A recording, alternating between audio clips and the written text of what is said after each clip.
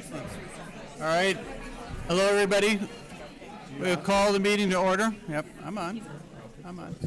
Call the meeting to order. We do have a quorum. Tonight is the January 30th, 2017 regular school board meeting. Rick, could you walk us through the agenda? Certainly will. I would remind the board, as we improve the minutes, we did have a closed session earlier tonight to talk about land negotiations. This relates to the property of our current bus garage, and we're looking at negotiating some possible property sales on that. We also had a brief discussion just on some of our next-gen initiatives, as well as a leadership update that will be shared again later tonight about the superintendent search, as well as the high school principal search. We will take formal action on the minutes. We have some recognitions from our swim team to some outstanding teachers that represent a great staff. We'll have a time for hearing from the audience. Know that those who are standing in the back, once our swim team is gone, we will create quite a bit of space, so we'll give you some space. Consent agenda does include the approval of Bruce Locklear retiring his resignation effective for June 30th, 2017. And also we're adding another year to Dr. Gwen Jackson, who's our Director of Human Resource and Operations. So those are both personnel recommendations that are included in the packet tonight. We have a variety of expenditures. Again, the board approves annually, or monthly, I should say. Budget adjustments from 17-18. Again, this is a routine item. We had one bid that we are still waiting on at Cornelia, and that bid has come in very favorably, and the board will be taking action on that. We have an agreement on tone music therapy, which is an agreement with the company for some support with special education, and then an agreement for our student teaching agreements with all of our staff, with all of our student teaching colleges and universities. From the report side, we'll give an administrative update on the implementation plan for the school start and end times, a decision that was made earlier this month at a board meeting. We'll talk about how that plan is going to be implemented. A capital projects request for next year. Marco Bach will give an overview on that. We've got some fees modified that the board's going to start talking about. This relates to some AP tests that we take at the high school and just getting some fee structure around that. We have naming conventions for our facilities, get some consistency in that. Policy review. Under the action, the board will approve budget parameters, which will set in motion our planning for the budget for the 17-18 school year. We've got some general obligation bonds, as well as facility maintenance bonds. We'll be approving the renovation bid for the construction at Southview Middle School, as well as approving secondary course offerings. Graduation requirement modifications at the high school for 9-12. We'll be getting an amendment to the early childhood through grade 12 calendar, where we'll be actually exiting a day early to make some advantage for our construction work. Technology agreements, we've got a variety of technology agreements seeking approval on. The board will be finalizing their appointments for 2017, and then a policy review will take us through the agenda. Great. Thank you very much. The first item on the agenda is approving the minutes. Can I get a motion to approve the minutes from the work session of January 9th and the organizational meeting of January 9th? So moved. Second. Are there any changes to the minutes? Hearing none, all in favor of approving the minutes, say aye. Aye. Any opposed? Motion carried. Next, we have recognitions. First is Shannon Seaver. Call Shannon up. Shannon is one of our many great teachers in the district, but was recognized this year. Come on up, Shannon. By TIES, which is a technology organization that the district is a part of, and Shannon was being recognized as one of the outstanding teachers here in Edina for her work in the area of math, but how you use technology and how do you bring technology alive in a math classroom. And when we think of math, we think of whiteboards and we think of assignments, but Shannon, you bring it alive with technology. Talk a little bit about the work that you do with technology. I like to make my students think. And one of those ways I like to do that is something called Desmos. And even my students, they sometimes will tell me, oh, Seaver, you're making me use Desmos again because you're making me think and I don't want to think today. So that's one of the ways I like to do it. It brings math alive. It helps to show how graphs can change and how different things can change by changing different aspects of a formula. So that's one of the ways, one of the many ways. Talk a little bit about your math passion, because now you tie that technology piece and the kids are alive with, but what brought you into the whole field of math? What was the passion piece for you in that?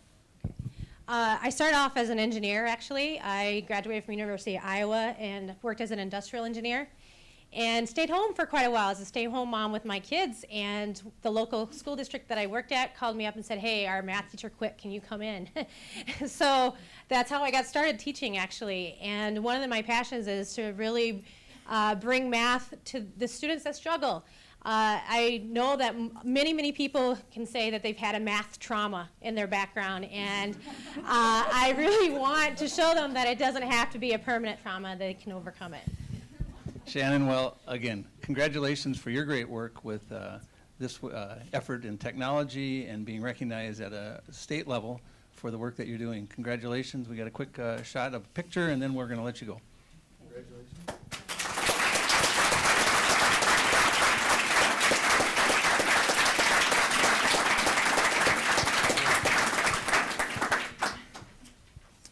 Janet Jans, we ask her to come up. Janet is a music teacher at Southview for many years. Many years. But being recognized by the Minnesota middle school level educators as Teacher of the Year. And Janet, very deserving. Have you always been part of the middle school world? I have. From my first years of teaching, I taught middle school and high school, so I have taught middle school all of my teaching years. So why middle school? I love their energy, I love their passion, I love their creativity, I love their sense of humor, which you need to have when you teach middle school. I love the possibilities that they have inside them. And then I get to see them here grown up in the high school and see what they become. And they come back and as young adults, and it's exciting to see where their potential takes them. And we know music touches not just the world of music, but it moves it beyond into the world of education. And I know you're a great advocate of how music can really grow the whole child. Can you just give us a brief response on that? One of my favorite comments from kids is, gosh, this felt more like social studies today, or it felt more like math today, or history today, or English today. And that's when I know that I've really succeeded in bringing music into their world. Not just as music as the art with a capital A, which I like to call it, but also to bring in that whole curricular, whole child education. Janet, congratulations. On behalf of the district, we're very proud of you and all the great work you do. Let's get our photo shot here.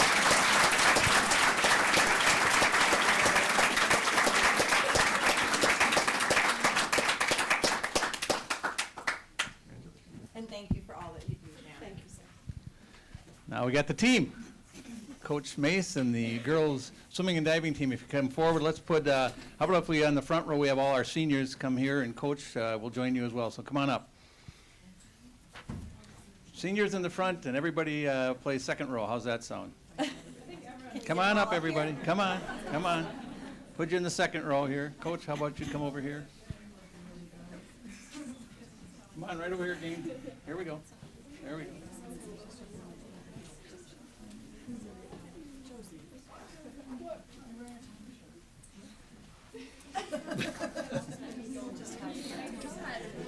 Coach, you got the team here. Talk a little bit about the season that this team had from those early practices back in August, and we know it isn't just a start-end thing, but how you saw the season progressing and how you could see them building to some great success.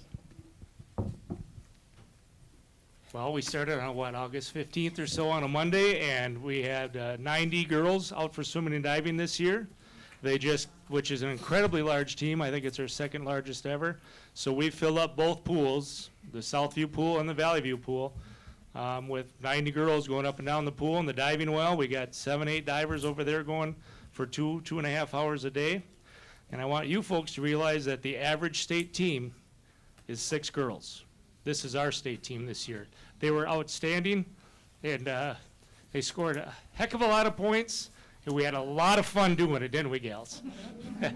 So anyways, they were an outstanding group to be around all year. They were undefeated all season long, conference champs, section champs. Our first time we ever won the true team title. That was a big step for us. And then, of course, winning the state championship at the end of the year.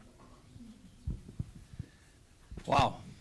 That says a lot. Let's just check in with the seniors. If the seniors could do a quick name, if you have a plan for next year, and what drives you to be a swimmer?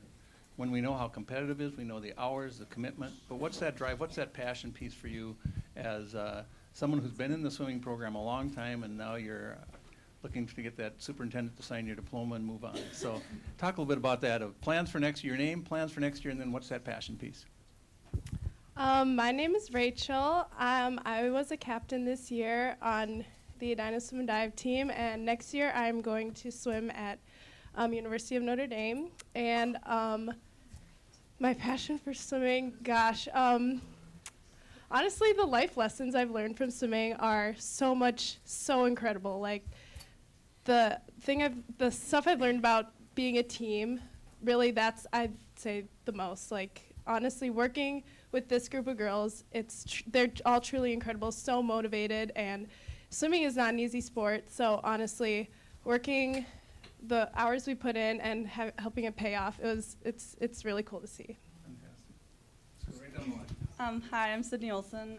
I'm planning on swimming at TCU next year, and my passion for swimming is the dedication I have for the sport, and then the people I meet, and they're amazing. And then it puts a lot of I don't even know what the word is, but it puts just a lot of structure in my life, because with swimming it's hard to get distracted with other things. I don't know.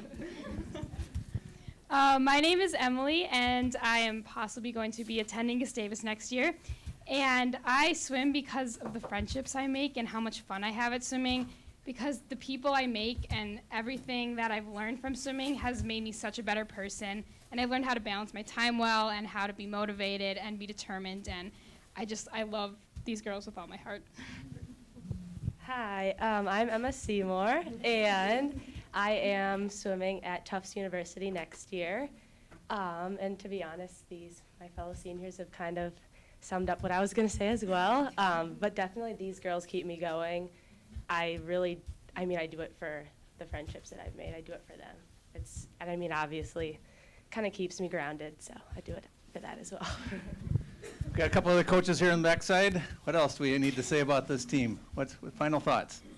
You know what? These ladies work very hard in the pool. They're leaders in their classroom and outside of the pool, and that's what makes it so special. And this coaching staff is an amazing group to work with. They are. Closing thought. Just this isn't our entire team. We have 75 other girls. That this group of kids is a good group of leaders for the rest of the group, and we do many team activities together with the whole herd. That's true. And I think it's a strong statement just that you came tonight. I appreciate on a busy schedule that this team shows up that strong. It speaks to your commitment, and on behalf of the community, we do want to congratulate you for another state championship. We got a picture here with our board chair, but again, congratulations to the Edina swim and dive team.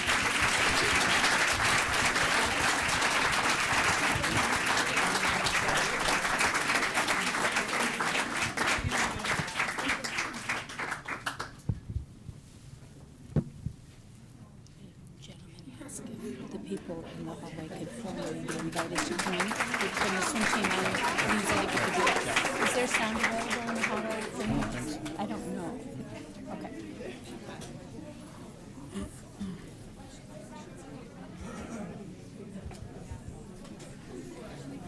Invite Give everybody a chance to filter. So, People out in the hallway. Yes, this formal invitation, they're all welcome to come in. we'll just wait. But we'll wait, we should wait until we have a little space cleared and then.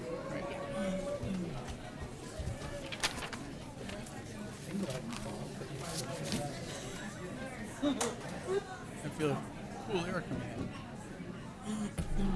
Yep. Go. Everybody, there are seats up front. Won't call on you.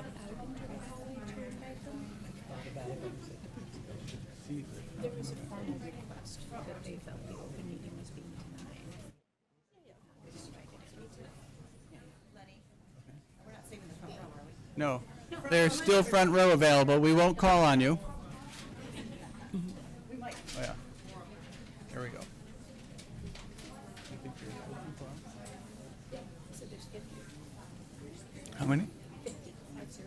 the number I was given. Oh, so I did? Are there still people in the hallway?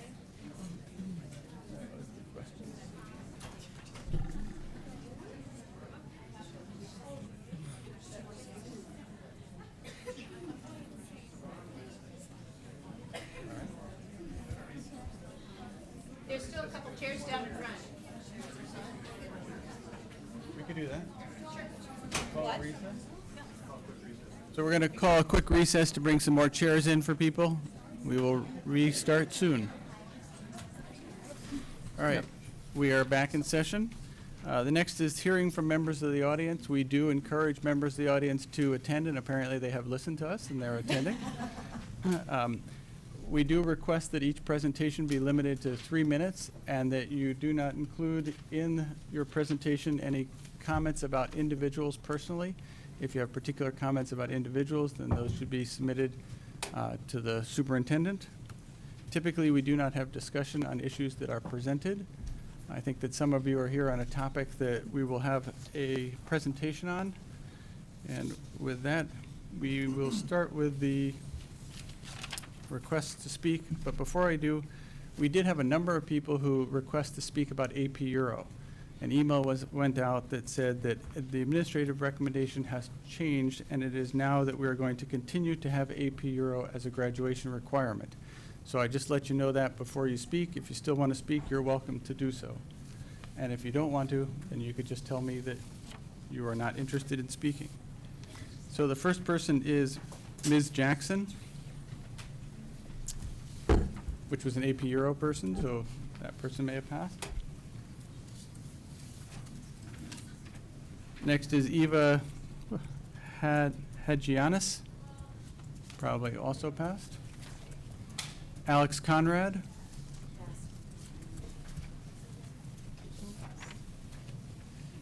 Henry. Apparently Henry has only one name. All right. Thank you for all the AP Euro speakers. We are going on to the next group of speakers. Feroza Mehta is first.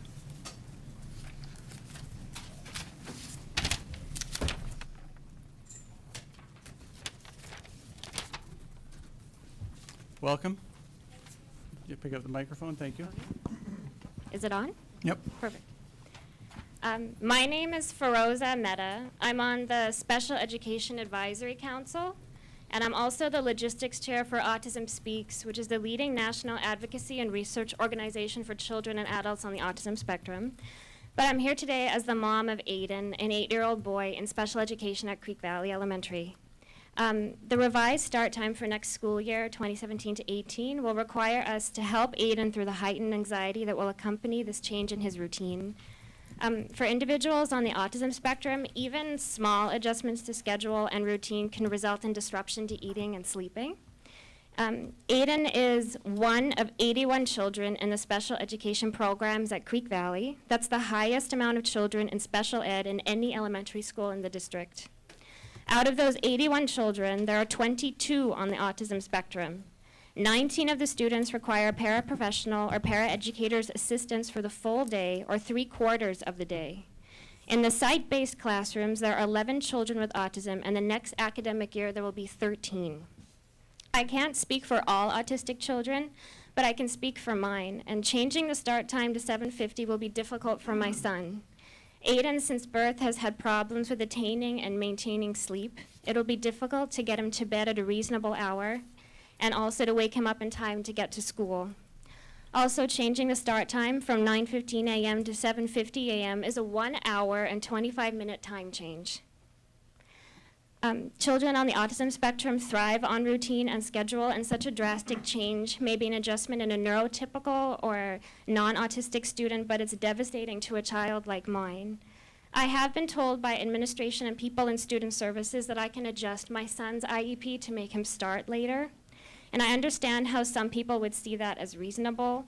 However, it's not what we in the special education world would call fair. Like, there's this image that I have on our Pinterest page on Autism Speaks where there's a tall boy looking at something and there's a little boy sitting on a stool. And that's fair. It's not equal, it's fair. So what I mean is that what I just mean is my son needs to be included with the neurotypical children as much as possible. And we need to make sure that my son and kids like him get the tools they need to succeed and function at the same level as their neurotypical or able-bodied peers. So my son right now needs to be included with the neurotypical children as much as possible. That's in his IEP for success. He currently attends the morning meeting and circle time. If he starts later in the day, he will miss the morning meeting circle time in the general education classroom, and his day will be shorter than the rest of the children's. It's isolating because he would be and feel different than the rest of his students. Adjusting the entire ASD program to move to a later start and end time than the rest of the school will also send a message to the children that they are different.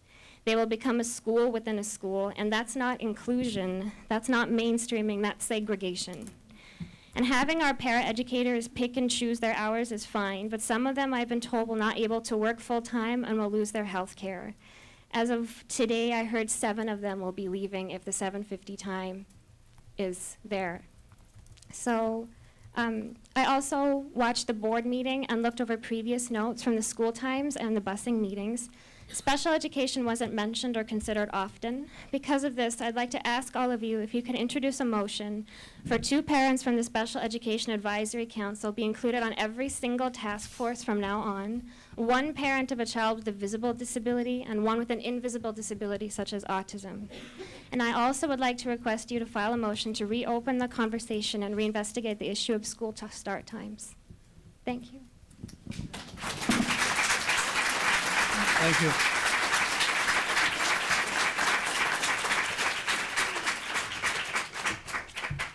Next is Jody. I'm going to start to read off a couple of names. We have about, I think, 27 speakers tonight. So Jody Mehti is next, and then Dr. Bijan Bora is after Ms. Mehti.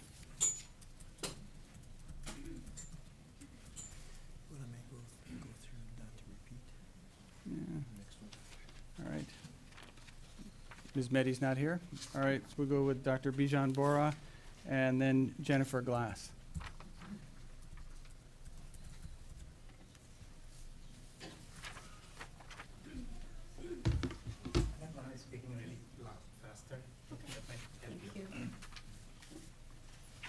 Welcome. Pick up the microphone. Respected board members, I am Dr. Bijan Bora and I am a father of a 4th grader at Creek Valley. Because I cannot finish saying everything that I wanted to say in 3 minutes, I put together my thoughts in the packet that I shared with you and probably with the community as well. Do you remember this guiding principle document that we set forth for ourselves? This document clearly identified 2 unacceptable means of decision making. First, options that create inequities in services among elementary and middle schools. And secondly, options that are not sensitive to the representative culture of the community. Sadly, in rushing to a decision, you did not bother to trample on the guiding principles that the community set forth to itself. Dear members, you are elected to this board to represent the community in a fair and unbiased manner. Why would you then vote for an option that promotes inequity? You voted for an option that the public, particularly the civic community, did not have the opportunity to provide feedback. You voted for an option that completely ignores the safety and well-being of the civic kids who will now be forced to wait for their buses in dark winter mornings. You voted for an option that simply came out of thin air, which is not well researched and is not backed by any safety or traffic study. Not only did you squander all the time and efforts that this community spent in commenting on the original options, but your ad hoc vote on such an important issue now makes us wonder how much you really care about the public engagement in deliberations. Are such engagement by the public merely just a dog and pony show to you? Your discriminatory vote will now dictate the CV families to live a life different from non-CV families in the district. You are essentially asking CV kids and parents to make significant lifestyle changes, including forcing CV parents to spend less time with their kids. In order for our kids to sleep the recommended 9 to 12 hours, they will now need to get to bed by 7:30 in the evening. Sleeping so early may not be possible for many of the kids, particularly for those who play sports. And last week, I requested you and the school district the cost associated with each of the busing options that, but I haven't heard back from you yet. Honestly, I really fail to understand why it should take so much time, because you seem to have made your decision based solely on cost savings. And by the way, do you realize that cost savings proposition that you sort of talked about, it's essentially it's going to be indirectly funded by the CV parents, who will now be forced to spend approximately $2,500 per year per kid towards after-school care, which they will not have to if CV were at par with the other elementary schools.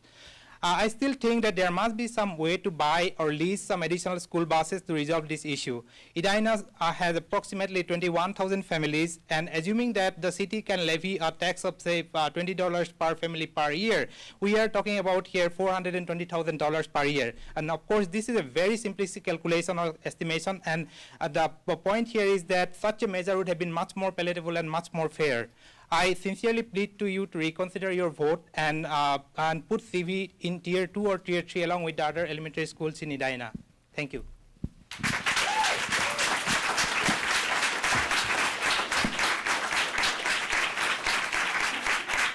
Thank you. After Jennifer Glass will be Jim Neal.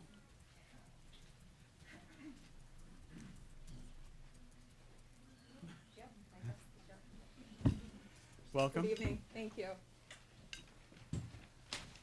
I registered for this young man right here who will be speaking.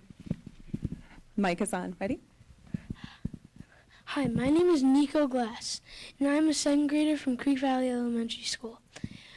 I am here to talk about school start times. I think it's not fair that Creek Valley and Concord are the only two schools that have to make a change. We currently start school at 9:15. This is a good start time because kids can get enough sleep and fit all their early morning activities in before school starts. For example, my friend Audrey is really good at speaking Spanish because she goes to K-Tel every morning before school. She loves K-Tel, but if school starts at 7:50, she won't be able to go and she will be very sad. To get to school for a 7:50 start means I will have to get on the bus almost 2 hours earlier than I do now. This means that for more than 1/3 of the school year, I will be getting on the bus in the dark. My brother and sister go to Valley View Middle School, and sometimes the bus does not stop to pick them up because the bus driver does not see them. So then my dad has to drive them to school, and sometimes they're almost late because of the traffic. If Creek Valley starts at the same time as Valley View, there will be a lot more traffic than there is now. Thank you for your time, and I hope you have a great night. Thank you.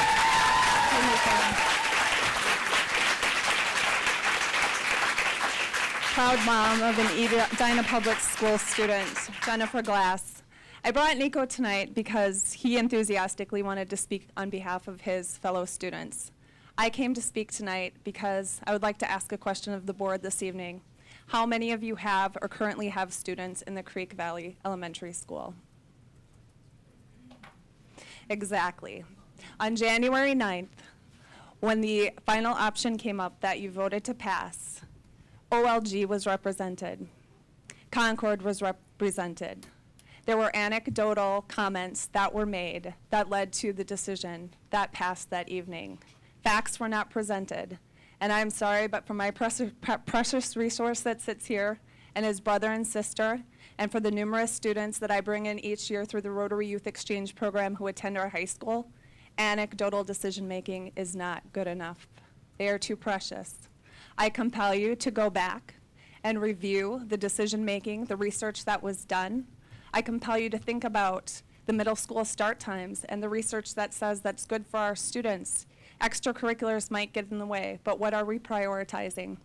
I ask you to go back and look at the cost for the additional buses that would allow us to keep things status quo, because to me, $420,000 is nothing when I look at the safety, when I look at the well-being, when I look at the concern of this precious young student who as a second grader so eloquently presented to you this evening.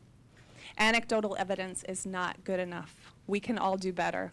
We must do better for our students and for Edina's legacy. Thank you.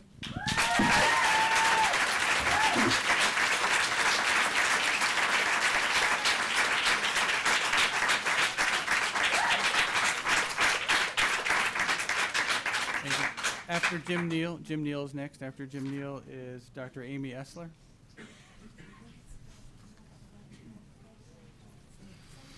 Welcome.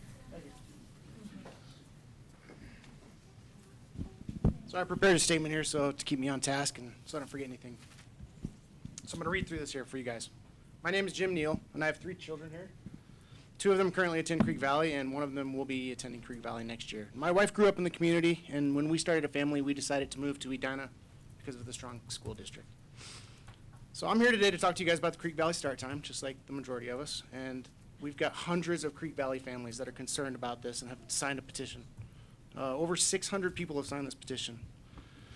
I hope you guys have taken the time to read the many comments expressing why they're asking you, the Edina School Board, for a revote. There are several reasons community members felt compelled to sign and show support. I have chosen to highlight a few of these reasons as I only have 3 minutes to talk. The first one is no process. This has already been covered tonight, but I'd like to touch up on it again. We're disappointed with the hasty decision that was made by the board on January 9th. Had Creek Valley families known that the outcome of this vote was a possibility, many of the affected families would have been here to express their concern and opposition before such a decision was made. There were 4 carefully crafted options on the table leading up to this moment. White, blue, green, yellow. Then at the last minute, at 11:15, we voted on purple, an option that did not exist minutes earlier, an option that was never proposed to the community. Clearly, securing a vote that night became first priority, not our children, families, or the community. There was no process.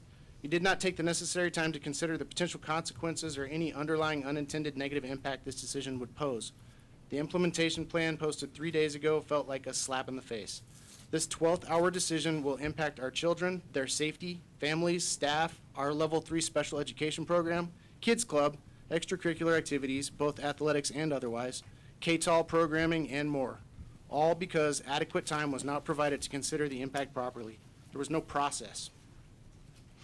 I'd also like to talk about financial burden. We are not necessarily opposed to starting school earlier, but the adjustment of nearly an hour and a half is asking too much of the Creek Valley community. With this decision, you have created a financial burden for many families. Workplace flexibility to this extent is not the norm. Many, including my family, will be unable to leave work at approximately 2 p.m. to meet the children at the bus stop. Further, we value our open enrolled student population, and you have created a financial burden for them as well. We have a large, very large population of open enrolled students, and how are these families going to be able to leave work and pick up their children at 2:30? Unable to now care for our children in the middle of the afternoon, we will be forced to pay for after-school care. It will cost our family thousands of dollars each year. This is unfair. The busing issue should have been in the budget as part of the 9th grade move to the high school. This oversight should not cause a financial burden to any member of the Edina community or Creek Valley community. I would like to ask you to please put yourself in our position. How would you feel if this happened to you and your family? I believe you would find it unacceptable. No equity. By starting one elementary school a full hour and 35 minutes earlier than the majority of Edina elementary schools, you are creating a disadvantage for Creek Valley students. The majority of Edina elementary schools will be finished with their school day by 4 p.m. and will be getting off the bus 4:15 to 4:35. Extracurricular start times and end times will shift because of this. So the Creek Valley kids will pay the price. They will be forced to choose between extracurricular activities or the sleep they need to optimize learning at the school. There is no equity here. Creek Valley has the most students enrolled in the KTAL Spanish program. These families have instead invested a lot into this program, both with time and commitment and the financial responsibility. Their children will no longer have the opportunity to participate. The possibility of KTAL moving to 7 to 7:30 is not a reasonable solution.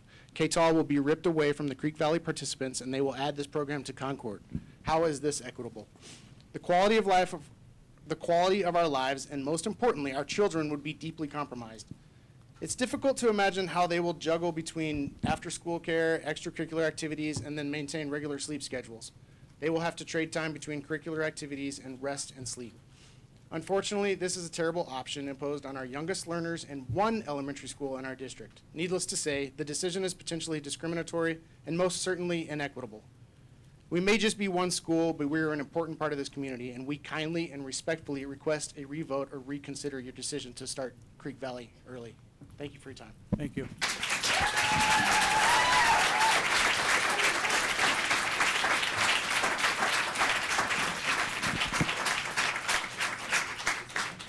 After Dr. Essler will be Tony Noterman. Welcome. Thank you. My name is Amy Essler, and I'm an assistant professor in pediatrics at the University of Minnesota and a licensed psychologist in the Autism Clinic. And I'm here to share some information on sleep problems in children with developmental disabilities that I believe to be relevant to the decisions about school start times. But before I get there, I just want to share that I see children in my clinic from all around the Twin Cities metro area, and I have several families whose children attend Edina schools in Creek Valley in particular. And I've heard consistently excellent things about the Edina school system for the 9 years that I've been practicing here. So I just want to thank the teachers, school psychologists, district administrators, paraprofessionals, and other specialists who create a welcoming, educationally effective environment for their students. Sleep problems are common in students with developmental disabilities. Large studies of sleep problems in autism have estimated between 50 and 80% of children with autism have significant sleep problems, including difficulty settling to sleep, frequent awakenings, and circadian rhythm sleep disorders like late sleep onset, long sleep latency, and irregular sleep-wake patterns. The rates are similarly high for children with other developmental disabilities such as intellectual disability, ADHD. Disrupted sleep can lead to multiple behavioral and learning problems, including increased irritability and challenging behaviors, increased repetitive behaviors, increased hyperactivity and impulsivity, and decreased attention span. Behavioral strategies and sometimes melatonin or medications are effective treatments for sleep problems, but in all cases, management of sleep problems starts with a consistent sleep routine, including consistent bedtimes and wakening times. A guide is to choose bedtimes based on consideration of the child's average sleep needs and the time they are expected to get up. Changing a school time by over an hour would require several weeks of planning and reorganization by many families.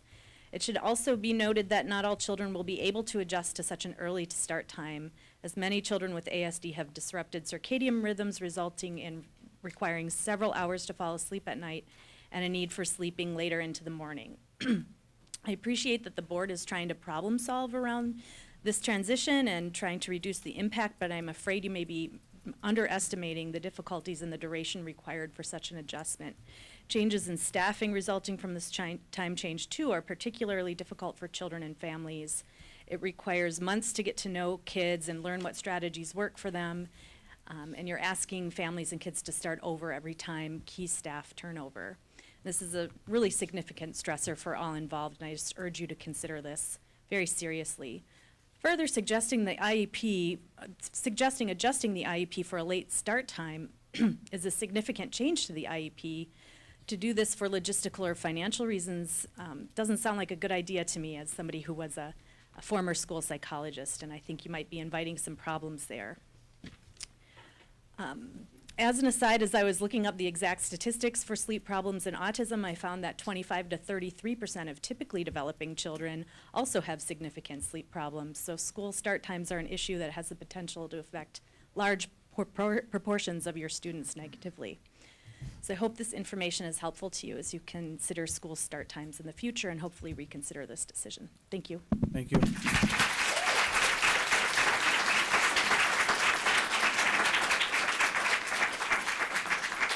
After Mr. Noterman is Jennifer Nelson. Hello, my name is Tony Noterman. I have a third grader and a kindergartner coming into Creek Valley. First off, I want to thank the board members for all your work and all your time. We really appreciate everything you do.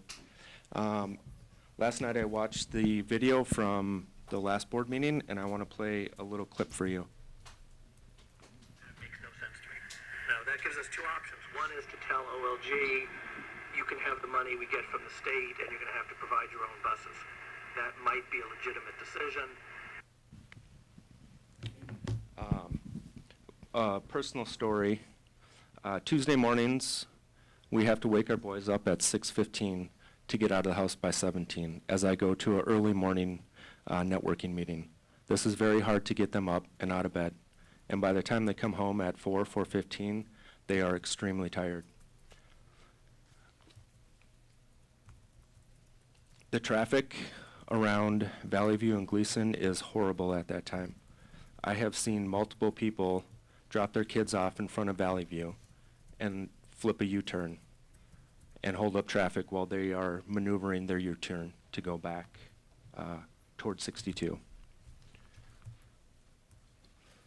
All this would be next year. Along with this, our boys have sports a few times a week, sometimes at 6, 7, 8. This time frame does not seem doable when they are completely exhausted at 4:15. I also spoke with a few parents who have college kids that attended Edina elementary schools, and they said that this bus rotating school is an age-old issue. So my request to the board tonight is that you reopen the discussion to giving OLG the state money to buy their own buses. Thank you. Thank you.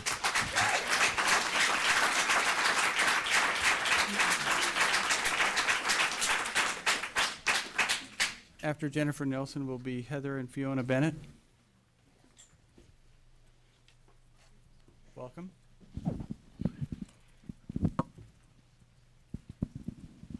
Good evening. My name is Jennifer Nelson, and I have 3 children in the Edina school system, a 7th grader at Valley View, a 3rd grader at Creek Valley, and a kindergartner. I've been volunteering in the Creek Valley schools for 8 years, and I currently sit on the PTO as site council lead. I'm here to speak to you regarding the Creek Valley start time and safety concerns that you need to stop, table the decision, and do the necessary research. Let's begin with the Valley View traffic. I sent all of you videos today of 3 days last week where I sat my GoPro up on the fence and recorded the traffic. It starts at about 7 a.m. and it doesn't end until about 10 minutes after Valley View starts. If you notice to the side on 68th Street, there's a cul-de-sac that many parents use as a drop-off zone for their middle schoolers. On average, I see about 30 cars stop there to unload. Many choose this route because Valley View and Antrim are parking lots for a good 25 minutes.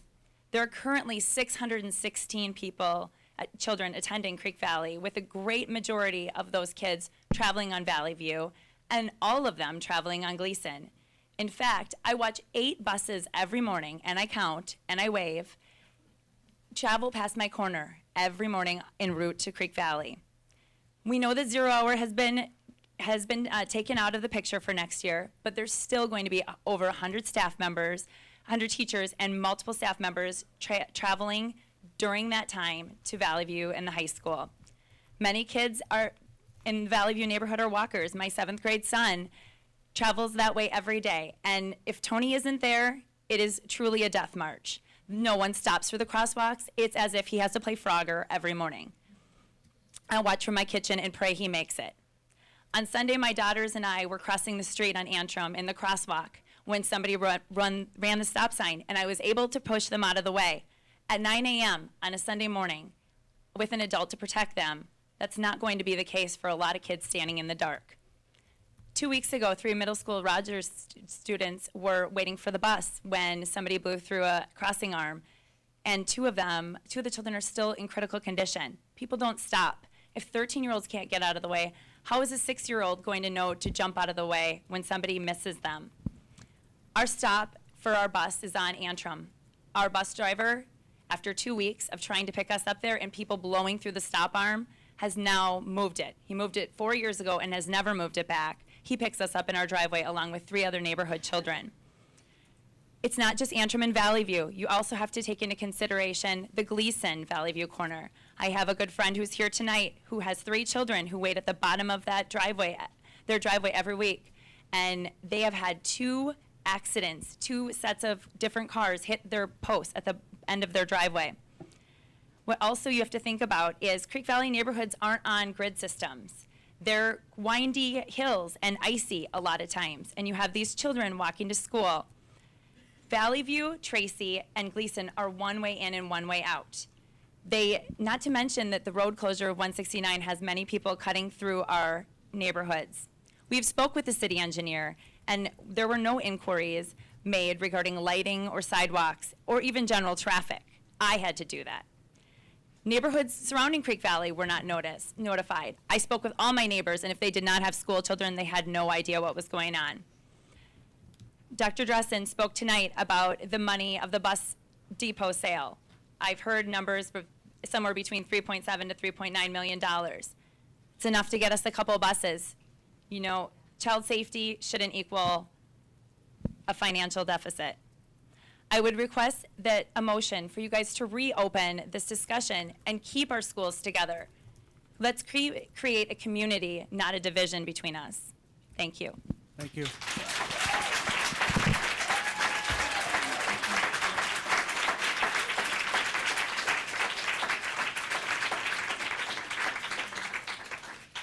After Heather and Fiona Bennett would be Angela McGarvey.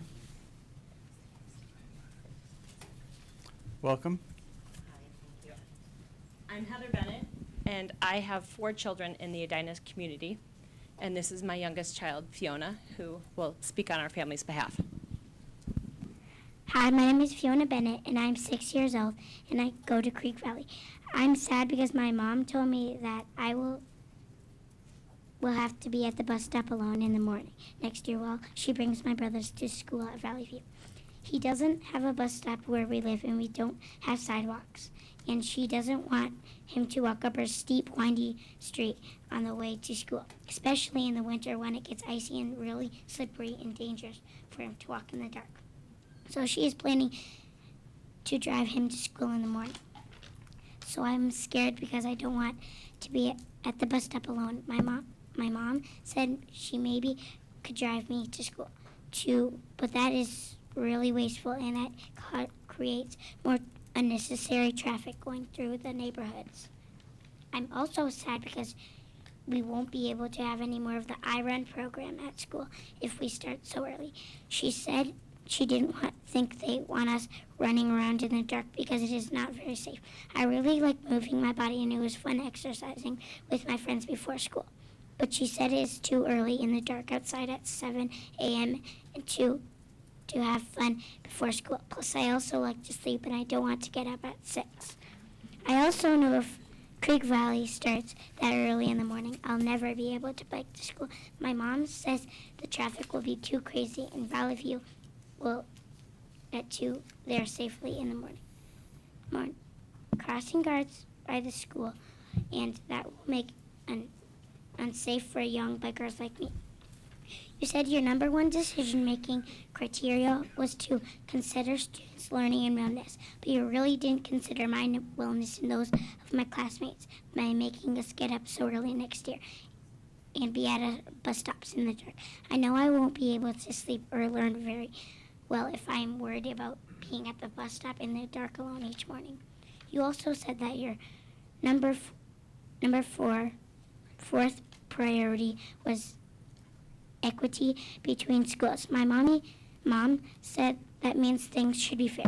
I have 3 older brothers, so I definitely know what things aren't fair. If no other elementary schools has to start as early as Creek Valley, will I have to start next year? I don't understand how you guys think that is fair. Thank you for listening to me, and please reconsider your start time decision for next year.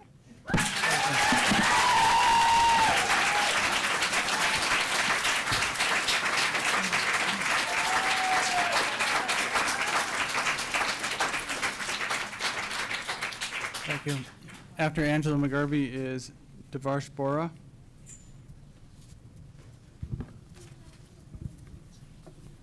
Good evening.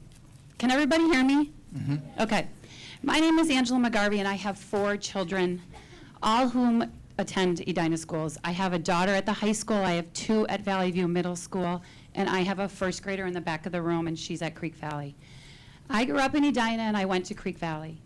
I'm one of 5 children, all of whom graduated from Edina High School. My parents still live in the house that I grew up in. I have walked or driven my children to school the past 11 years. I live in Indian Hills neighborhood, so my family doesn't qualify for a bus. Please keep in mind that Indian Hills has no sidewalks like many neighborhoods in the Creek Valley District. We also have multiple blind corners, hence the main reason why I drive or walk my children to school, especially in the morning when it is dark. I have served on all of the PTA boards, and I'm currently on the EHS board at the Edina High School, the PTO board. Like many of whom have spoken and will continue to speak this evening, I am very involved in the schools, specifically the classrooms. I deeply value our community. One of the greatest benefits of volunteering is seeing things from a different lens and learning how to understand the intricacies of how things work from the inside. I know that the solution to the problem that we have highlighted clearly this evening is complicated. There are many factors to consider. There are many people impacted by the decisions. But I also know that we are a community that stands for the best. We are a community that others want to emulate. We are leaders. We are a community that is all for all, and a school district that wants to give our learners the best possible chance to grow into young, intelligent adults. Part of giving our students the very best is keeping our children safe and putting them in a position to maximize their learning. Creek Valley has 616 students. We have all of the ASD learners in the district and a majority of the DCD learners. We have over 80 students that participate in our outstanding special education program. 37% of our students are minorities. Creek Valley is a Title I school. It is quite a diverse school, which I believe makes the family's experience extraordinarily rich. We value all students at Creek Valley. Our motto at Creek Valley is Go Mad, which stands for Go Out and Make a Difference. We encourage our students to make a difference in this world. In our school song, we mention the words responsibility, commitment, courage, compassion, diversity. There are many things that make our community as a whole an extraordinary place to live and raise a family. Edina students are enthusiastic and articulate. They are eager to learn. The parents are involved not only in the community, but in the schools in such a way that they expect the very best and are committed to help in any way to always make things better. The staff within the Edina Public Schools is outstanding. They care deeply for their students, and they create a challenging learning environment filled with rigor and passion every single day.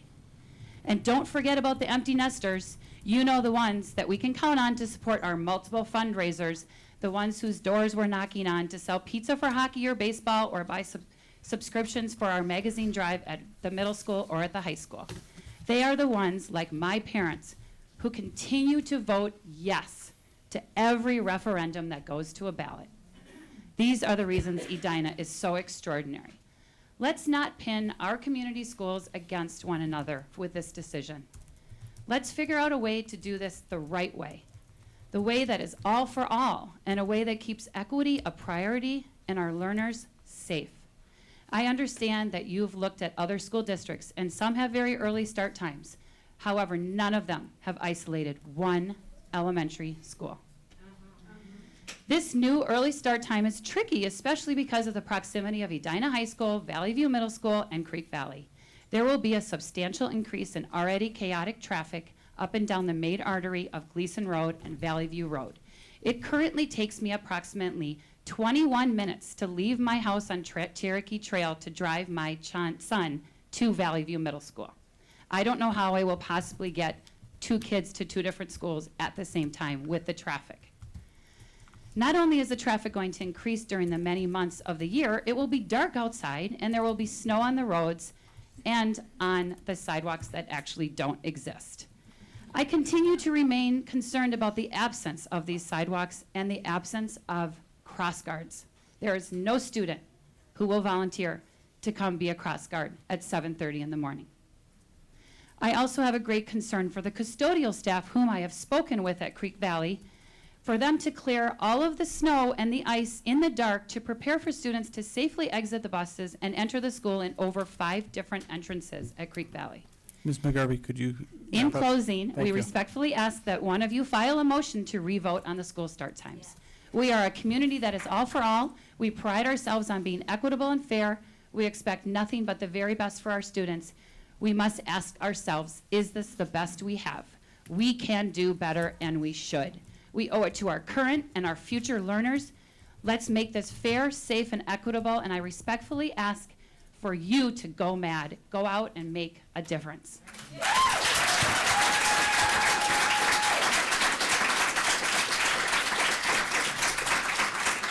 Thank you.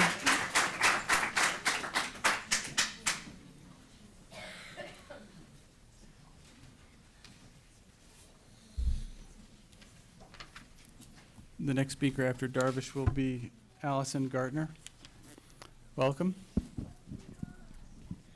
Hi, my name is Tavares Bora, and I'm a 4th grader at Creek Valley Elementary School. I also do the K-12 Spanish program. I've done K-12 for 3 years now, and I don't want to give up learning Spanish. It's a language that I truly love, and I'd always want to finish learning it completely.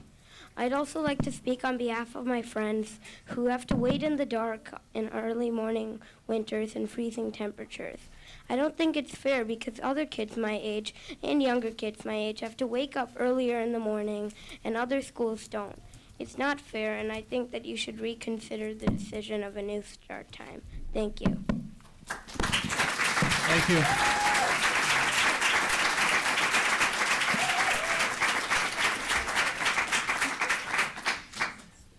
After Allison Gardner is Christy Sean. Is Allison Gardner here? Oh, that's right. Big crowd. There was a mass meeting of, I think, some middle school students. Welcome. Thank you. Hi, my name is Allison Gartner, and my husband Tom and I have 4 children, 2 of which are currently at Creek Valley. This one is going to be 5 in July and starting kindergarten. We also have an 18-month-old. We live on Gleason between Creek Valley and Valley View. We're on the west side, so on the opposite side of Creek Valley. We're not opposed to an earlier start time, just not the one that's currently paired with Valley View. Kids, what's mom and dad's #1 job? Keep you safe. I will be failing at my job if it is unsafe for them to walk to school in the dark every morning. Gleason Road, as it is a very busy and dangerous road. Now add another 600 kids needing to get to school. I realize that 9th grade is going to the high school, but you are adding kindergarten through 5th grade to the mix. In the last 14 months, I have witnessed a driver speeding on a rainy day and smashing into my neighbor's driveway and retaining wall. A driver texting while driving and taking out 3 large wooden posts intended for safety along the sidewalk. A driver blowing through the stop sign at Creek Valley while going 80 to 100 miles per hour, getting airborne and ending up in our neighbor's woods and needing the jaws of life to get out. A school bus ended up in another neighbor's yard due to an icy and snowy road conditions in the morning before school. I have personally almost been hit at least 3 times at the crosswalk at Creek Valley where there is a stop sign, but nobody fully stops because it's pretty much merely there for a suggestion, not an actual stop sign. We have had numerous calls and emails into the Edina Police Department who have been very supportive, but there is only so much they can do. And they do try and do extra patrols after we call. The pickup and drop-off for kindergarten through 2nd grade, there's 2 drop-offs at Creek Valley. There's a small circle that's just for kindergarten through 2nd grade. Just this morning, took me several minutes to get out of with our 9:15 start. I don't know what that's going to be like next year. In 5th grade, the Creek Valley students have the opportunity to be crossing guards. There is no way I'm going to let my son out there at 7:30 in the morning to do that. His safety would be at a great risk. I can surely drive my kids to school, but I will not be able to leave my driveway safely. It can take over 5 minutes just waiting for enough space to screech out in my Suburban. We live in the house that my husband grew up in. He is a proud graduate of Creek Valley, Valley View, and Edina High School. Because of these great schools, it helped him go to his #1 choice college.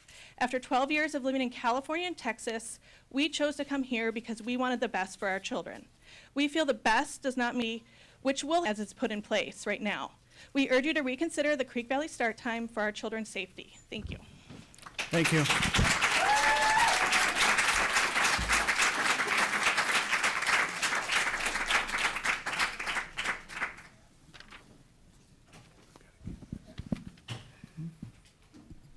All right. I'm Christy Schoen, and I'm going to do this a little off the cuff because that's what chaos comes with being a single working mother.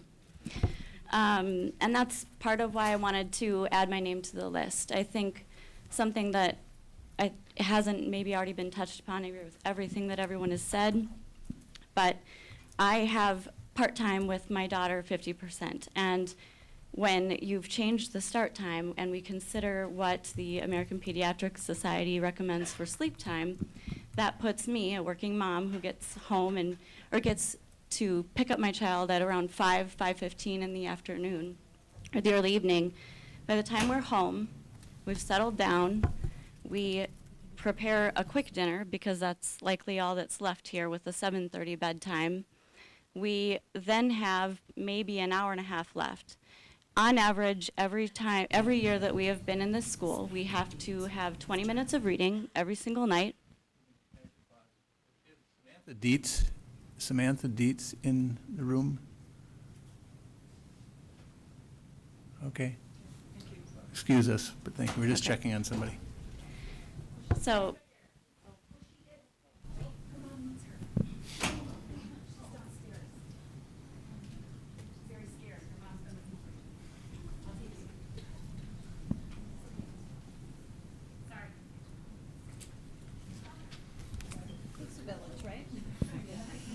okay. Go ahead, Christy. Excuse us. So 20 minutes of dinner time, we have about 20 minutes of reading, approximately 30 to 40 of math. And if you put that all together, I maybe have 10, 15 minutes with my daughter, 2 weeknights a week. That's it. And I think that had this decision been made with a little bit more care, had there been more time put into the meeting notes and what I had seen on the video, I could have understood that a little bit, or if we had some of those perspectives considered in all of this. But I feel like that's something that quality of life and allowing these kids to have the foundational piece that they require at this young age, which, you know, that's family time. That's talking about being able to sit down at the dinner table and have conversation. And that's stripped away from this decision in the families that have a similar situation to mine, and really all of the Creek Valley families. In addition, it was timely that the swim team was here tonight. My daughter is a swimmer with the Edina Gator program. She loves it. But the practices end at around 7 to 7:30 for her level. Well, if her bedtime is at 7:30, I have to make a choice. Do I allow her to continue that enrichment program that's healthy, that allows her exercise, that gives her a way toward something like what these girls accomplished in the future? Or do I remove that opportunity from her because she only has about 20 minutes each night to do anything that's leisure or of choice? And that opportunity is still allowed for all of the other elementary students in all of the other schools, just not ours. And that's the problem that I think all of us share, is that one decision that for all of them was equitable, so that maybe those swim practice times are changed because they accommodate a majority of children, would make sense. That the K-12 program was adjusted for the majority of the children would make sense. But unfortunately, you have singled out one particular community, and that is a problem. And it will lead to continued problems as these kids who aren't allowed to be in these programs are segmented out, and they're not already part of the fabric that ultimately is created in the middle schools and filters into the high schools, because they haven't had the chance to come up in those same programs along with all of the other kids. And lastly, I just wanted to also mention, and this is, just one other point that hasn't been mentioned tonight. My daughter has had the privilege of having high school tutors after school. It's not only affordable childcare, it's a great way for her to have a really strong role model. She's an only child. That's like a sibling sort of mentorship that she's been able to take advantage of. And these children have also given her a real excitement about achieving and where she's headed in the high school program. And now that they will be out of school after the Creek Valley students, that's another program or another opportunity that I can no longer take advantage of. And I think that all of those reasons are why everyone here tonight is asking you to reopen this decision, have more conversation, and reconsider how this can be more equitable across all of the community. Thank you. Thank you.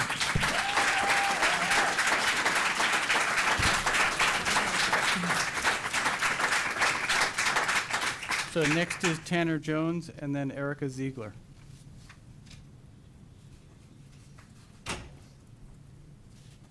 Tanner Jones. I'll hold that one for later. Erica Ziegler. And then after Erica will be Emily Yonke. Goodness, you guys are making me really brush up on my public speaking skills these days. Welcome. Good evening. My name is Erica Ziegler. I know you've seen me before. I'm the mother of a first grader at Concord. I just enrolled a kindergartner this week, which was so exciting. And then I have a 3-year-old as well who will be joining the ranks. I'm not here to talk about what happened at Concord, actually. I think everyone else back here has talked about their feelings about the overall vote and the start time. I'm actually here to ask you to conduct a thorough and transportation study that focuses on efficiency and route reduction time, specifically for the middle tier. Those 45-minute route times are making it hard for everyone in this room to have equitable start times for their elementary school kids. And we didn't address it at all, not even a little. I think that we gave way to options and with anecdotal evidence and past experience, things like opting out of buses. Nobody really looked at that and thought, will it help? Do we know? We don't know because we never asked anybody if they would do it or not. I think that we are not looking at things like hub bus stops for our district-wide routes that would allow the routing to stay consistent every single year so that when someone decides to make the choice to go to Normandale, we don't have to suddenly make a whole new bus stop for that person over here where maybe one didn't exist before. We're in a tightly round suburban district, and we have children that are on the bus for an average of 45 minutes at a time. That just it doesn't make sense to me. There has to be a better way. And with that, when we talk about equity, equity is not just sharing the good. It's also sharing the burdens. It's also sharing the problem solving. In this case, we placed the problem in the lap of 2 neighborhood schools. We didn't ask anybody else to share the burden. And I'm not sure that that's fair. It's not. It's actually not fair. We could have done better. And I attended all of the meetings and the work sessions. I listened. You guys really asked the questions, but then they never got answered. And that's, I think, what's frustrating here. So with that, I want to talk a little bit, finally, so you have all those feelings here. Let's talk about the dialogue sessions that occur between the public and the board and the administration. We need to find a better way for that too. I'm not sure, I don't want to always feel like the community is raging against the board and the board has to take it. That shouldn't be that way. We should be talking to each other, figuring it out together, because this district matters to all of us. And that's why you guys volunteered for the positions you did, because that's why you ran, because you wanted to make a difference. Let us help you. Talk with us more. When big decisions come down the pipeline like this, let's have some town hall meetings where we talk about the problem, express it in detail to the public. Do it a couple times. Do it as much as it takes so everybody understands. So on sites like Edina Moms, people aren't asking the same question over and over again because they actually understand what's happening. And with that, please, please get rid of thought exchange. Please, it's awful. Nobody likes it. Nobody wants to do a 3-step process. Please let us talk to you in a better manner. Get rid of that contract. Take that money. Put it towards something that actually works. Thank you all. I appreciate the time. I appreciate the hard work. I am so sad about what happened on the 9th because it's not indicative of all the hard work you did. I saw you guys do that work. I was there. I was listening. I thank you for your service, honestly, but I think we can make this better. I really, really hope you guys get it there. Thank you. Thank you.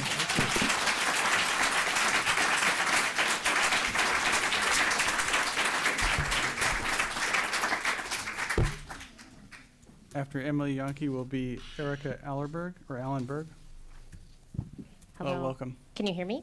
Yes. Okay, perfect. You know, this will segue a little bit because I think communication is so important, and really we're all on the same team, right? I'm going to switch to a little bit of a different issue here, and I thank you all for your time. Again, my name's Emily Yankee. I am a pediatrician and Concord mom of three wonderful children. I come here to talk about construction. As we further embark on numerous construction projects in our district, I hope that we can learn from our experience with construction at Concord. I care deeply about the health and well-being of all of our students in our district. My son Blake is in 3rd grade and is a sweet boy who loves school. His classroom is directly adjacent to the construction of a new wing at our school. There is a temporary wall constructed within his classroom that is directly adjacent to the new wing that is being built. His classroom has been inundated with construction noise for many months now, making it difficult at times for students to concentrate on their learning. There have also been issues with ventilation, with both dust being present on the students' desks when they arrive at school in the morning, and also with very strong odors permeating their classrooms. This past fall, the students in his classroom were moved on numerous occasions due to strong fumes in the room without this being communicated to parents. During this time, my son experienced a progressively worsening cough with associated wheezing. I had to bring Blake into the doctor, and I don't bring my kids into the doctor. I'm a pediatrician. It has to be a big deal. I had to bring him in 4 times for breathing-related concerns. He underwent 2 courses of systemic steroids. We've never had to do this before in his life. He is now on inhaled corticosteroids and is receiving albuterol treatments frequently. Parents of other children in our classroom have also shared difficulties that their own children have experienced with concentration, headaches, and also with another child experiencing a new exacerbation of breathing requiring nebulizer treatments as well. Those parents also were in the room this evening. As a pediatrician, I am trained to ask about potential environmental triggers when children are experiencing concerns such as these. It's easier to handle when it's not your own child. Construction, dust, and fumes are triggers for asthma. Okay, I shared my concerns with administration, and I was relieved that I was taken very seriously. The district did conduct air quality testing on December 15th, and that testing did reveal some slight increases in CO2 within classrooms adjacent to the construction wing, also some increase in particles in the classrooms nearest the construction. The district did act on this and has worked very hard over the winter break to clean up the classroom and make some changes with ventilation. So I feel that things that was addressed to my satisfaction. And my impression is that our classroom air is much better now. However, noise remains a concern. You know, I come here today because I'm disappointed with the lack of communication. I have a hard time understanding as well why our children were kept in this classroom for months.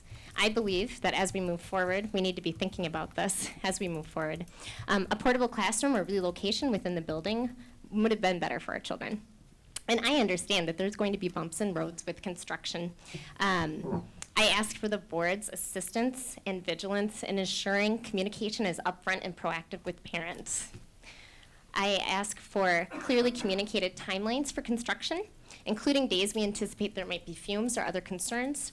I feel that if parents know about these things ahead of time, then we're all on the same page. We're all working together for our kids, okay? The most recent construction update on the district's website currently is an e-newsletter available. It's dated July 29th, 2016.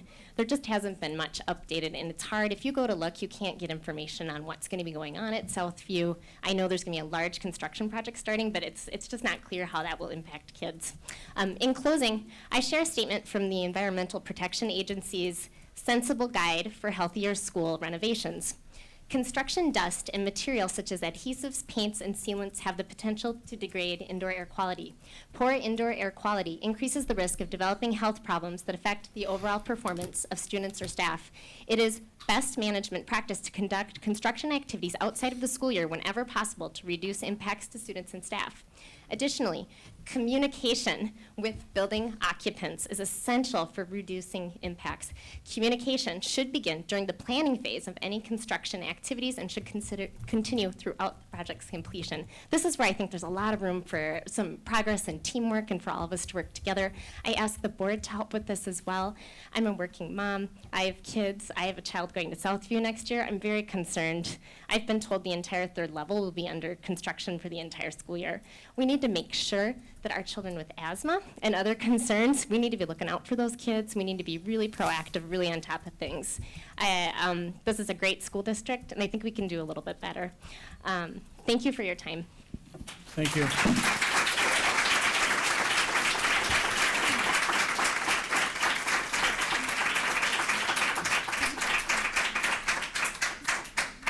After Erica Allenberg is Heather Tietz, and I think I saw Heather leave.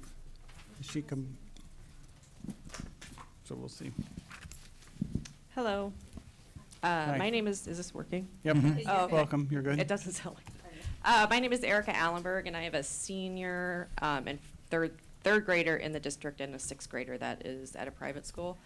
And I'm here to talk about two things, and I'll try to make it fast. But the first thing I wanted to ask is what the district policy is when dealing with authorities seeking immigration status of students and parents with recent events in our nation. I wanted to know if the district does have a policy regarding that, and if they don't, Minneapolis School District just came out with the school board just passed a resolution that when working with authorities, they would not reveal the immigration status of students or parents to authorities if they did come to the district for that information. I don't know if that is something that is even held in our district, that information. But I think it's something important that our board looks into. I don't want to lose especially since we're neighboring the district, I don't want to lose any good students for fear over their status as an immigrant. I was also wondering if the board and or administration was going to reinforce our commitment to keeping refugees and immigrants safe in our district. I think it's very important to, I don't think we can reinforce that enough times, especially given the not minority status, but minority status as a statistic within our district. I think that is very important, and I would just like us to be more proactive about that as opposed to reactive. I think that we as a district tend to be reactive and wait for things to happen, and I think we've done a fairly good job of reacting to things and saying the appropriate things. I think Dr. Dressen did a very good job of sending out communication when the stuff was going on at the high school. I just think we could be very proactive and set a good example, not only for our community, but there have been countless other communities that have said things, and it would be great if it was an example on Twitter. Look what the Edina School District said. Look at the role model that they are setting, as opposed to, hey, look at this, maybe we should do something.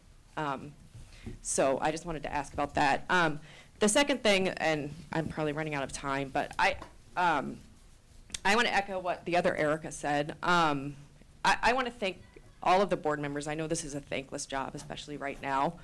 But I think we need to acknowledge the fact that all of this, the root cause of this, is a complete lack of transparency from our administration. And everyone in the administration is going to be like, what? We communicate all the time.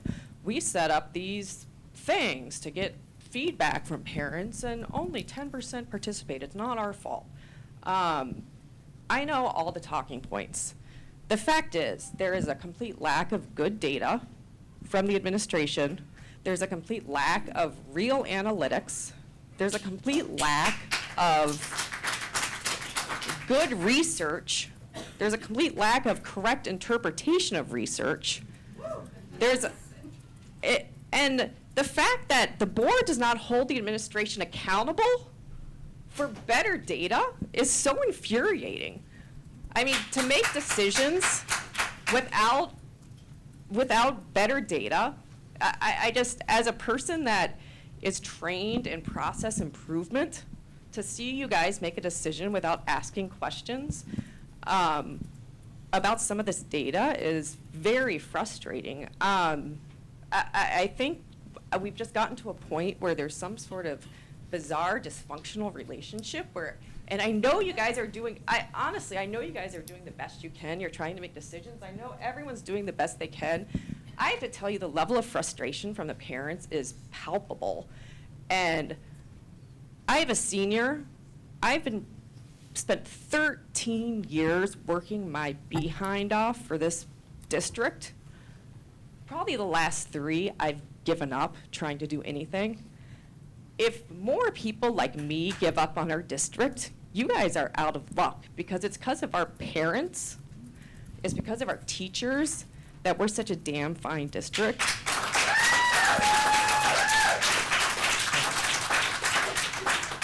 Ms. Ellenberg, can you wrap up, please? Oh, sure. You're about 5 minutes right now. I'm sorry. I'm sorry. So I don't want you guys to think it's not, I appreciate what you do, but something needs to be figured out, how we can harness what you guys are doing, and what the parents are doing, and figure out a better process, because it ain't working right now.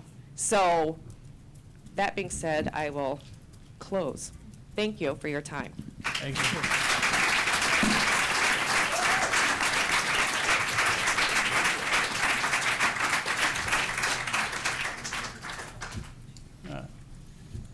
I don't believe Heather is here. So Janet, she was here, I know. Dudier, thank you very much.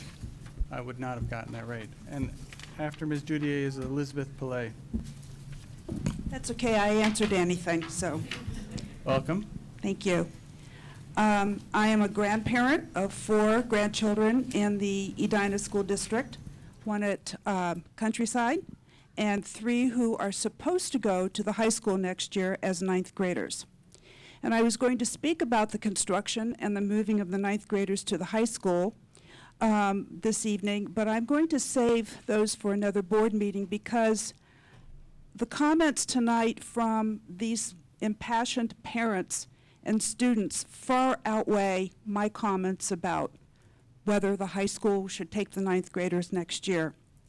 I am just amazed at this, and it adds, I think, a dimension to what was going to be the final point I was going to make regarding what's going on. I'm a firm believer now, you have too many balls in the air to make good decisions. You have construction, you have teachers who may not have furniture at the high school because there isn't money in the budget for them, from what I understand. You have teachers who don't know where their rooms are going to be at the high school next year, so you've got a construction issue.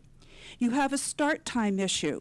You have a new superintendent coming in sometime. You'll have a new high school principal coming in at some time. You're talking about moving the 9th grade to the high school when so many issues of how these kids are going to get assimilated into the high school have not been met. They haven't even been discussed by people at the high school for the teachers who are going to be involved with these kids. Nobody knows what end is up.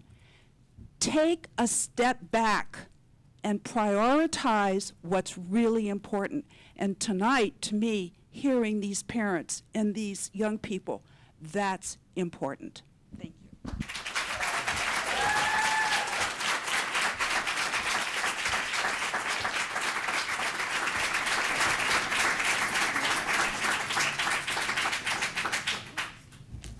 Welcome.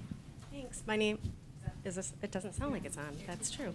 My name is Elizabeth Pillay, and I have a Southview middle schooler in 7th grade, and I have a 5th grader at Cornelia. And I'm here to talk about middle school Spanish. Currently, my 7th grader is now going to be on North Star, which is our online Spanish option. As a school district, we are paying extra to have kids online, when we cannot meet their needs in the classroom. The pace of the Spanish is, I asked her if it was a turtle, and she said it's more like a snail. You are going to have a lot of incoming sixth graders who have been in the K-TAL program. And I do realize in 2018 we are going to a competency-based Spanish program, which would be helpful. Next year, I was hoping that we could offer a faster paced Spanish for all the kids who have either prior Spanish knowledge or through the K-TAL program, or are just really interested in Spanish. You wouldn't have to do a major curriculum change. You could condense 6th and 7th grade together, or you could do 6th and at least half of 7th grade so that the pace of the Spanish could be quite a bit faster. My younger one has already said that if it continues on the same level of Spanish, that she also would like to be online. And it is really expensive to have you guys pay for it. And I know if you just put out an advanced Spanish class and just like put it out there for people to register, I do not feel you would have issues fulfilling that requirement of how many kids you need in that classroom. I have spoken to numerous Cornelia family people and some people from Highlands, and obviously there's a lot of people from Creek Valley that have done the K-TAL program, and I really feel this would fulfill a need. My younger daughter, really needs peer interaction, and that is one of the reasons why we are here at Edina, and I drive here, is for those peer interactions for kids that do need the faster pace. My older one is perfectly happy on the computer. She's not happy that she's going to have to do that for 2 years, but hopefully you'll get the competency-based Spanish in. So please consider my request for an advanced Spanish for 6th grade next year. And also I would just like to note, if I'm a driver from Bloomington, and if you changed our time to 7:45, I would not be driving. I'm sorry. Thank you.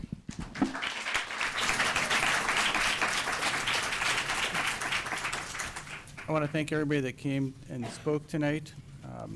The board does appreciate the input, and we do take it into consideration.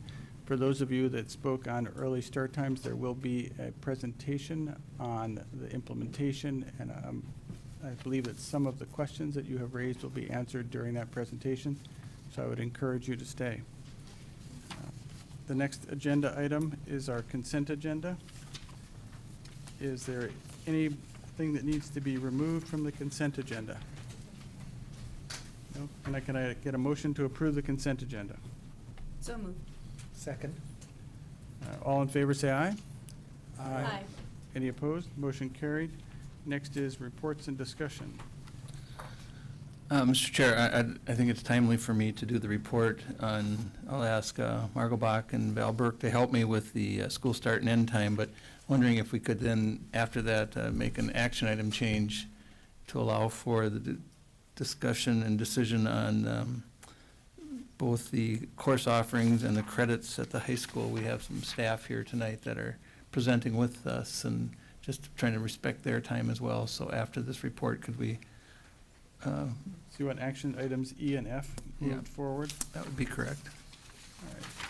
So after your presentation, we'll get a motion to amend the agenda to have that, and if it passes, we'll do it that way.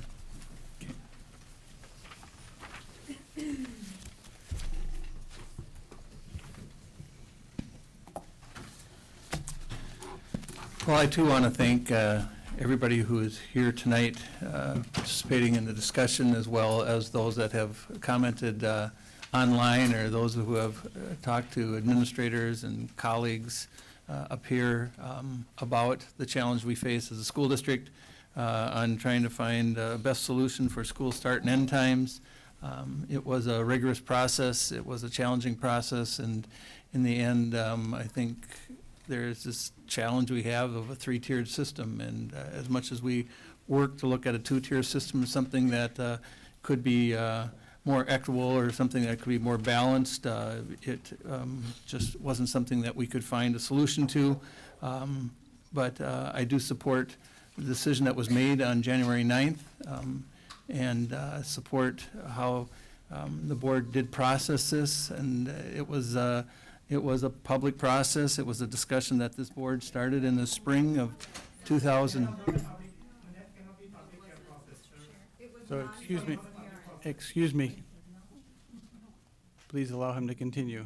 If you have comments, you could be free. We'll probably stay afterwards if you want to talk to us. It was a public process in the way we framed this discussion, starting in the spring of 2016.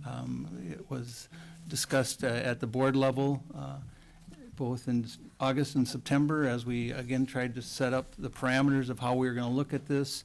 We had an open process to look for a task force to help us in guiding the data collection. That task force was very active. No.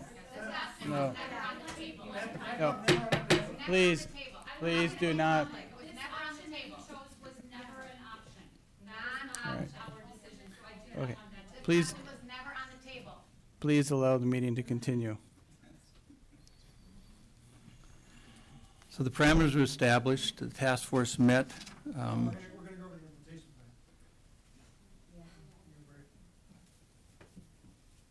can do better than this.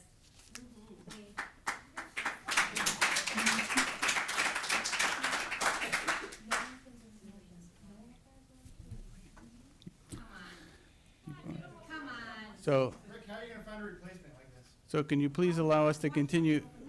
So, we allowed. This option was never on the table. You're not listening to your constituents. You're not listening to us. Clearly, it's not fair. It's all over your face.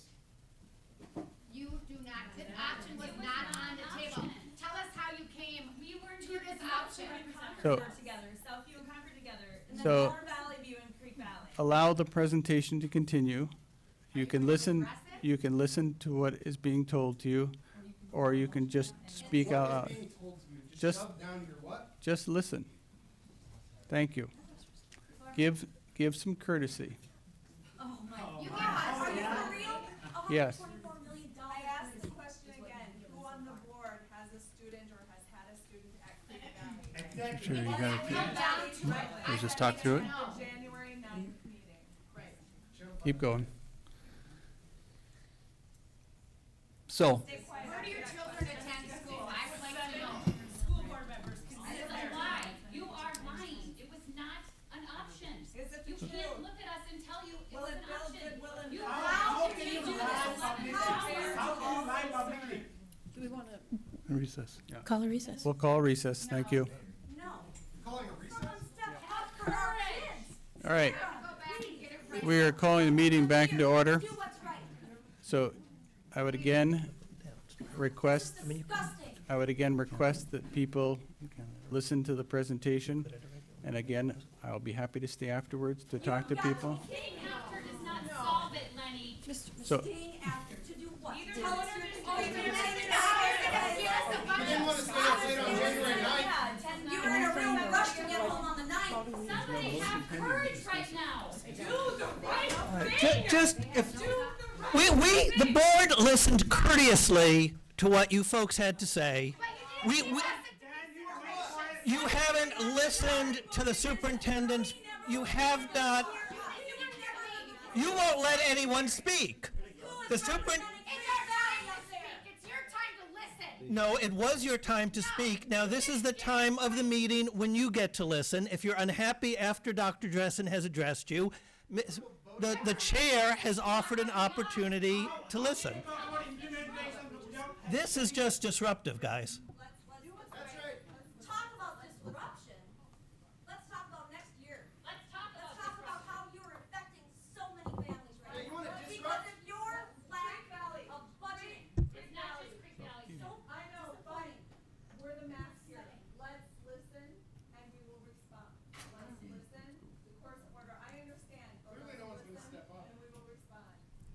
Carry on. It's not, the conversation is not over. It's not over. The conversation is not over, but I do want to echo some of the comments, which I deeply appreciate, that referenced team, that referenced why we moved here, that spoke to why I moved here. I'm a parent. I am a parent. I am a teacher. I taught at Creek Valley. That is my school as much as is Countryside, where 2 of my children attended, Normandale, where 1 child attended, Southview, where I was a para-sub, Cornelia, where I've had the deep privilege of looking into their meaningful math curriculum and implementation with children, Valley View, where I volunteered for over 12 years. In their ma'am, may I please finish? I have listened and I have responded to over 300 emails as clerk, which I am privileged to do. I am privileged to do that. I am not giving up on this school district. I honor the partnership that I have with my colleagues. Ma'am, may I please finish? And I value the work of the administration. I recognize the complexity of this, and you can ask my family how many sleepless nights there have been as I've tried to figure out another version, another color. And my preference would be no color, something that works. I haven't found it yet. It doesn't mean it doesn't exist. I do believe that as a community, we can figure this out respectfully and in partnership. What I honor are emails that I'm reading from Creek Valley parents who have said, please do not ignore the silent majority of Creek Valley parents for whom this is better.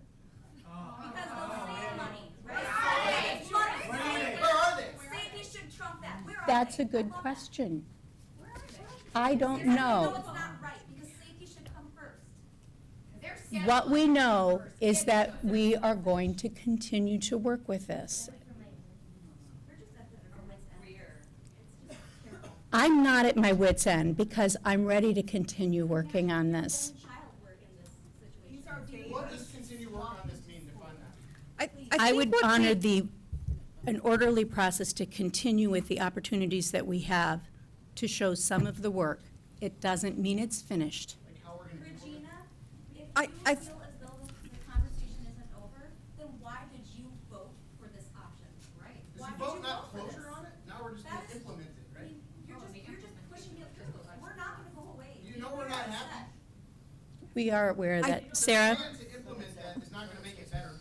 I think. We've already read the implementation plan. We've all read it. We've all read it. We've been there. Right. So you can go through PowerPoint or whatever. It's not going to make a difference. Concrete in that. But what we need to do right now, because I know that you've all watched the video, I know that you've seen the process, and I'm sure you've obviously read the presentation that was in the packet tonight. I do think at this point, as a board and as a community, we need to listen to the presentation that the administration is going to present. The board then does have an opportunity to ask questions and to discuss what the administration has brought forward. But I do think we need to at least be respectful and let them present the options. They are trying to address the concerns that they've heard from the community that we've been listening to as well. We know you're frustrated. We get that. Please don't think that we're not listening. We just want to proceed and allow the next step in the process to commence, and then we will be able to have a dialogue and ask questions to the administration regarding your concerns. So let's just try to let this proceed and give the respect that we should to listening to them present their information. But the problem is the very fundamental question is you decided this school, the state elementary schools, you just decided to put one elementary school under the basket because of whatever plan you came up with at the last minute. And that is the fundamental question. How can you move to the next step without really resolving the very fundamental question that we have now? Dr. Bajan, yes, you are right. There were things that were not perfect here, and we have heard everything that you're saying, that you're singled out, that you felt the decision was late in the evening. But please, I ask that we at least, we talk about process. So tonight, the process is we listen to your comments, and I appreciate you taking the time to be here and the deep passion that you're all bringing, because these are all of our kids. They're your kids, but they're our kids as a school district. So let's please allow our administration to present their response to our concerns, and then let us as a board ask questions about those concerns. But if we keep interrupting, we aren't going to move forward. And then we'll have to. We can't move forward with a discussion to address this. If we can't go through our procedures, we have procedures that we have to follow. So please, I ask you, let Dr. Dressen make his presentation and the work of Margot and Val, and let's listen to that, and then allow us as a board to do our work to continue to address your concerns and ask those questions about what can we do moving forward. But please, let's not interrupt for a little bit so that we can do this, because this is part of the procedure. And I understand the passion and the process and where we were all at on the 9th. We were all there too. So let's just, please, I'm asking you. Otherwise, we're going to have to recess the meeting, and we're not going to be able to even discuss the work that our administration has brought forward.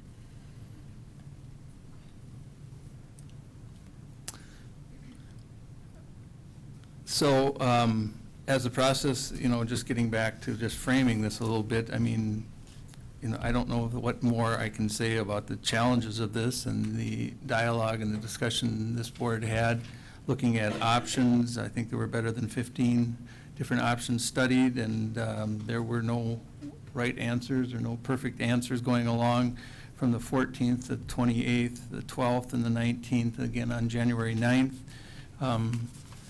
It's a decision that is hard to make. It's a decision that was challenging for the board on the 9th, and they continue to process it. It is a decision that, again, we know that it impacts school districts, the schools in certain ways, and we know that Creek Valley's been impacted by this significantly, and we are going to work to say, okay, how do we make this work for the best of all of our students, including the students of Creek Valley and our middle school students, our high school students, and the other elementaries.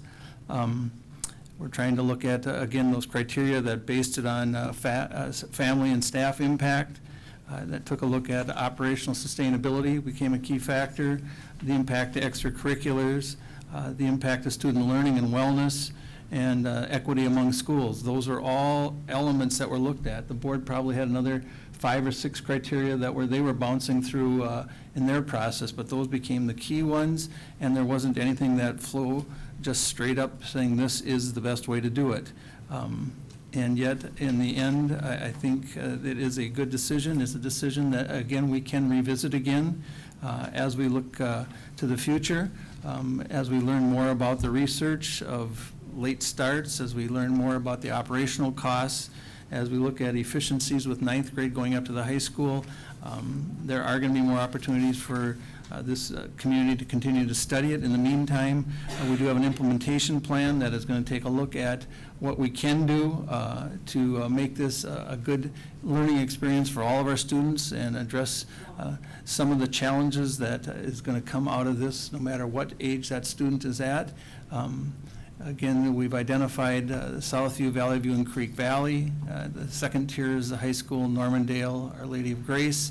And that third tier is Concord, Cornelia, Countryside, and Highlands.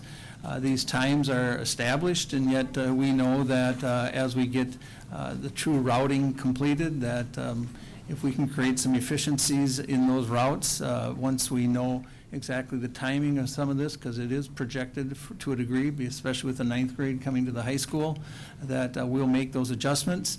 But we also want to make sure we're comfortable so that we can run the routes on time. Currently, the way the system is set up, we're unable to do that. It's too tightly scheduled, and then we have school buses that are running behind both for tiers 2 and 3.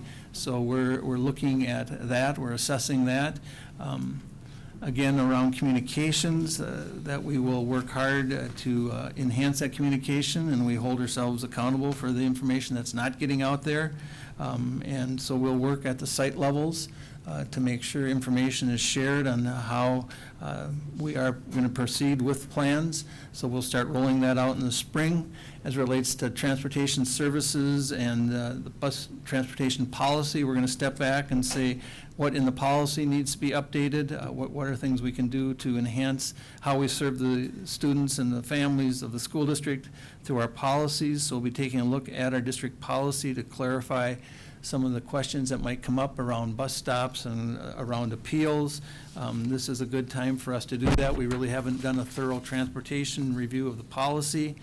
As it relates to student safety, This should not have come to the table until everything was done. so again, I will,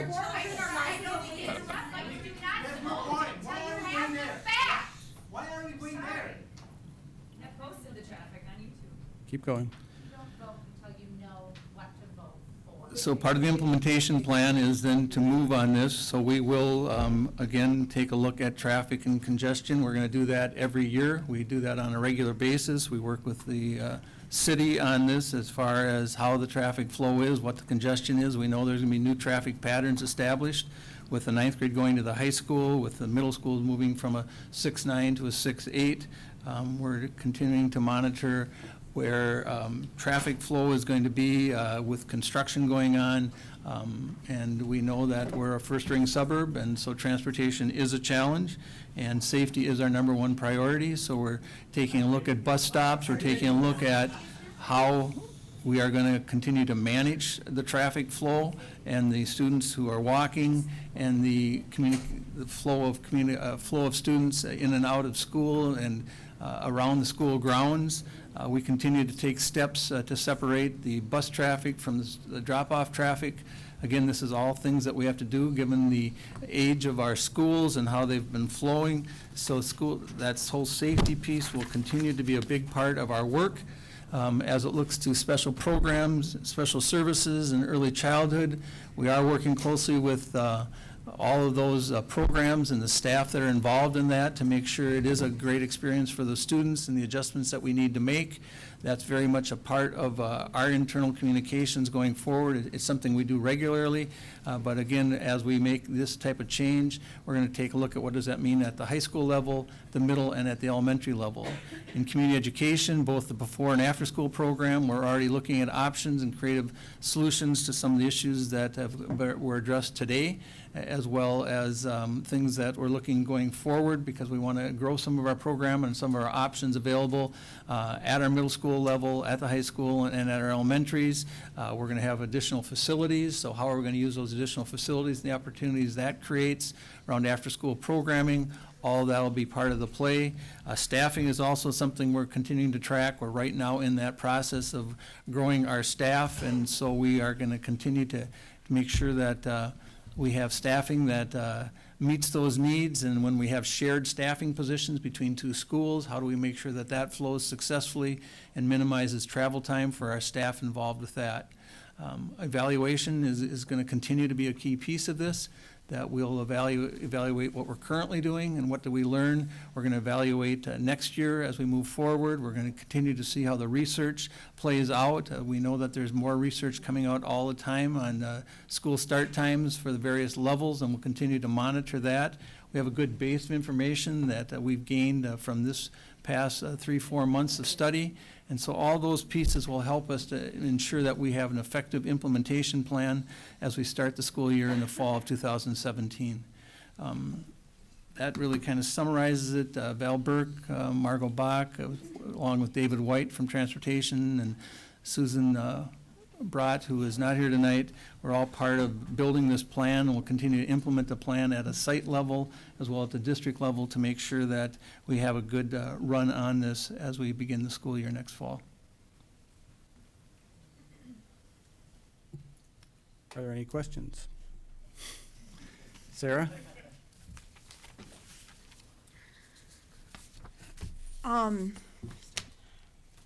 Where do we start? So I reviewed the documents that the administration provided trying to address many of the concerns that we've heard over the last many weeks. I have several highlighted that I wanted to hit on. I know in here we talked about, we've heard from many parents that, and this is anecdotal, but I see the bus come by and I see them stop 3 times in one block. So I did see that we had some language in here about looking at trying to formalize our decision-making around bus stops and walking distances to the bus stop to try to maybe gain some efficiencies in that area. And then also looking at our partnerships with our programs that are non-public schools. And I'm not sure if, Margot, you were ever able to follow up on David and our question about OLG and the dollars coming through and us providing their transportation with compensation, of course. But if we didn't provide that transportation, is the compensation become a pass-through, or what are the state laws regarding that? We would, in effect, be the fiscal agent then, and the state aid would flow through to the non-public transportation school aid would flow through, not all aid, just that would flow through to the non-public. As to I believe there was a question regarding what it would cost OLG. I don't have that because they would have to research for themselves what that would cost. We know because we're larger that we're able to do it very efficiently, but I don't know what kind of cost that would be for them, and if it would Right, be a and that's break not even, my- but that would be for them. Yeah, That's it not would. thank you. Right. So may I ask a follow-up question to that? Because I appreciate, and you had shared that information with the board at some point along the journey. So I Yes. had that note. I'm wondering if it's possible to estimate the impact on our busing without that aid, because my understanding is that there are shared efficiencies by pooling some of our transportation, which has been with Normandale and OLG, and I know that there were several different formats of that. But if we lose the aid and become a fiscal agent for OLG, how does that impact busing Edina students? Certainly, we would have less students and hopefully would create some efficiencies. I'd have to work with David White to say exactly what that would be. And just to review, back to your question, Sarah, the statute, the district is required to transport all resident students within the district boundaries, which includes non-public. And that's where we receive the non-public school aids to reimburse transportation aid, to reimburse the district for that. But we are required within whatever the board policy is to do that. Then this is another option. But keep in mind that is that we are required to transport all resident students to public or non-public schools. So the pass-through money is not an option to just pass through. We do have to, by law, transport our kids that, I should say, children that live in District 273 to their school of their choice in terms of non-public schools. Or if we don't, then you flow through the dollars to them. I mean, yeah. We're asking. Okay. Okay. So we do some transportation for Calvin Christian also, very small. So just to be absolutely clear, if we elect to turn over the state funds to OLG, we have no obligation to bus any of the students living in our district to OLG. That's my understanding from MDE, but I always want to continue to confirm that with them. I did confirm it a couple months ago when we were in the beginning of this process, so. Okay. I think some of the other questions that have been asked by parents even tonight, looking at potentially a new study on our efficiencies. And I think I heard Lisa and Leny actually bring that up on the 9th as well. I saw in our notes, or in our packet, that we were looking at potentially using the company that we've used in the past for that service, and I believe they did attend one of the task force meetings as well. Yes. So I'm just wondering, and I see that we have that down for somewhere between January and August, hopefully. I was just curious if we were aware if there were any other services that do the same thing, but potentially a different contractor to get a fresh look.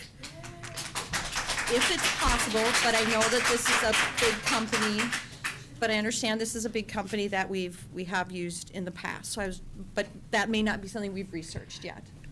So I can tell you from previous experience, there is one other contractor.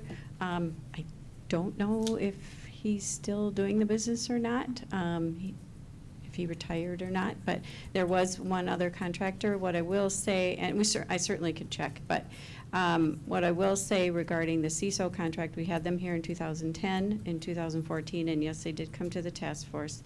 They But did, not really to consult as much as just kind of be information.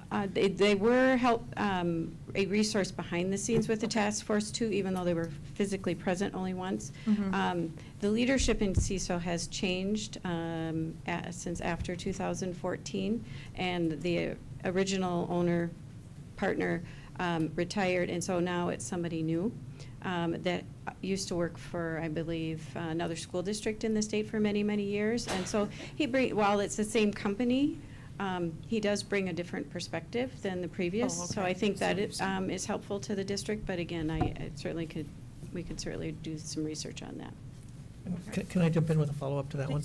It seems to me a big step toward doing a better job in scheduling is to be making sure that we're collecting the data we need to apply whatever algorithms are used to have efficient scheduling. What are we doing to make sure that we're collecting really accurate ridership data for all of our routes? I know we approved video cameras, not that long ago. Is there any way to use that to really have very accurate counts of what our ridership is on each route? We don't have video cameras on all the buses yet because that's a phase-in, but we do have them on a number of them, so we certainly could try that.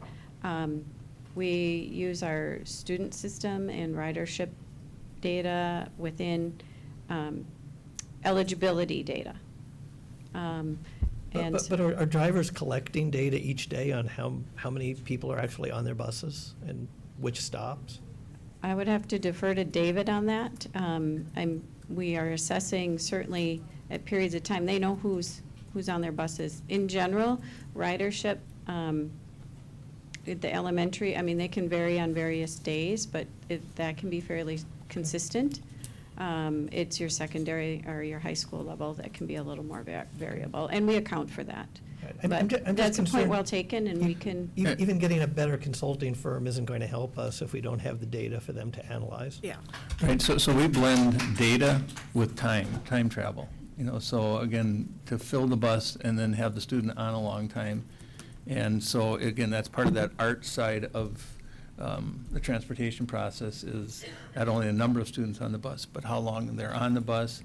And some of that depends on the traffic flow. And so even being aware, and this is something they do track, is how long the bus routes are and how they vary, again, now with construction and the closing of 100th and the closing of 169 and the flow. So they do track that type of information in the process on a regular basis. So I think what you're hearing is just sort of ideas on how to get this traffic study going, and I'm not sure that the spring is the time as opposed to the fall once we see what the different ridership looks like. Under student safety and our responses to that, so obviously we're continuing to hear concerns about traffic congestion, and it was part of our discussion on the 9th of would Concord be worse, is Creek Valley worse? And it is true that I don't think we had a definitive answer. The administration doesn't necessarily have that answer, as we are not the city operators. So, we need to work on figuring that out. I think there was some assumption that Concord and thank you, Southview are so close. So I'm wondering, yes, but it is absolutely true. Creek Valley and Valley View are very close, and right. And major buses. Yes. Of West Edina is where these two schools are. Right. And I live at the top of that hill and I see it every day. So And it is I unacceptable. think Send your what we need to do is potentially, and correct me, Rick, how can we work to actually get some sort of a bit more of a formal study? I know the city does road counts with the strips across. Could we do something to help us just have some better information about the traffic congestion? And because I saw that we were trying to address it, but I didn't necessarily feel like we had a clear answer as to how we're going to address that. Because I've also, I've heard parents saying, that most of our elementaries, the fifth graders help with crosswalks and stuff. So if we're hearing that we're going to have a problem with that, I'm just wondering if we could get some better information on that and figure out how to address that. But that would also include partnering with the city to enforce. Exactly. I mean, the city has to start, They have if to people are telling stories about people running stop signs, we don't patrol the stop signs. We have to have the city become more active. Street Right. lights, But sidewalks, these are general facts. I mean, Right. facts are there, talk to the city engineer. Right. No one Right. did that, that's not okay. That is Right. enforcement. So, People can't turn. okay, let me jump to the equity thing. As a board, when we were discussing the green option, it was a 5-2 vote on that one, and the five of us who voted against it for various reasons, because there were two issues here, middle school, elementary, it really came down to a flip-flop, we were discussing that, but then there was also the issue of equity amongst our elementary schools and trying to keep them in 2 tiers rather than 3. I can't say how we all voted on that, but I do think there was a mixed feeling on why that failed. Part of that being the inequity, and part of that being people who didn't agree on the theory of middle school moving to 920. So then we were left with discussing white and blue. The problem with white and blue that I think I heard from some of my colleagues was then that was not a cost-neutral decision. And so I want to make sure that it's not that that a board is sitting here saying money does not matters more to us than children, because I don't think any of us would ever say that. I think what part of what we had heard and been given information of that evening, and we probably should have expressed this more clearly, we had been told that we would have, again, our costs go like this, and our income or revenue goes like this, and they never meet. So we had been told that in all likelihood, we're gonna have to find $1 million to remove from our budget going forward. So we're discussing not only 2 buses of capital costs, but operating costs. Now, obviously not all 7 of us even agreed on weighing one over the other, but it's not that those things weren't considered. I still think that there are many of us who would prefer to try to get our elementaries into 2 tiers, not 3, because I do think the equity thing was something we all felt strongly. So, we tried to come to a resolution. I have made myself watch the videotape again to see how this came about. And I can't say, I'm not going to say that the administration was wrong. I'm not going to say that my colleagues were wrong. What I can say is I can hear clearly that our Creek Valley families, many of them here, are not happy with that decision. So we need to try to work with you to figure out how to do this. Within my colleagues, how do we address this? Do we have work from our administration? We also could discuss because one of the other things I wanted to point out too, that yes, I was, in some ways, I understood your concern that what we voted on was not on paper. So we worked with a majority of the board at that moment, feeling strongly about middle school staying at 745, but not all being on the same page about trying to have this be a revenue neutral option. So that's where suggestions were made to tweak, what did you call it, purple, to create a white option that was different so that it would be cost neutral. I get, though, that where you would feel frustrated is that because that wasn't in our packet, a contingency of Creek Valley parents were not here to express their concerns, whereas there were OLG families here, obviously.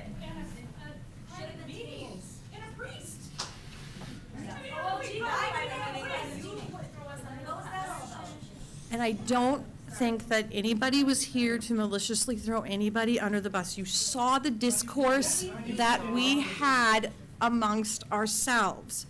Yes. Are you on? Yeah, I'm on. So here is one of the contingencies that maybe you have to consider, and we have, but I struggle with. If we spend the money now, and 100,000 year over year, and we have to make budget reductions, we have skimmed our budget in the 3 years I've been here to a point where we're getting close to impacting the actual classroom. We can spend money here, but it might come out elsewhere. It could come out in pairs, it could come out in higher class size. I don't know where it might happen. And so we have people very concerned about that. We are all concerned about that. And so I don't think there's a right answer. There were 20 variables. I ditched them up this way. Sarah ditched them up this way. David, we divvied them up other ways. I think that could be considered, but realize that spending $300K now and 100 over time might come out in another way that we may be even more unhappy with. Just saying. With all due respect, it makes perfect sense what you're saying, but I think you guys owe the Creek Valley community an explanation as to why our school was singled out versus every other elementary. It was the number of buses. It was the number of buses. So there were two options that fit, and those were the two. It was the number of buses at the time, am I correct? Yes. So within our colleagues, do we want to have a discussion about moving forward? Whether that means. I'd like to address a few more of the financial questions, which I know that they were on my mind, but based on some of the comments that I heard this evening, I recognize it's not necessarily clear with the community here, and it just might be helpful to cover. Part of the consideration during the January 9th meeting was going back to red and yellow, which the board had considered as being poor use of funds, that we could not sustain it, that we did not have a financial way to sustain the red and yellow options. The advantages that many of us did like, recognizing that none of these are perfect, but it does group more elementary schools together, and our secondary schools are all sharing a tier. And so that's certainly a shift in the impact on traffic when we go to that kind of a schedule. The red schedule, which is the one I have up right now, is $1.6 million. The one-time investment, $1.1 million, and then a little over $500,000 annually. Now, one of the comments that was made this evening was in reference to the property that the district is looking at selling, and can that funding be moved over to buses? And I believe that is not possible, but Margot, you can clarify that far better than I can. If you could please just address a summary of where that money is dedicated. So if we are able to sell the transportation property, that will go towards the purchase of the property that we just purchased a few months ago. And that was our understanding at the beginning of this process, so Yes. this is not, it's not new. And it's information that the board has had as background, but I recognize that that's something that we've discussed quite a few months back. In terms of taking a look at other funding, I just want to share some of the comments that were made earlier in terms of where do the funds come from. I do have a concern about keeping cuts out of the classroom. And I know the reality of our budget cuts and have been on the Berg committees when they were brand new at the district and looking at those tough decisions between elementary and secondary. A lot of the cuts during those years were administrative and secondary education. We're way past that at this point. We are cutting in many other areas that we had truly hoped not to go to. That's our reality. That's just simply the budget that we are given to balance. But in terms of other types of funding options, I don't know if it's possible to go to the community with a question. People value things differently. And is this something that our community, which includes many individuals who do not have students in school, as well as, those who do, is it possible to place a dedicated question on a ballot for funding transportation moving forward?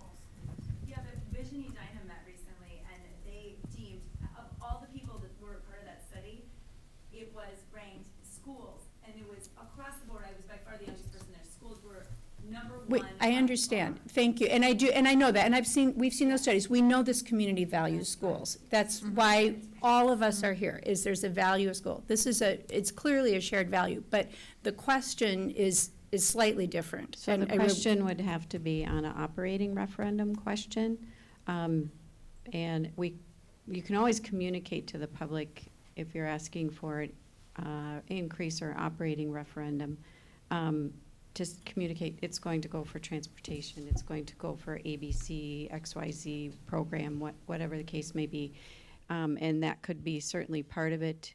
And in November of 2017, our existing operating referendum will be up for renewal, and that would be the time. And we can only ask for operating referendum questions in a November election. You can't just do it in any month you would like. And that would impact the first year of that revenue would be 18-19. It would not impact 17-18. Does that answer your question? In part, thank you. Can I jump in just a second Sure. on that? The one thing that the community often doesn't understand, though, is even though our operating referendum comes up and we can ask for more money, the amount of money we can ask for is limited by the state. So we can't say we want as much money as we need for the classrooms, plus on top of that, we'd like an extra $1 million a year for 2-tier buses. We are forced into choices by the state. So this community is incredibly giving in supporting the schools. We wish we could take full advantage of that. The state, for reasons of its own, it cares about equity between districts. It doesn't want rich Edina to be providing better educations than inner city Minneapolis. So I get the policy. But everyone here needs to understand that even if we want to open our checkbooks, the option's not necessarily there. Can I just say, though, that this is what I was trying to say? Like, the story's not being told very well. We're here, we're parenting, we have little kids, big kids, all across. You have to tell us the story. You have to give us these choices. I think that's what people are trying to say. Let us decide what pains we're willing to take. I don't want cuts personally in my kids' classrooms, but I certainly don't want kids out in the dark waiting for buses. But we're not given these factors in all of this, and I don't think the story here was told very well to us. And the only reason I know the story is because I sat here through all of those meetings. I know you all saw me sitting here, and many others sitting here for the hours. I know it because I was here. But that is not a viable thing for every family and every parent to have the means or the time or the childcare or whatever else to come sit here for 5 hours every Monday once a month or whatever to get the story. You need to please tell us the story.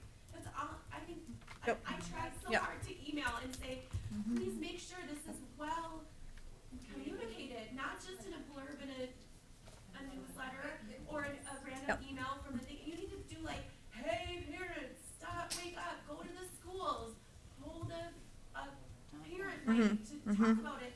These things are really important. This stuff then wouldn't happen, I feel like, because everyone would know, and they'd feel like they had a stake in it. So I'm sorry for interrupting, but I wanted to just be clear that that's what I was trying to say to you tonight. Tell us the story. Let us know all the information as much as you can, and then tell it again, so we all know, right? And then, I'm gonna add on, because this is so important. In 2015, million without a solid line item plan of where those dollars are going over the next 21 years. We voted yes because of all the terrific work that the legacy of the administration and the school board has done.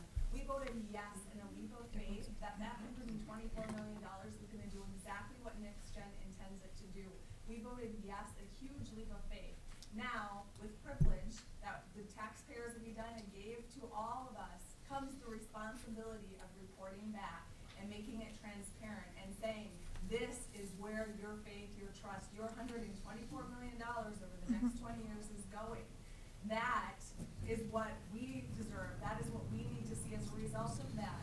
We need to know that capital dollars, we missed the bus on that construction plan. We didn't get the line item in the right budget, and now we're in this mess of trying to figure out how to come up with those buses. We need that transparency so we can make, so you can make better decisions. That is the level of detail that we need to have to prioritize what is most important so that we are making the right decision. And part of that detail then is that in a referendum, legally by state law, we cannot include purchasing buses in a referendum. But that's what the people need to know Right. and understand. And I understand that, and it is confusing, and it, only because I'm on the board do I even begin to fully understand the streams and what is a third rail that you can't touch. Right. That says that we are a holding agent for the non-public school. The money comes in, OLG can decide where they want that Right. transportation dollars to go. There is no skin off of Edina Public Schools game there. It is not, it's an independent consideration that should have been part of the decision-making process for our transportation start time. I do want to add a note, though, on the referendum process with the community. The meetings that led to the figure of 124.9 began with an identification of $200 million of need. And it was a community process that said, what can we support as a community? And the information that the board heard, and again, we're working with the best that we can gather from the community, is that $200 million was not sustainable. And we heard that. And we worked with administration and community members to make some adjustments. We knew we could not fulfill everything that was a possibility. There are ways to do a lot of next-gen implementation without $200 million. But we recognize that we have to continually make some shifts. This is what we have. This is what we have to work with. We can put another question, but this is what we have at present. Can I? Was.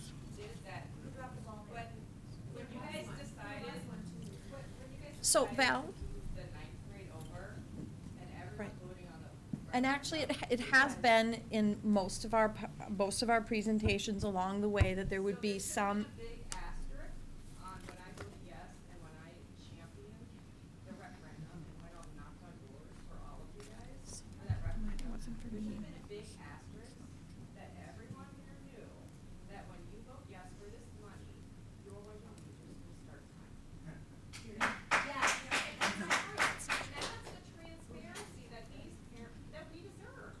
And that is what is so frustrating.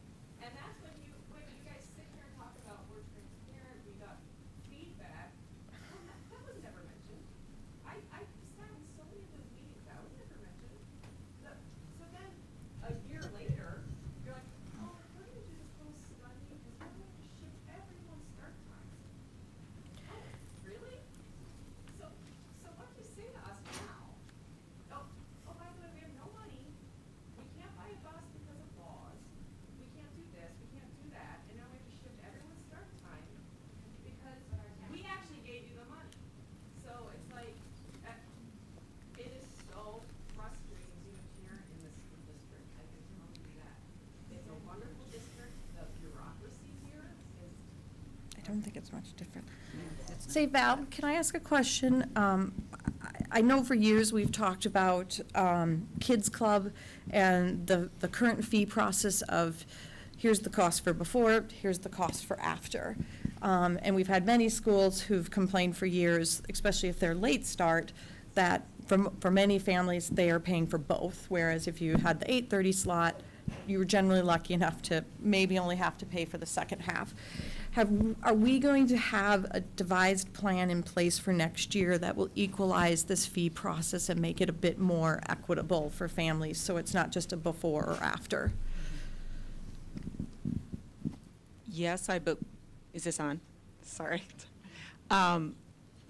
As we would do every time we respond to a school district change, and times are the same, although essentially we have 4 late starts and 2 early starts, which is very similar elementary system that we have now. We have an advisory council with representation from every single school. We actually get very few complaints about that. We have had some, but it's few in terms of how many students we serve. But yes, we look at our fee structure every year, and we are making it more equitable in terms of if it's less time in the morning and more time in the afternoon, and adjusting fees. And those will be out in April. And we look forward to working with our Parent Advisory Council and our Community Ed Advisory Council to affirm that along with you. Okay. If you don't know whether or not it's gonna cost Creek Valley parents more or less, but you know that Creek Valley is in a different situation, isn't that completely inequitable? You don't know the answer. You don't have the data to say it's gonna cost our parents more or less. Actually, So- we When we find out about the traffic. it's actually the same amount of time at each school. I'd like to listen to Val's response. We have done scenario building. We did of every option, the red, the green, the blue, and the white. And No purple there. Mm-hmm. Yep, we know. Be disrespectful to the board you elect, but can you respect staff, please? They work really hard. thank you. What we did know was that 7:45 a.m. start time was a possibility for any school, and many of the elementaries, and so we have costed it. And actually, the start and end time before and after school is completely the same, whether you are starting at 7:45. So it's just an hour in the morning for Creek Valley, and longer in the afternoon. Where at another school, it is longer in the morning and shorter in the afternoon. So all of that information will be available, and any of you are welcome to participate on the advisory council if you have input that you'd like to share, and yeah, we look forward to that. Are there other questions? I guess I would just ask my colleagues, one of the things that I heard repeatedly tonight and we read in emails is, could we reconsider, would we revote, words like that. Is that something we want to discuss, reviewing this again and coming up, or looking at a different option? I realize that with where we're at, communities have been told, this is what we're doing, this is where we're going forward, so there's implications to those that would be affected by changing it yet again. But I'm asking, since we've been asked to do that, if that's something we want to consider or have the ability to consider at this point. I know that's multiple questions, sorry, Leny. So the January 9th discussion, as you know, was not the first discussion.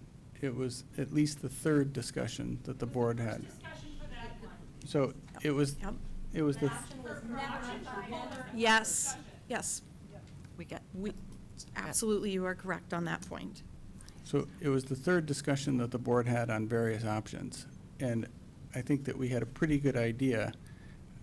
I think I have a good idea where everybody stands on the various options. And so while you asked the question about, can we discuss it again? Do you anticipate a different result? Yes.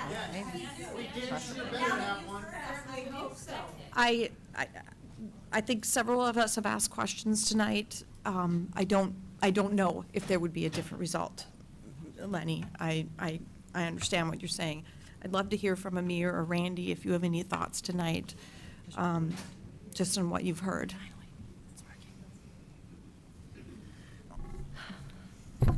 One of the most persuasive arguments is that it's dangerous for elementary school kids to be out in the morning, and yet those same people will ask that they get 3 other elementary schools at the same time, so we can have 4 elementary schools start early, because that's fair, and it's unfair when 4 elementary schools are early, but it's unsafe when 1 is early. And that disconnect bothers me deeply, that we don't want, I understand the notion of trying to find a way so that no elementary school student has to go early. And that's been our challenge. And we've been looking at what it could take to buy buses. We've been wondering about what's the room between how much we currently have in an operating levy and our new cap. Because the state puts a cap on us, but that cap has gone up recently. Other districts have already had a chance to make up some of that gap. We haven't, because our operating levy is this fall.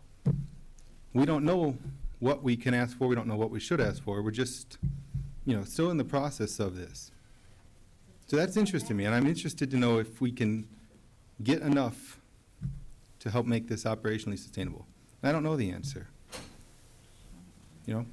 but I don't like this notion of saying it's too dangerous for one school, so make the others do it. That's been bothering me for 3 weeks in my phone calls and other things. There are some unique concerns to Creek Valley. The stage 3 special education, K-TAL, although if we did it for Concord, it would be the same K-TAL concern, one school singled out. And so absolutely, it's a dissatisfying result. But we're left with options, as I see them, that give us hope for the fall of 18. So go ahead, Lisa. Well, and so Lisa wants to. Actually, so I'm trying to understand is why, then what was the concern about the original white? That was my confusion. If we always had the concern about safety, why would we move any to that? And that's where my question is. So I don't know the right answer to this because, please, because it's hard to do this when you're attacked. And if any of us are trying to champion anything you're saying, you're attacking, it makes it very difficult to want to do that, okay? So, obviously, I was frustrated with how this happened. All 7 of us were. So what I'm asking is, I had leftover concerns about original white because I still had concerns about an actual yes or no. Could we defer 2 of the new buses and the depreciation, and so that 200K could be deferred? I never got an actual yes. I actually need a yes or no. I guess I'm asking Margot, sorry to put you on the spot. And then I am still not convinced that it's 100K over time. Those are my 2 big issues. And so if it's actually yes, we can defer, okay, now I don't like to use credit cards over and over, but I'm willing to consider that. And I've not gotten I really need to know, is it 100K? Or is it really 60K? Or is it 70K? So those were 2 issues in my head that, and with all the concerns, and with all the changes going on, which is why I said I felt that there was too much going on to upset the apple cart right now. And that's why I was trying to 2 schools. to encourage that maybe white was the right option, and maybe moving to blue or what, as we move forward, but that's why I was maybe not so eloquently saying it on the 9th, why I was trying to move with the original white. And I understand that our families at OLG are going to be probably in here the next meeting yelling at me about that. But there, again, there are different levels of things to consider, and I'm doing the best with the 20 that I've been given. So I don't know what to do with that, but. And I think that was where, when I reviewed our process that night, I don't think I fully understood where you were coming from, Amir, that there were cost issues, and I would tend to agree with Lisa with all the change, and I've said this before, I would have preferred that we had gone without disrupting significantly. I had to go through a year and figure out what the actual costs were, and then if it was literally going to be disrupting our classrooms immensely, then re-reviewing it, and then maybe having to make that shift to going back to 3 tiers. But here's where we're at, so that's why I'm just asking, are we at a point where we would reconsider or revote, or is that, or would the answer be the same? And so the issue Because that I'm I, not convinced that any of us are gonna change at this point. right, so I'm not sure people are gonna change. The issue I have is that, I would support the administration's initial recommendation, which is the one we sort of never resolved, except there were 4 people opposed to it, which is that the elementary schools go early and the middle schools go late. No, there were 5 opposed, and that, I think. Right, the so issue- there were 3 people that supported the concept of flipping Oh. the Oh, middle yes. school and the elementary start times, and 4 that opposed it. Yeah, Right. okay. So if we go back and revisit this, I'm gonna be in the same boat, which is, there is research that says that the middle school should start late, and we've gotten letters from people saying, how did you people not listen to the administrative recommendation? And so I still end up at the same place. And I haven't heard any. Creek Valley at 7:45. It's important to Absolutely. know, Creek Valley was at 7:45 with other elementary schools, and that's Right. what the bulk, I shouldn't say, the bulk, the bulk of some of the early pushback from our decision Normandale. was from people saying, how could you not move the middle schoolers later? That there's a significant block of support for the middle schools to be later. From the research, there Later, is. but not this. That's right. From the research and from the community, there were a lot of people who wanted middle schools later. And they were deeply disappointed when that didn't happen. And they don't want just one elementary school early. They need more so that the middle school can go later. Because that affects learning to such an extent, as they assess it, that's our duty, is to get that done. As Leny and Regina and Randy were saying at the beginning, we should move the middle schools in accordance with the administration's recommendation. So I think it's important to point out that there are large groups of people who were disappointed with our decision, who don't want to just switch one school or 2 schools, but they want more elementary schools early. And they're not here, but that's what they wanted. But that's And not that's what what you Lenny's speaking supported. to at That's the not moment. what you were That's supporting. not what I'm supporting. But I want to make it clear that their opposition would put more elementary schools Yes, early. yeah. That's right. And then we, Right. There which was is why the nothing decision mentioned took in so much time last time, because there are significant and deep disadvantages with everything we looked at. And there are large groups of people in our community, parents, teachers, who have very good reasons for supporting every option we looked at. They have their supporters. Yes, and That's right. And that's what Lenny's pointing out, and I just want to support that is absolutely the case, And I that completely everything agree is. with that. Yeah. That's, but I think where blue or white did not separate and isolate out one elementary.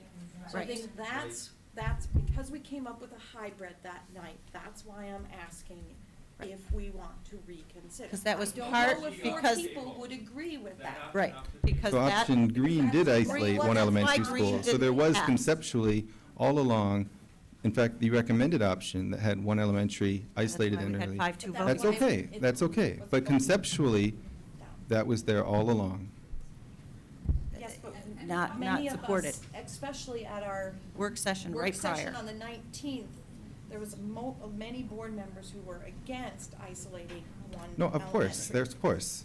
Every position had supporters or people who were maybe secondarily looking at that argument, of course. And there were valid reasons, and they are persuasive until confronted with other persuasive reasons, and then we wound up with a very long process of finding something that could get for. But That's was it right. the right process to come up with an option that night that wasn't presented to the public? That's what I'm asking. Well, okay, but the white option wasn't presented to the public either, because that option was not. It's in the board packet Yes, twice. it was in the Twice. board packet, but it But didn't that's didn't presented go to the through. public then. Yeah, that's true, but we didn't survey the public on the white Well, option. no, no. Right. Which is why OLG makes them inclusive. So- It was a question to my colleagues. Right, and So what was the- I think you've gotten your answer. I have a partial answer because I share Sarah's question. A lot of the concern that I felt on the 9th is about that fiscal responsibility. I don't know where the money would come from to pay for white, let alone some of the other options that provide a better start time, but the cost continues to go up. At this point, I don't know that it's possible to go backwards and consider one of the other options that were considered, again, without full representation from the community. If we were to consider a move, one possibility is that Creek Valley joins the third tier so that we still have Normandale isolated in Tier 2, but we consolidate the elementaries to 2 tiers instead of 3, that's still 11 buses. And it's 11 buses that we don't have available. I don't know what our options would be for paying for a move of Creek Valley to Tier 3, with everything else being the same. I know there's some efficiencies. I know there's some shifts. And I because wasn't it's a suggesting that. Yeah. The only thing I would suggest is that we had gone back to White option. the white option. And I don't know that that's not support appropriate at this point because, again, it's the same kinds of questions that we faced on the 9th. So I don't know that Right, there's it's a enough to fiscal- shift that. it's a fiscal I also hesitate to do any kind of move without being able to look at a more specific cost. I don't have that number and I don't have the impact. I know there's an impact. Regina, can I interrupt? With you respect, can you tell us exactly what is the amount of cost that or additional amount that we are talking about if you were to move Creek Valley to the Tier 3, or basically, if you move consolidate all the elementary schools into 2 tiers instead of like spreading them out into 3, which is the kind of reason Yeah. for all this. The problem is. No, that's what I've the just only way we can do that raised. to keep the cost relatively low is if OLG were in the first tier. No, 2 tiers, It- he's asking. No, we'd No, have no, to. he's saying Yeah. our elementaries in 2 tiers. In 2 tiers. And OLG, because that was the white option, OLG had to be up there to make that efficient. If we're the agent that's taking the state funding, we are just funneling it through. If they are choosing their dollars to come to our transportation. If we move OLG into that first tier, they are the only one, they are not Edina Public Schools, so now we have our Edina Public Schools in 2 tiers. OLG, if they are unsatisfied with that first tier, they have the option, we still have to remain regulated by law. But it they costs take more their money. I agree. Transportation, why is that even a consideration? It cost several $100,000 to do it.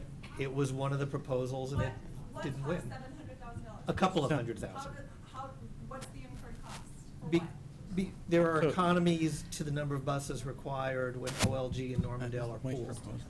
No, So- what they're asking is if you did the white and you just put it back to the way it was, but didn't take OLG's money, would it still just be $100,000? We're not able to do that on off this the cost of timeframe. 2 buses? That's Well, all it would they're still, asking. That's what you're saying. it would still cost money, because you still have more buses, you still have more, need for more buses at Than we have. Tier There's 2 still than we costs. have. That's just then that is All the right. question. So, There's a cost. So I think, so I think your question is answered. okay, that there is a cost to it. The cost remains whether we do that or not. We still need at least 2 buses. All right. At least 2 buses. All right. So is there, so are we at the point, my colleagues, that We're- that there's not probably support to change this enough? And that we should move forward and find the best solutions that we can with what we have? I do not hear support for changing the vote. Make a motion? But you can make the motion, but I don't, We would need the discussion. I don't think it's information we have available. I don't know what the impact would be financially. I also do have the concern that regardless of what mistakes were made in terms of letting Creek Valley folks know what was on the table or could have been on the table, we compound that by now making decisions that affect every other school at a meeting where there was no knowledge about this. That's why you would open it up and it would be redressed here. The problem here is the way the decision-making was made, and it wasn't even, it's not in your website, it wasn't what was put out there for people to make the decisions. And, it's nonsense to talk about silent majorities and things that aren't provable, that's ridiculous. You've got people here, and we're bearing the brunt of it. There's a lot of economic costs that you heard other people talk about that we're gonna be bearing personally about this. And there are issues here about, transportation studies or OLG or the bus, and maybe it's $200,000, maybe it's not 200, maybe it's $60,000, and if it's $60,000, is that cost, spread around all the schools in the district or all the elementary schools, not just off the back of one? That's it's something that, there's no shame in understanding and listening and saying, you know what, let's revisit this, let's open it up. Maybe you're gonna come to the same decision, but there's no shame or embarrassment by listening to your constituents here, because you're gonna hear from us in the next election. So that's what I think, that's the wise thing to do, is to, hear us, listen to us, open it up, okay?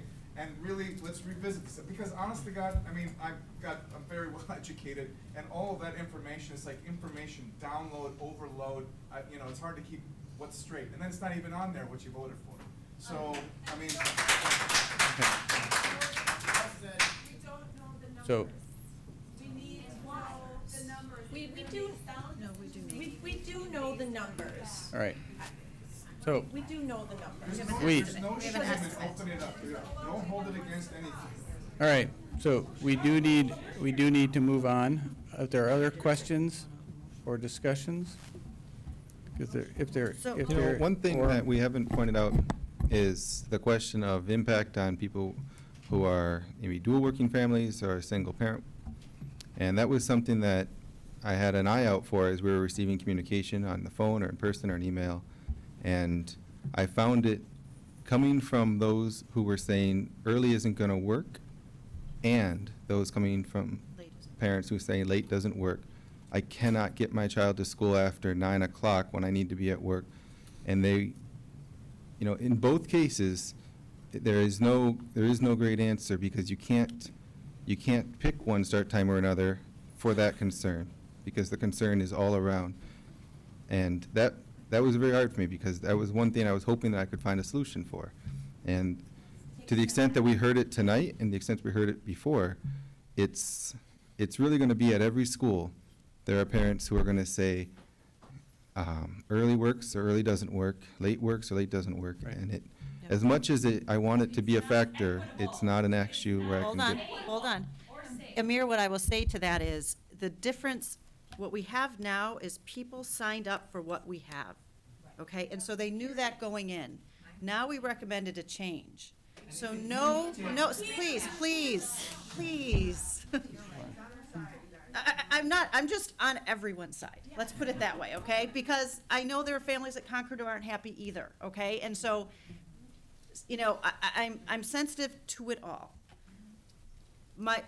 It's the fact that we're making it a change. So there are single parents at Concord, there's single parents at Cornelia, and there's dual families, and it is the fact of the swing of the change that was significant. And I think, no, none of the solution's gonna be good, but I think we heard loud and clear that, I keep hearing it, not just about start times, but other things as well. People are overwhelmed with the amount of things going forward. And we're listening. We have put some halts on things. We're language in the elementary. We're not quite there yet. But at some point, we need initiatives to go through, and in some things, we need to say, well, maybe this one, we need to hold off a little. I'm suggesting that maybe this is one. It felt to me, running up to this, after all the work sessions, that this was one that people weren't ready for.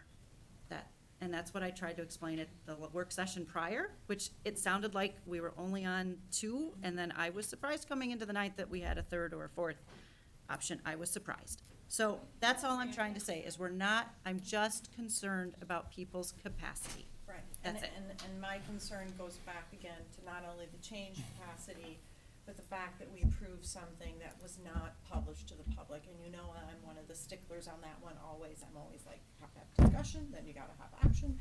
So again, I know we were trying to work to a solution, but I still have concern that we voted on something that wasn't, you know, in our packet. I know that we can do that, and it was amendment, and that's not illegal. It's just, you know, that's why I wanted to at least ask if there was room for discussion to possibly change. And then I realize there's ramifications to that. and so we've all heard the comments over the last 3 weeks.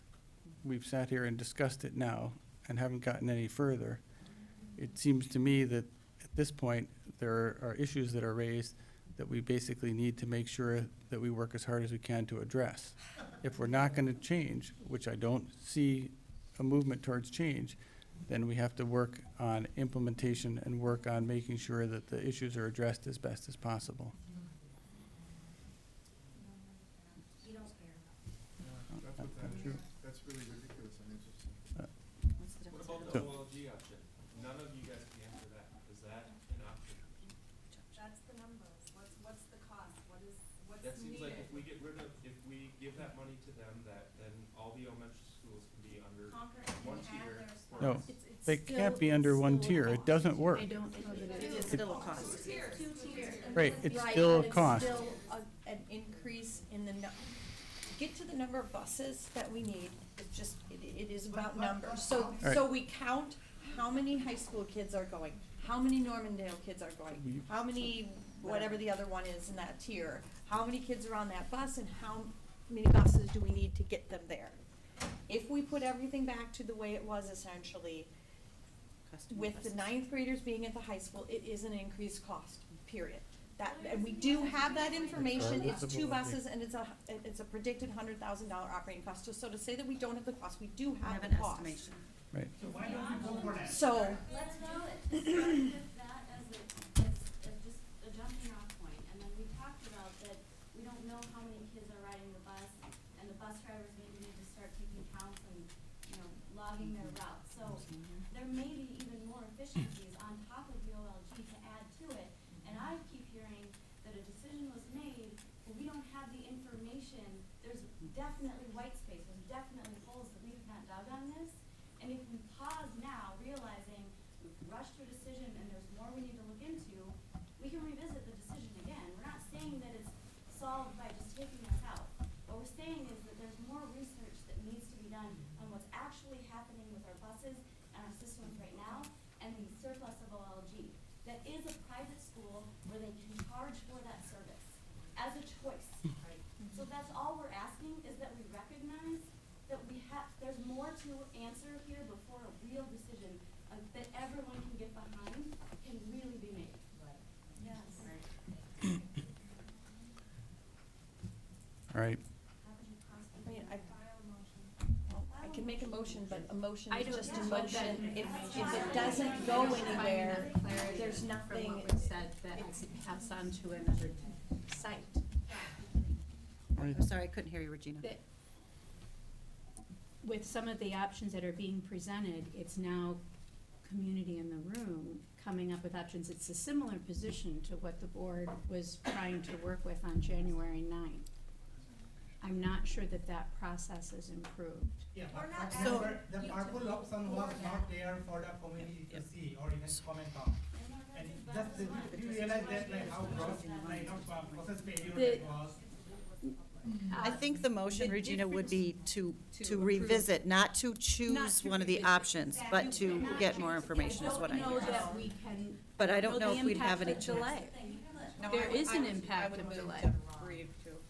Oh, you would? White option, but I don't think I'd even get a second. I mean, it's not too late to re-review and given the Right. feedback and. So we have discussed this now for quite a while. We've discussed it. So, You just, what you so just we're- voted on January 9th. right, that's fine, don't go away. Done all the We, reconfigurations and made all the expenditures, we're talking about it now. And the So- point is that you made a big deal about, seeking feedback and all this other stuff for an option that wasn't even on the table.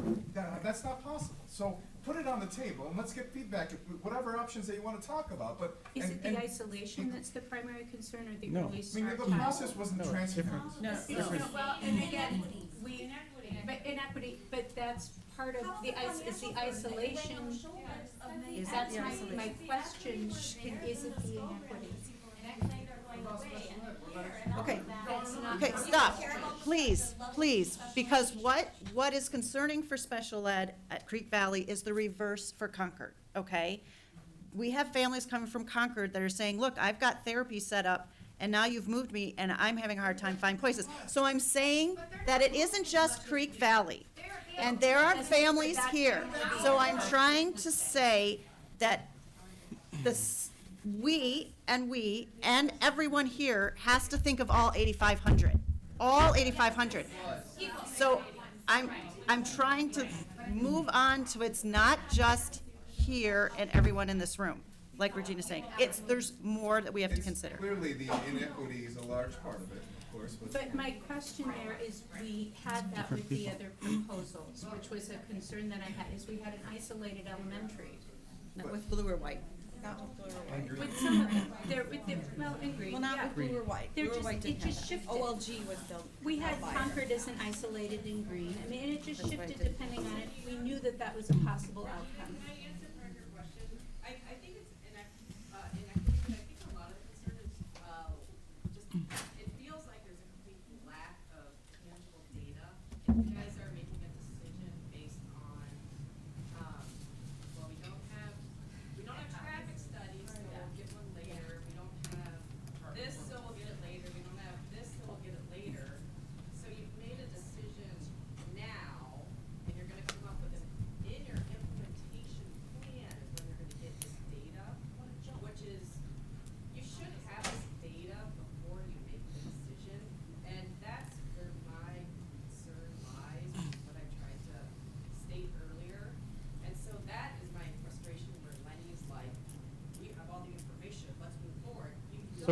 you know, it would be helpful if people would stop misstating what I say. So, Yes. so I didn't say that we had all the data.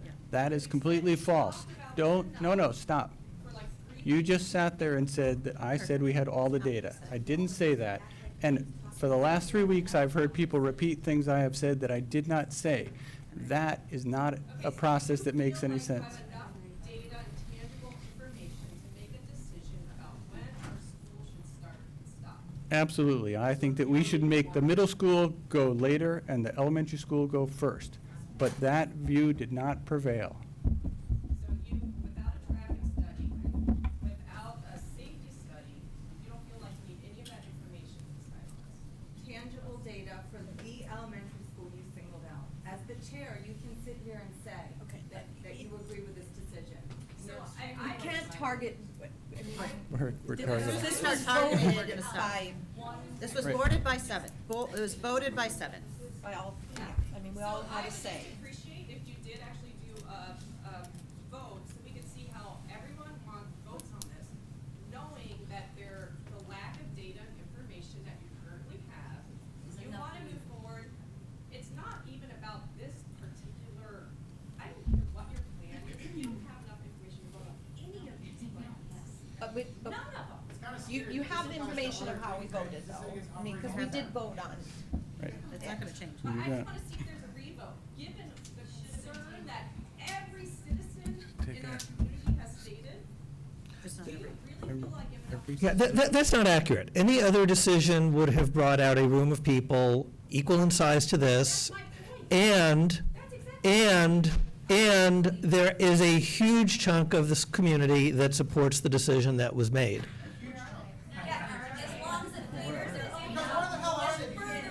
Right, so if we had. This isn't even on the agenda tonight, so they're not here.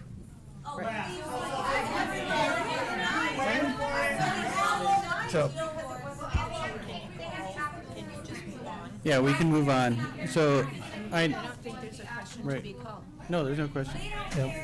So, I don't think anybody's so asking for you to be in a. I do need a motion to move up the, To keep it open to keep it open. I need the action items. solicit, to review, and then, and send it out. All right, so I need a motion to move actions items E and F up to the next agenda item. so moved. Second. Any questions or discussion? Wow, he doesn't say a word. All in favor, say aye. Aye. Any opposed? We are ready. The vote's not gonna be any different. Course offering changes. So Randy, you ready? But it's not gonna be different. Right. Not gonna be different.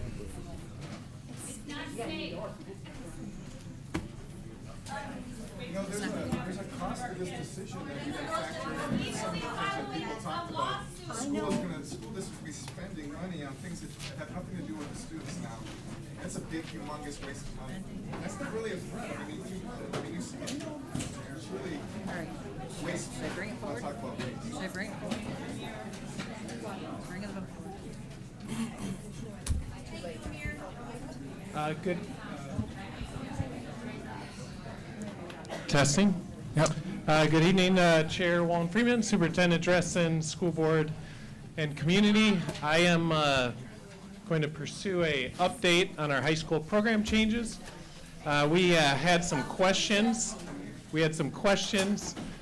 Regarding the high school program changes at our last board meeting, and so we came back to try to answer some of those and solidify some of the changes regarding the proposal for high school program. So a couple of those items that we Okay. discussed. Randy, can you hold for 1 second? So- Need a minute? So, Sure. a couple of things. Apologies. What we did was we had a motion to move this up on the agenda. We actually have to have a motion to approve the course proposals. Then you can do your presentation. So, Okay. can I get a motion to approve the course proposals and changes being recommended for the 2017-18 school year? So moved. Are we just looking at them, or are we voting? Second. That's No, what we're I'm asking. moving it. Are we voting on moving? So We're voting on doing we this. moved it. We moved it. I've lost Okay, where we so- are, please. So here's what we did. We had a motion earlier, we moved the action items up, Got it, E and F to now. So now we're Now doing we have a motion to approve the course proposals and changes recommended for 2018. As presented? My mind just has to Yes, catch that's up what the with motion where we're is. at now. Yes, this is just a motion so that we can then have the presentation and discussion. And will there be a vote after that? Yes. Thank you. That's what I'm a little So just trying to. so I think the way we do it is we do a motion, and then after the motion, then we have a presentation, discussion, then a vote. So we do have a motion and a second. Thank you, Randy. Go back. Thank you. Just to start again, since I've joined by some colleagues here, Dr. Bruce Locklear on my left, Kendra Moss on my right, who's a physical education. Up there. Kendra is a physical education teacher at the high school, Melanie Pusateri, another physical education teacher at the high school, and Michael Roddy, a physics teacher at the high school. They'll also be talking about our physical education program a little bit, and then the capstone proposal that we want to discuss in a little more detail. So we're going to talk about new courses, course changes, a little bit about our social studies requirements, English language arts requirements, physical education capstone, and then our graduation requirements proposal. So there are a couple of new courses being proposed that is a variation from the last agenda. These are late proposals, but we are bringing them to the board. They are vetted with our staff. We have staff that are excited about these. We believe these are courses in need. AP Computer Science Principles is a very exciting opportunity for our high school learners.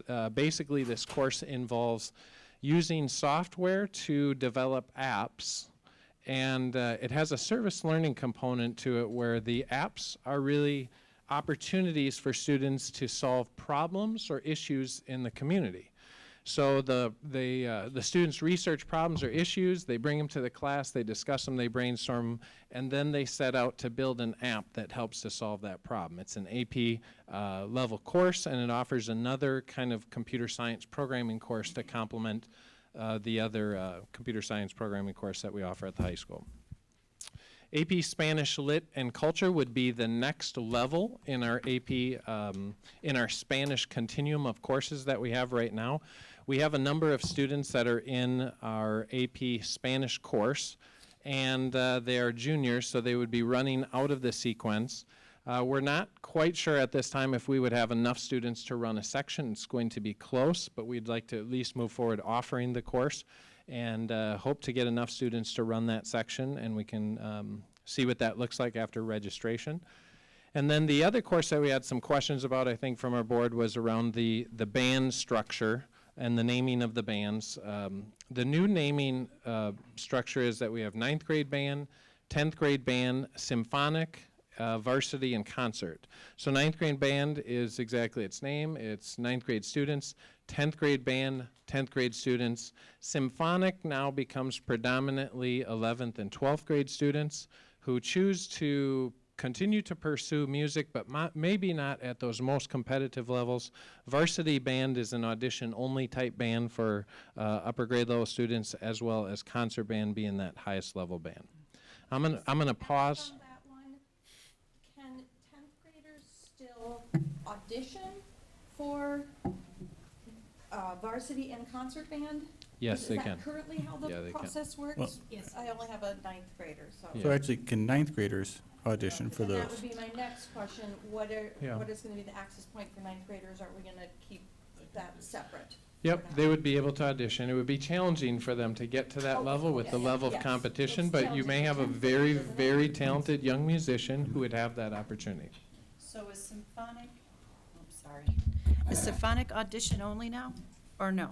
No, it's That's the open one. That's It's the really, open. it's It is really open. Yeah, open. yeah, yeah. It's 11th and 12th grade, predominantly 11th and 12th Got it. grade students who want to continue to pursue music, but maybe not at those most competitive levels. Got it. That was my confusion. Okay. That clarifies that. All Thank right, you. sounds good. So when kids are registering next year, 10th graders will be directed to register for 10th grade band with whatever the process is for the auditioning.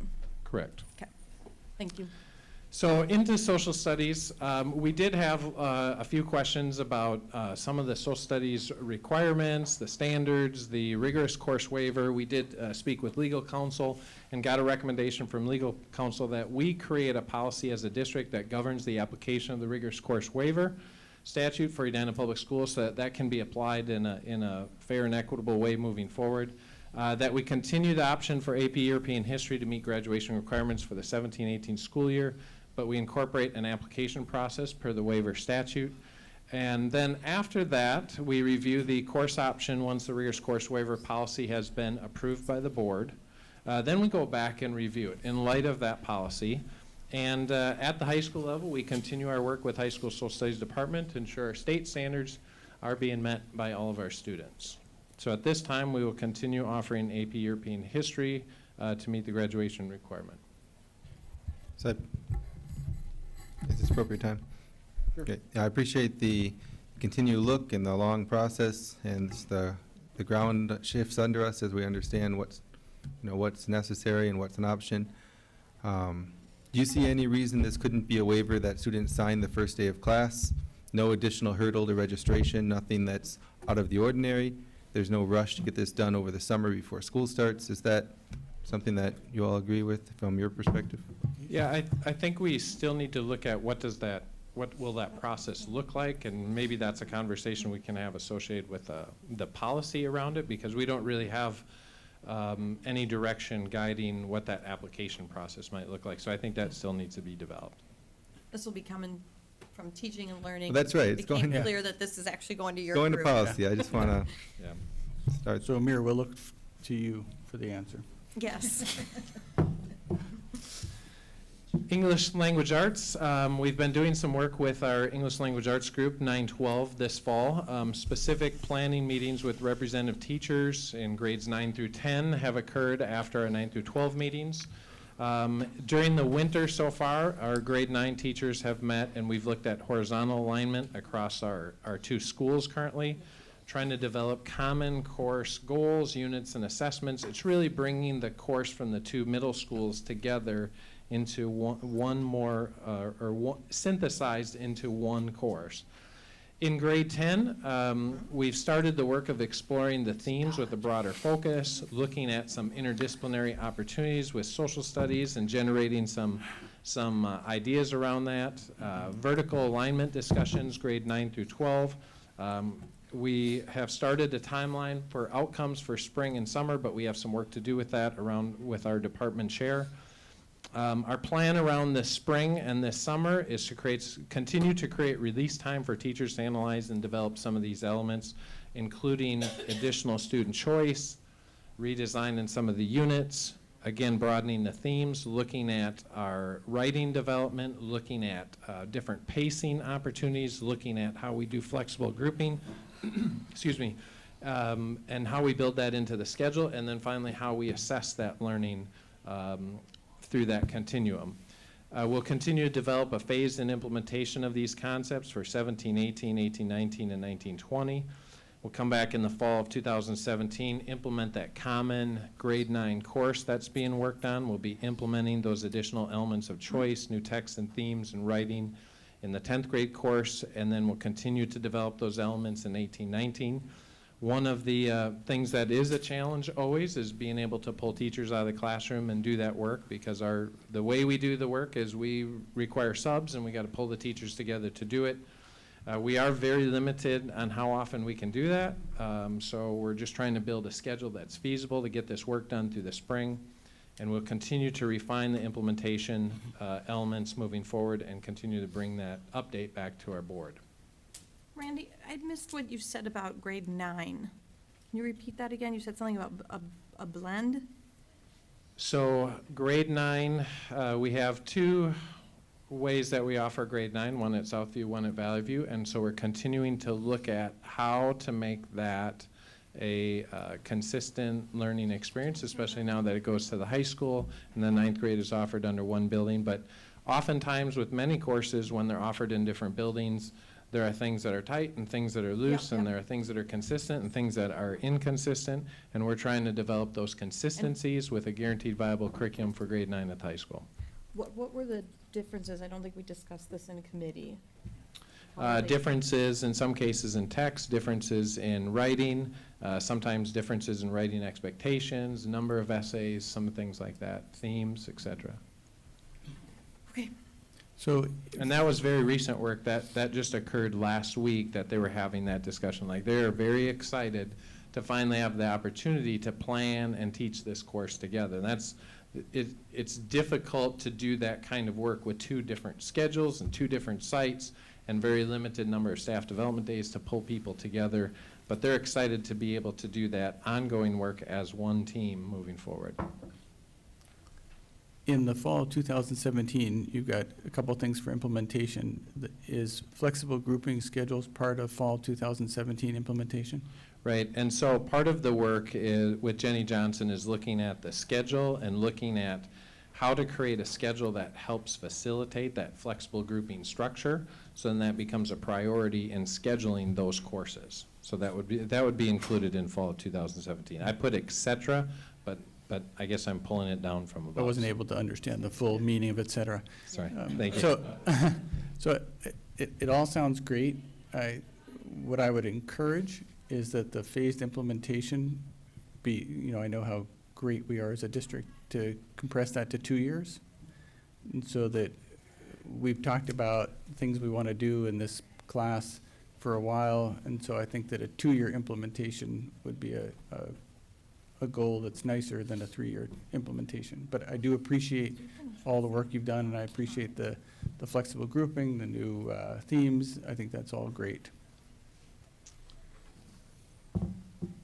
And just also to emphasize that portion in particular is sort of the proposal in lieu of an advanced option for 9 and 10, what's keeping it common. And so it seems critical to our philosophy of personalized learning and our notion of continuing to give kids the biggest challenge they can.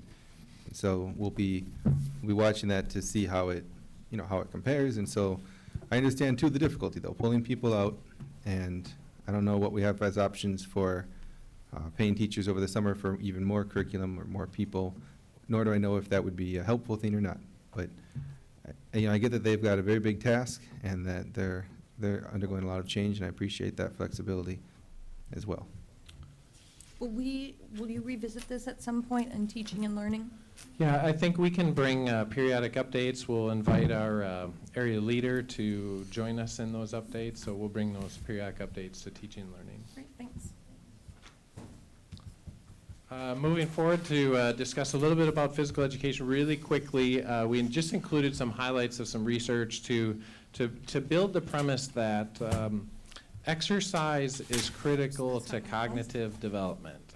Exercise enhances achievement. That's very well researched in the literature. There are many studies that have been replicated.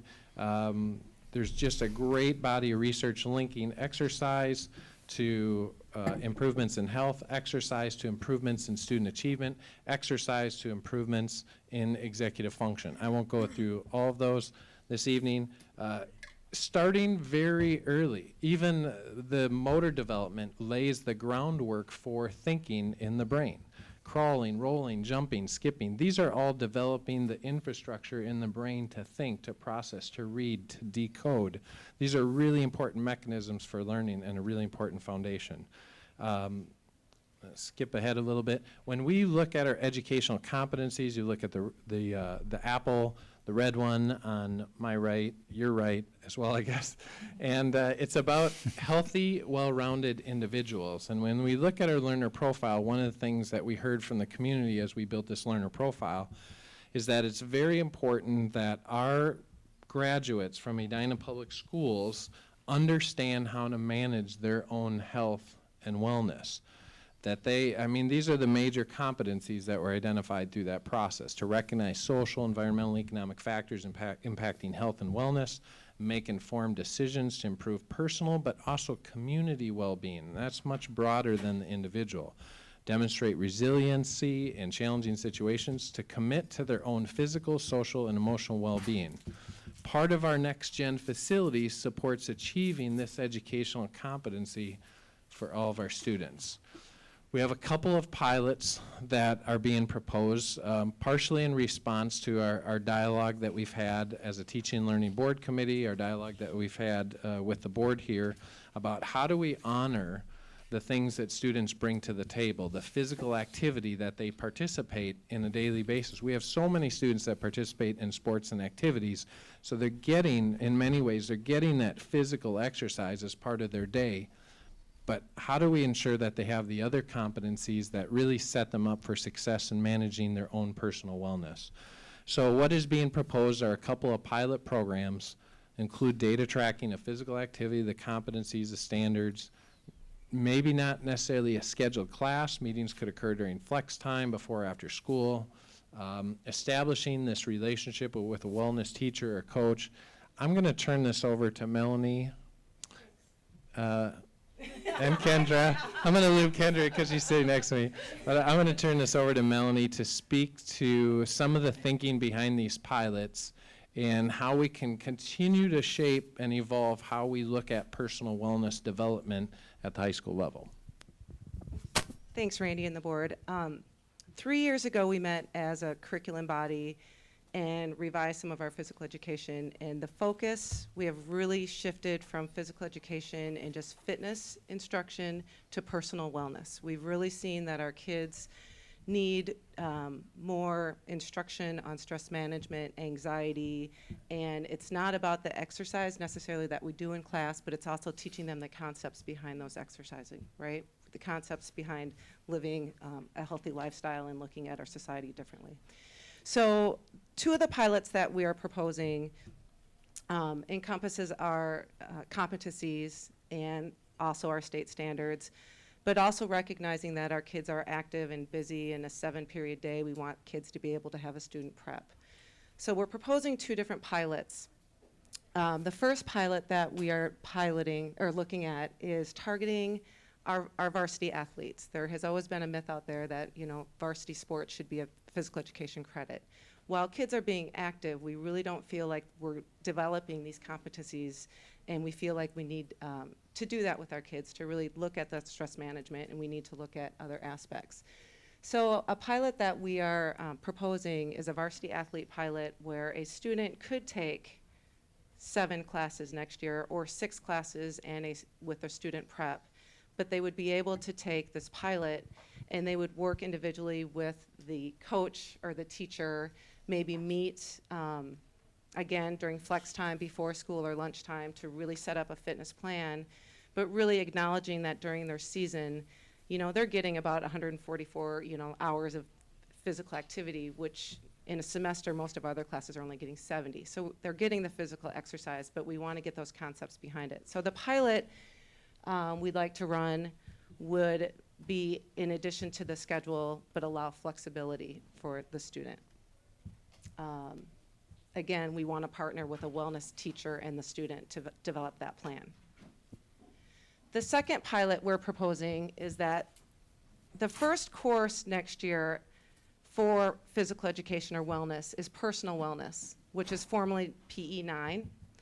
And the personal wellness class is designed to go through and develop a fitness plan, to really discuss stress management, to look at heart rate and training techniques. And that's our intro class that really has some high standards in it.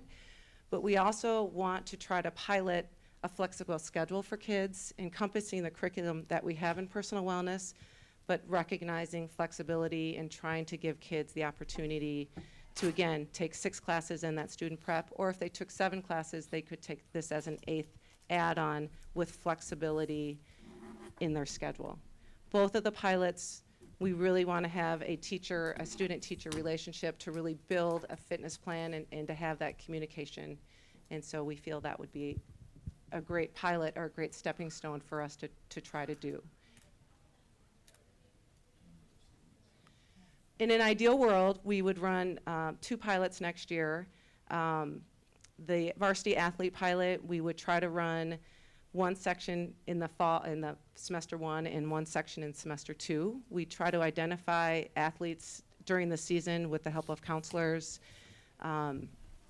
to try to get the athlete when they're in season. So if you're going to have a swimmer, we'd like them to be in the fall class, right? A track athlete in the spring semester class.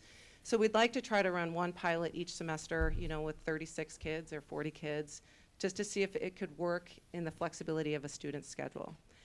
The personal wellness class, again, since the focus is really for that 9th grader, that first experience, we were suggesting that we would try one section and it would be for the year, right? And the expectation for that student is that they would try to do 3 workouts a week, trying to think about the lifelong fitness plan, and that we would have the year to really get those fitness concepts and curriculum and overall reaching goals that we're trying to do in that personal wellness class. So Would that class, in a sense, be a combination of what now for 9th graders if they choose both health and phy-ed, but they're totally separate classes? They are at this point. We tried to come together to write a fitness class and a health class. And when we came together to do that, it was overwhelming the amount of curriculum that we felt we needed to cover in an online type atmosphere, and we were very worried about the stress level and the anxiety of students. It's something that we tried to explore a little bit this year, but we felt overwhelmed in that. I think if we could run these pilots to see if that could work, it would also give us an idea if we could expand on that in the following year.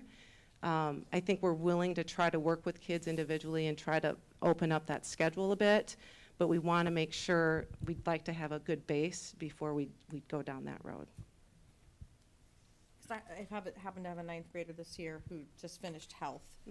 And while there's some decent stuff in it, I think there's stuff that is maybe not as relevant, or it's maybe time to rethink that, because I love when I hear you talk about personal wellness, lifelong learning.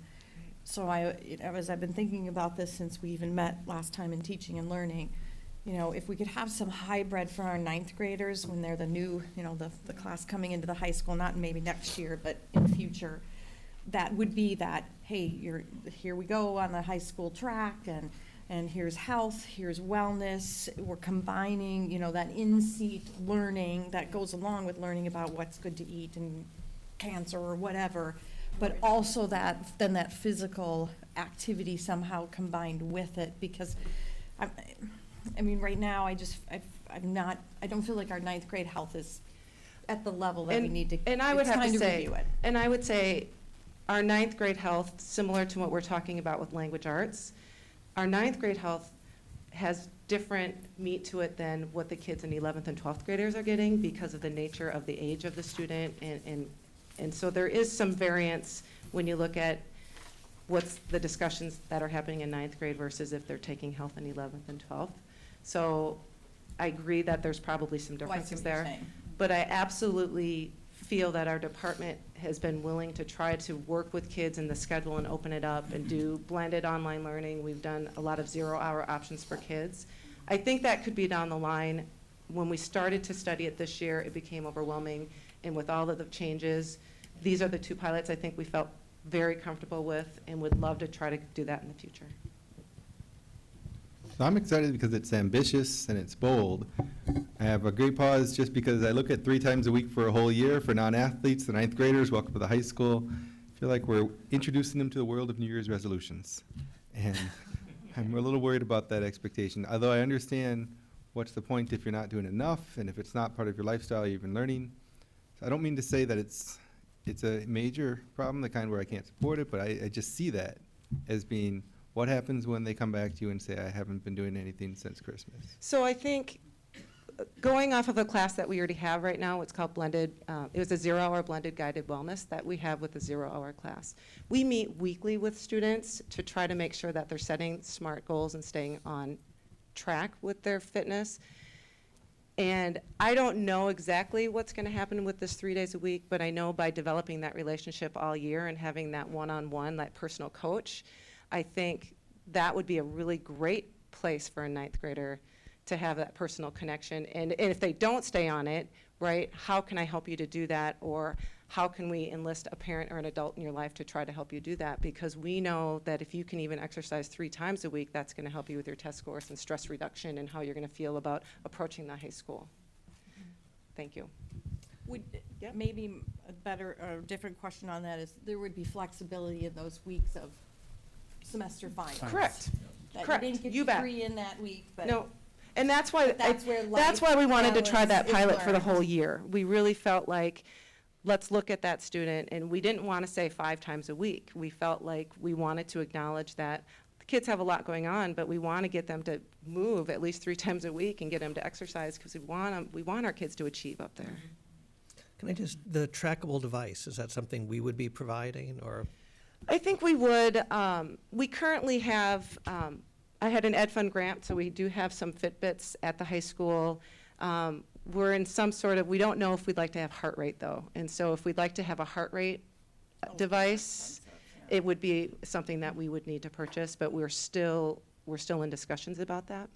Thanks. Yeah, The trackable device get would one of mostly our be for the speed personal deals wellness with, class. theheartratemonitor.com. So, I like what you're doing here. I think that it sounds great. There's just one sort of thing that we have to keep in mind, which is a slightly distinct issue. When I add up the credits that a student has to take, and I take the 4 core courses, and then I look at the fact that we stress language, so we're now up to 5 courses, and then for every student that takes band, orchestra, or some sort of music, requiring 3 combined PE health basically says to our kids, you're going to need to take more than a full load. And we've talked about 6 being a full load, and that's what they should take. So somewhere in this system, we're going to have to figure out how we're stressing 6 as a full load, but for all intents and purposes requiring 7 for those students who are language and music. Right, because Right. if you So- look at, yeah, sorry. So I think this is, I mean, this is like absolutely great, looks fantastic. I mean, my kids have done something like this independently because they didn't really like gym, and they kind of did it through BYU, I think. And I've got a daughter that does this, so she would fit in fine. But I am concerned about taking a big picture and saying, are we really telling our kids that it's 6 in 9th and 10th, but 7 in 11 and 12? And what is that going to do for stress? Right. And I looked at that as well when I considered the last 2 times we met with student council. What I heard loud and clear was, I have to make a choice between DECA or French or Windigo or Zephyrus, because that PE credit is taking up that time. So I absolutely love the options as we go towards a wellness vision, but I do struggle still with that 3 credit because Project Lead the Way, I could come up with tons of studies that show that's important for kids. I could say the same thing about DECA and Student Council and Windigo and Zephyrus. But when we look at what we're telling our kids in our course catalog for 4-year colleges or below, we start to eat away at any option if we're saying that 6th period is a full load. So I have the same concern, that I have a hard time telling the Project Lead the Way group, sorry, they don't get to choose you. So just so you know, I will support it, but I'm going to stress quite strongly that I would like us to go back and look at it and see, is there another way that we can do the same thing that just frees up a period for the kids? I just look at it as, the 7 slots, and say that all of our kids end up thinking they can do 7, which I know we're not recommending. But, if you want to go to 4-year college, to, selective 4-year college, the University of Minnesota, math across the board, 4 years, language arts, social studies, what did I miss? Science. So, sorry. Sorry, Mr. Roddy. It is 10:30 and I'm getting tired. I am so sorry, Mr. Roddy. So that's filled in. So there's 4 slots gone. 3. Most of our kids, if they want to do this again, the book says you gotta have language all those years, all right? Now their fifth slot's gone. A lot of our kids, do music, so now that slot's gone. So now really their electives, true elective slot becomes that seventh slot, which goes to what these two are saying. But then for me, I look at, well, how many slots really is that? That's 8 if there's semesters. And now we've said as a district, but we're gonna tell you that these 3 are already taken with PE/health. And not that I disagree that those are not good things and not in our educational competencies. It's that how do I justify that is the priority that's right for kids if for them it's Project Lead the Way or student council or whatever it is. God, I saw a really cool one in there about introductory to like music theory, and so there's all these beautiful options we have, but I want to feel better about why we would prescribe then these 3, because I think we have had discussion about is it still 2 PE or is it 1 PE, because MDE says it's 0 for all of it. So how do we come to that rationale, besides that it's good for them, that we should be choosing that for them? So when I look at the full student and I understand the slots and I understand when kids are in the music and the language, and which is why we're really trying to meet their needs. I also look at a student that's not in the music or student that's not in a language, or I look at our students, and if we're saying take Project Lead the Way and your math and your science and your language, I see the stress level of kids going up. And what I see is that we have a lot more anxiety in our youth than we did 15 years ago or 20 years ago or 24 years ago when I started teaching. I feel like the stress load of kids is higher and higher, and I feel that any advantage that we can give them to achieve through learning about their body, learning about their wellness, choice, decision-making, anything that we can help them to do, we need to do that. And if I can get students to move through the day that maybe aren't, don't have that music or language or can fit an exercise class in the day, I can tell you that students feel better, they learn better, they approach their other classes better, and I think that puts our kids in an advantage. When I look at New Trier, when I look at St. Palo Alto, or when I look at the other schools that we compare ourselves to, one of the things that's really interesting to me is that physical education, and they still call it, kinesiology in one of them, is still a big part of what they're doing. And I know that they're looking at the overall student, and I know that we're doing that too. And I feel that we're trying to meet those needs, and rather than cut those credits, and I think we can look at those programs, I think we can look harder at it, but I feel like we're really trying to meet our needs of the students, and I feel that we need to give them every advantage. So that's, I think, the 2 credits right now and the 1 credit of health. If we need to revise some things, I think we could try to look at that. But I'd love to see us go forward and try to move these pilots and try to meet the kids. Is credit what would it look like if it was not a credited option? Is there another way of implementing this in the high school so that it becomes a seamless part of our students' lives in a non-credit format? I think jumping jacks in the parking lot every day No, before they go into the I think this building. is better than the jumping jacks in the parking lot. I think it's fantastic. I don't know what it looks like in a non-credit format. I think we would need to research what that is. Again, I've looked at what's in our backyard and what our neighboring schools are doing and some of the schools that we surround ourselves with who have made it a priority for their kids.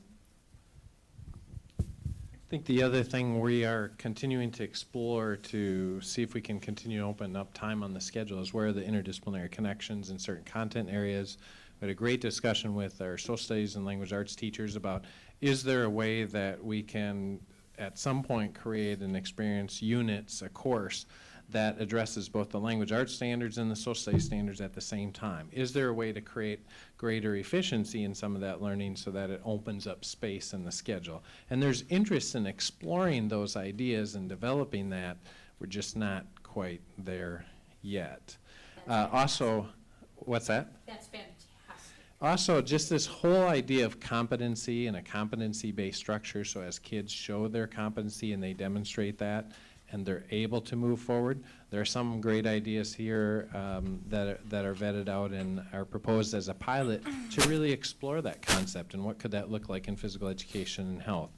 There's certainly those ideas being explored in mathematics, and how are there ways that we can meet competency and compact the amount of time so that kids are able to move on to that next or different experience. And I think that's going to be an important part of the personalization movement moving forward, is that we look at those ways that we can address competency and manipulate the time in school. And that's how we start to get at some of those increased options for kids.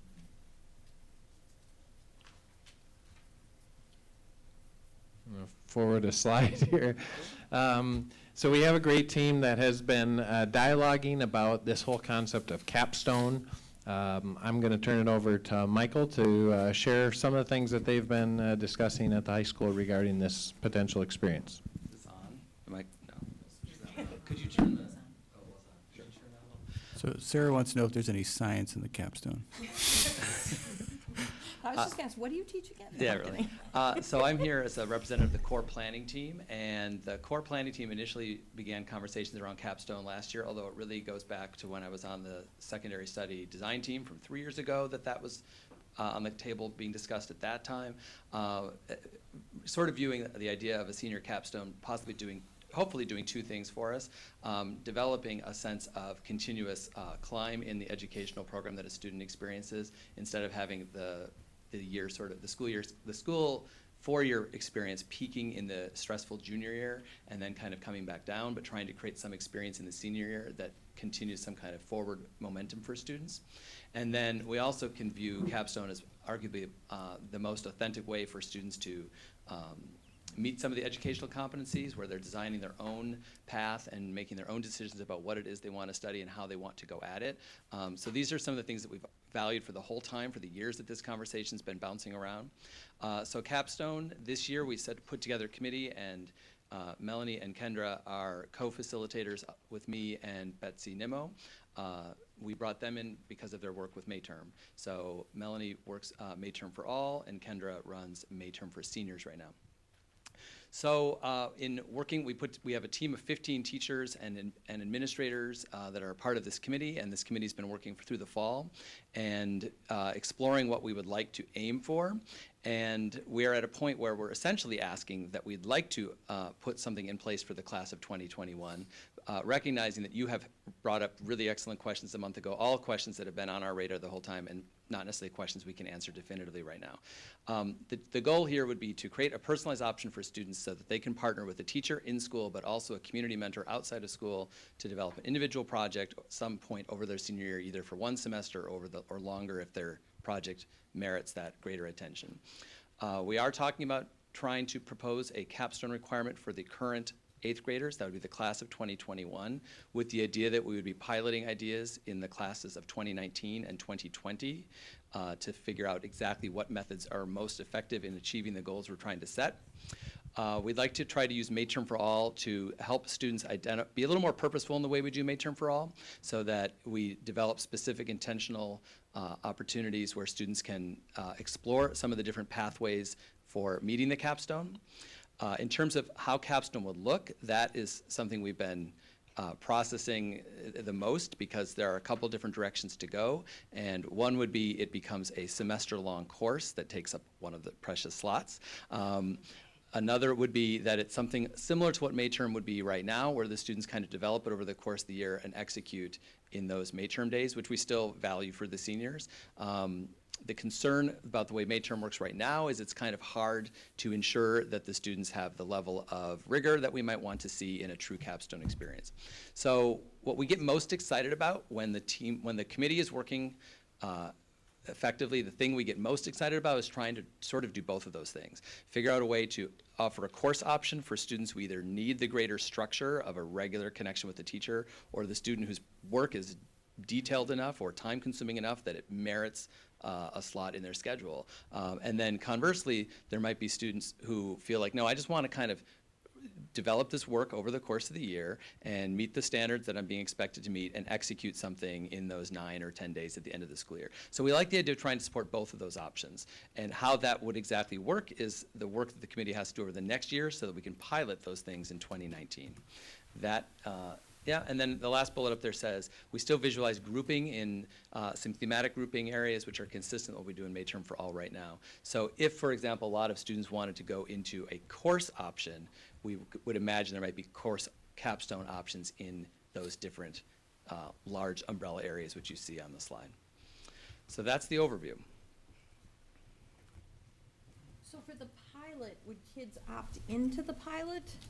I would, I think so. The pilot's 2 years away if we would pilot in 2019, but I think that's what we'd be looking at. We'd be pitching, here are these 2 options of things you can do, and and telling you why you might choose them, and see if we can direct some students in those directions. Things that come into our minds, like I have a student right now who's been building a car at home. That's credit-worthy in my mind. I think about the young man whose name I never remember who put the video together on bullying. I didn't actually know him. Alec Fisher. That's a capstone experience. Those are big ones. Right, and those are capstone experiences where the student might say, yeah, I want a class out of this. This is enough time that this deserves to be one of my slots. And then we can have other students who are going to look at it differently, and they're going to say, no, my slots are taken, but I want to develop some kind of experience that over the course of the year and have that coach to help me develop that experience, but maybe not at the same level of time commitment that the student who wants to be in class would choose. So if you pilot this with the class of 2019 and 2020, that's our current 9th and 10th graders? Mm-hmm. But the pilot would not be next year, or it would be next year? Probably a year away. Essentially a year away, because we're still at, Right, that's Right. that's what I thought I heard. So if we're going to apply it to the class of 2021, that's our current 8th graders, is it not a 4-year project, capstone? Because I was confused on that. I wasn't sure if the capstone was meant to be all 4 years, because they would probably, they wouldn't start it for a year or 2, right? I would say our committee doesn't really see it as a 4-year thing, other than the idea that you would hope to engage them in conversation about what that looks like, what the 4 developmental areas are, so that they're starting to think about which area am I gravitating toward, and then what would it look like if you capstone on those areas, what are some of the examples. So students would need to be thinking about it a little bit, but we primarily discuss it as a senior capstone experience. Okay. So you couldn't, as a junior? Currently, we don't entertain that very much. It's hard to say for sure, considering it's still not fully defined. We look at, if one of the goals is to give that richer senior level experience, we'd like it to be something you're doing in your senior year at the culmination of high school. But that doesn't, we haven't locked in on that. So if it's not fully defined, or even somewhat, medium defined, there is obviously a little bit of pause about saying, yes, class of 2021 has to do this amorphous capstone project.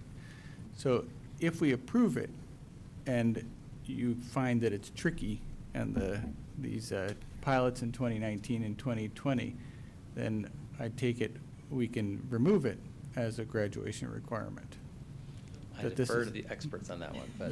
That this kind of becomes the pilots become like a pass-fail for the. Yeah, I think it's an excellent point, Leny, because one of the things that we're obligated to do is let the incoming 9th grade class know what are those graduation requirements prior to starting their 4-year plan.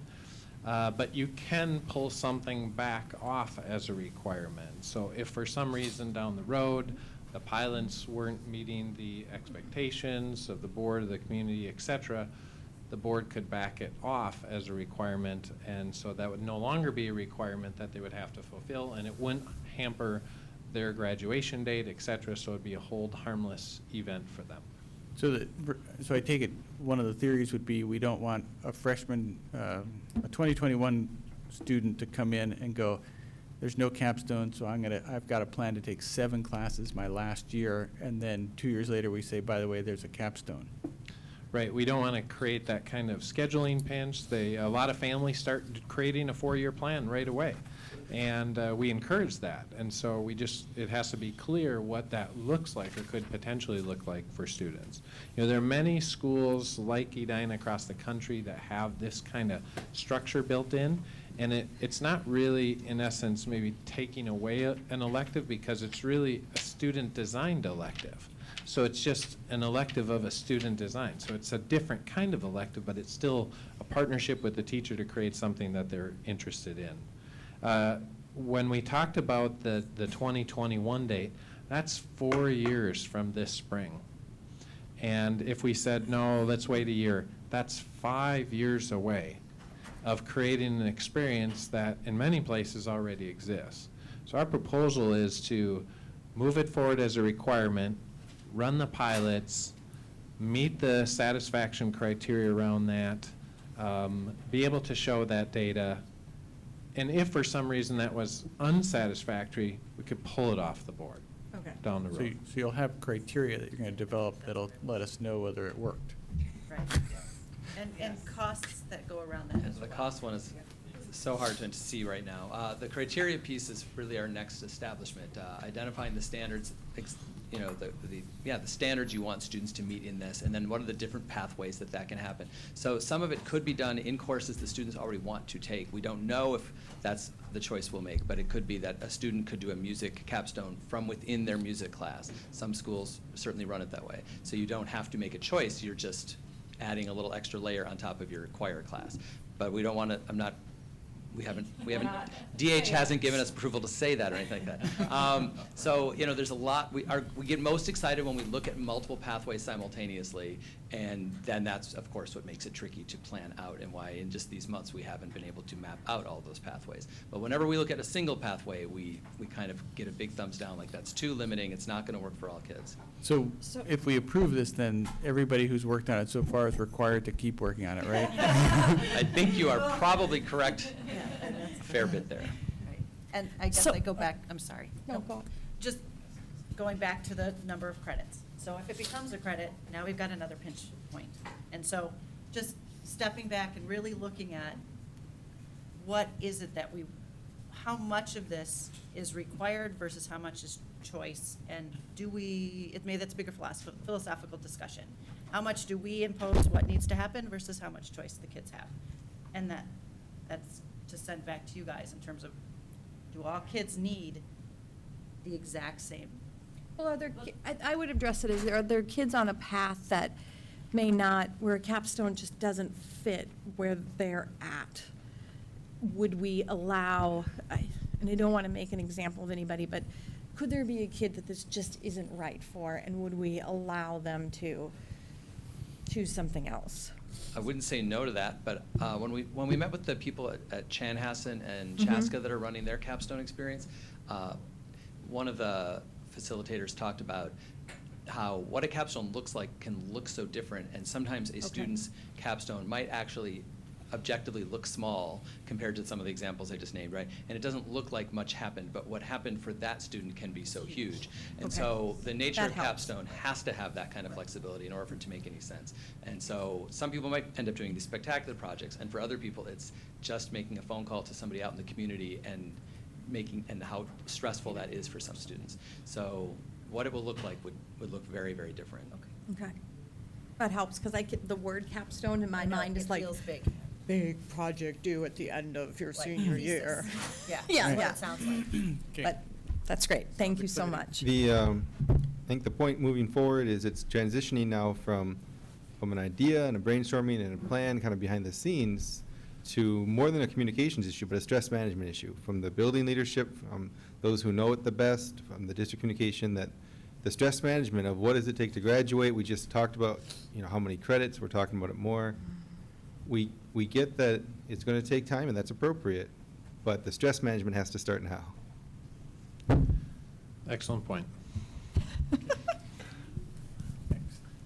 So just in summary, proposed graduation requirements for the class of 2021 would look as such: 8 credits in English, 6 as a minimum in math. We know many kids do take more than that, 6 in science. Sorry, Michael. 8 in social studies, 2 for arts and fine arts, 2 for PE, 1 for health, 1 as a capstone, electives of 9. The capstone and the elective really, in my mind, kind of merge together because it's still a student choice and a student design, so you're not taking away a student choice. And then with a minimum of 43 graduation credit requirements. In the new schedule, students can earn up to 56 graduation credits in a 9 through 12 program, so that gives you an idea of the minimum versus the flexibility there. Any further questions? Sounds great. Thank you so much. Just for the class of 2021. Class The of class 2021 Yeah. is when that would begin. And each All one other thereafter. graduation requirements And are thereafter. as is, Okay. are in place for the So the class current of ninth graders are on 17, whatever, 18. are on the plan that we had in place Right. currently. Correct. Okay. Thank you very much, and I would just like to publicly thank Michael and Melanie and Kendra for all their hard work on this and other programming, and Bruce for his leadership and direction at the high school. I just want to say thank you, and thank you for staying so late, not making me do this by myself. That's my biggest thank you about that. Thank you for staying so late. Thank you. Sleep here. Hey, Doc Locke, is this when you get to drop the mic? Come out. Thank you. All right. Any Are we voting other- on this now? Yes, we are. Any other questions or Leave until discussion? we vote. Hearing none. All those in favor of approving the course proposals and changes being recommended for the 2017-18 school year, say aye. Aye. Any opposed? Motion carried. Don't we need a separate one for? Yeah. Yes. Yeah. Right. Oh, Can I get a sorry. motion to modify the, Second. so the What am I modifying? policy requires me actually to read it, Randy, you know that. Can I get a motion to modify the Edina Public Wait, School did we- graduation but we didn't go requirements? through E. What? Yeah, we'll do that. We went through. Okay, whatever. Any questions? No. So my only question, and you can figure this out later, by the way, is why we're even voting on this since this is an appendix item. But I'll leave that for you to figure out later. Yeah. So, Vote. any other questions? No. All right, all in favor of approving the modification of the graduation requirements, say aye. Aye. Any opposed? Motion carried. Thank you very much. Good night, Bruce. Capital project requests, exciting area. Capital project. Margot. Is that where we are? Where are we? We We're are back to discussion. Until A? Reports. No, oh, B. reports, sorry. We're back to Oh, we haven't reports. eaten, Matt. We're on report B. 11 o'clock. We're on B under report, yeah, this is. I see it. yeah. Okay, thank you. I'll be back in a minute. You can start, Barbara. So we read the materials, Margot. Thank you, I'm glad. Good evening. I will do the quicker version of the capital report. It's a discussion item. It'll come back for approval. The process has been very similar to previous years. We request information from the sites. We categorize in a variety of areas and prioritize and come up with recommendations. We have general themes that we always have budgets around: transportation, textbooks, site allocations for equipment, and buildings and grounds allocations. As always, we have limited dollars. This is more detail in the general areas. Very, very similar from one year to the other in terms of the comparison and the recommendation. Down to the lower right-hand level, you'll see high school, there was some equipment requests due to ninth grade transition. We did plan a small dollar amount in capital for that transition, but the requests are larger. So the capital fund would contribute $50,000 towards that in partnership with either site funds or other instructional and music funds, capital funds that we have in some other areas. What the construction part of that is? So we receive equipment rebates, and actually, when Finance Committee asked this, I forgot this little detail. When we install new equipment, mechanical systems, for example, and other types of things, sometimes we get a rebate. And so we put that revenue in capital, which is the place where we code it.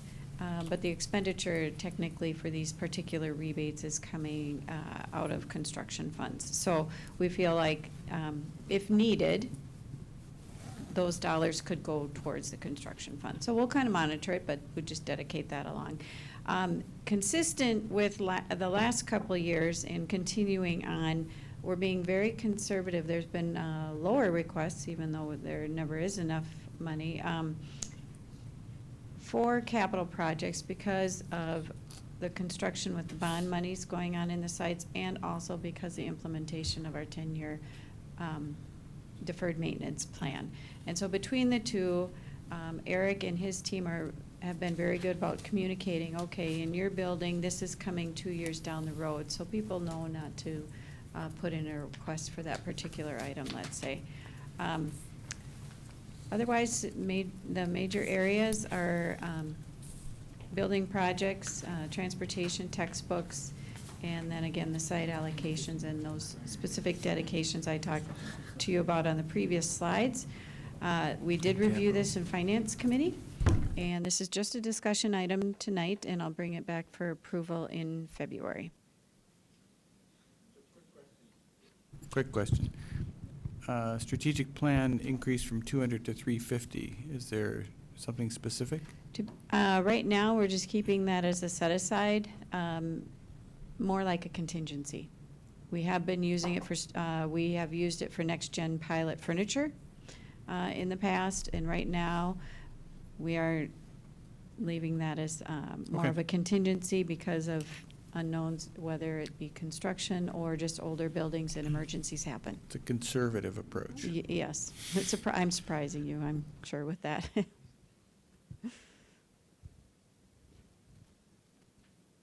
That's it? No, we discussed this in Finance Committee, and same questions, so. All right. Thank you. We're on to fees for 2016-17. Is this a modified presenter, or is this fees are modified? Schedule is modified. So basically, am I supposed to start now? Mm-hmm. Okay. Our background is we're asking for a $50 late fee to be assessed for the advanced placement exam for orders that come in past the regular registration. This is a practice that many area districts use. This is, the reason we're bringing it to the board to begin with is this is a type of fee that according to statute needs to be approved via a public hearing process, so bringing it to the board for discussion, and then February 27th, we would be asking for action. So families would be charged after March 1st if their registration is late. At that point, they will get a letter yet this week about AP registration. We offer more AP tests than any other high school in the state, and we need to secure many proctors early in the process. Many of the best proctors for AP tests are often offered jobs by mid-March, so we try to reserve them as soon as possible. We do get charged for late order tests with the College Board, and we try to avoid those late fees. Again, the fees consistent with practices of Lake Conference schools. And the late fee does get used to provide scholarships for families with financial needs, so that's kind of where the money goes. And then the remaining dollars, if they're left over, go into general fund. We collect, I think that's it. Okay. I'm gonna stop. See, Randy, when I was looking at this, I noticed for middle school bands, we have jazz bands listed as $40. I'm not aware that we've ever charged for those bands. That's a great question. I would have to get back to the board on that. I guess on the actual schedule, the only item I'm referring to is the absolute last one where it says late fee per individual test under advanced placement. So that would be an addition to this schedule as this. That's the only item you're wanting to change. The rest right. of it The rest of it already exists. This would be the new item that would be attached to it. Nobody pays for jazz band in middle school. Or at least not. And the fall, the theater prices on here are also not accurate, so just FYI. So there may be some other updates on some of these that are needed, is what you're saying? On the theater, and we're not charging it all on the band. My only question about this is there anything that would change in how we notify parents or help make sure that their stuff gets on time. Yeah, I think we've. this is probably how we Yeah. do things, but I. Right. So I think one of the things we've done in the past, we just send them a letter and ask them to register, and really it was just a single mailing. And so we're going to do some multiple mailings to try and make sure that folks have the information, that they have plenty of opportunity. They'll have over a month to get that registration complete. And then we would be assessing a late fee if it comes in later than that, just because we're really trying to encourage people to get those registrations in. It's complicated. All right. Yep, remember they're teenagers. All right, thank you. Any other questions? If not, we're going on to naming conventions.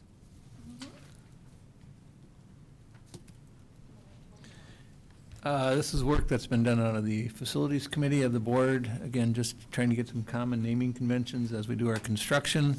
It's all been vetted by the various staff members along the way who would be impacted by this, so they provided the input. And it also aligns well with what other schools and colleges and universities are using for language to just keep the, again, the verbiage consistent. So we're moving to media centers, learning studios, just trying to get some common spaces, some of these new areas, flex learning studios. We're looking at moving our Edina Community Center to an Edina Education Center. I think it's more appropriately named that than a community center, and that's been a confusion point for a long time. The Early Learning Center, because now we have early childhood, special ed and family ed coming together. Going to transportation services, so those would be district-wide conventions. At the secondary level, a student commons, a wellness center.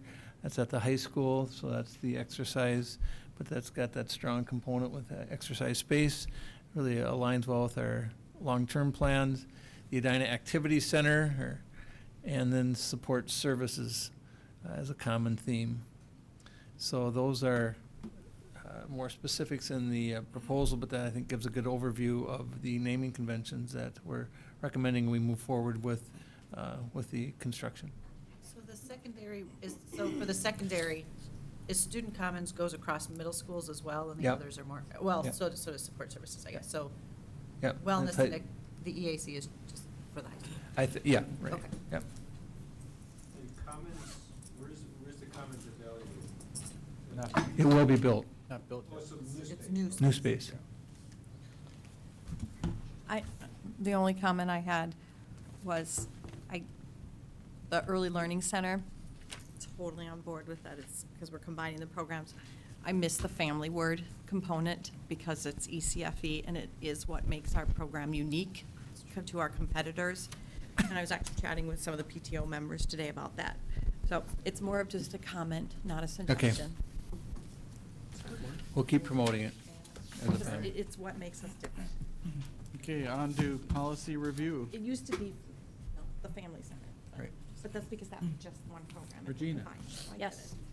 it. I'm just going to make a general note on all of the policies in for discussion, is that these are primarily minor edits for clarification, a lot of statute language.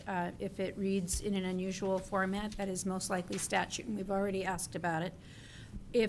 Are there any questions? I have more detail, but just in the interest of time, is there any particular policy or section that any of you would like the policy committee to take another look at before these move for action? Professional learning specifically, or all of them? I'm just grouping them together in the interest of time. And I do have more detailed information that I can go through, but I'm wondering if there's any policy or question that anybody wanted to highlight. And if not, I'll just recommend it forward for action.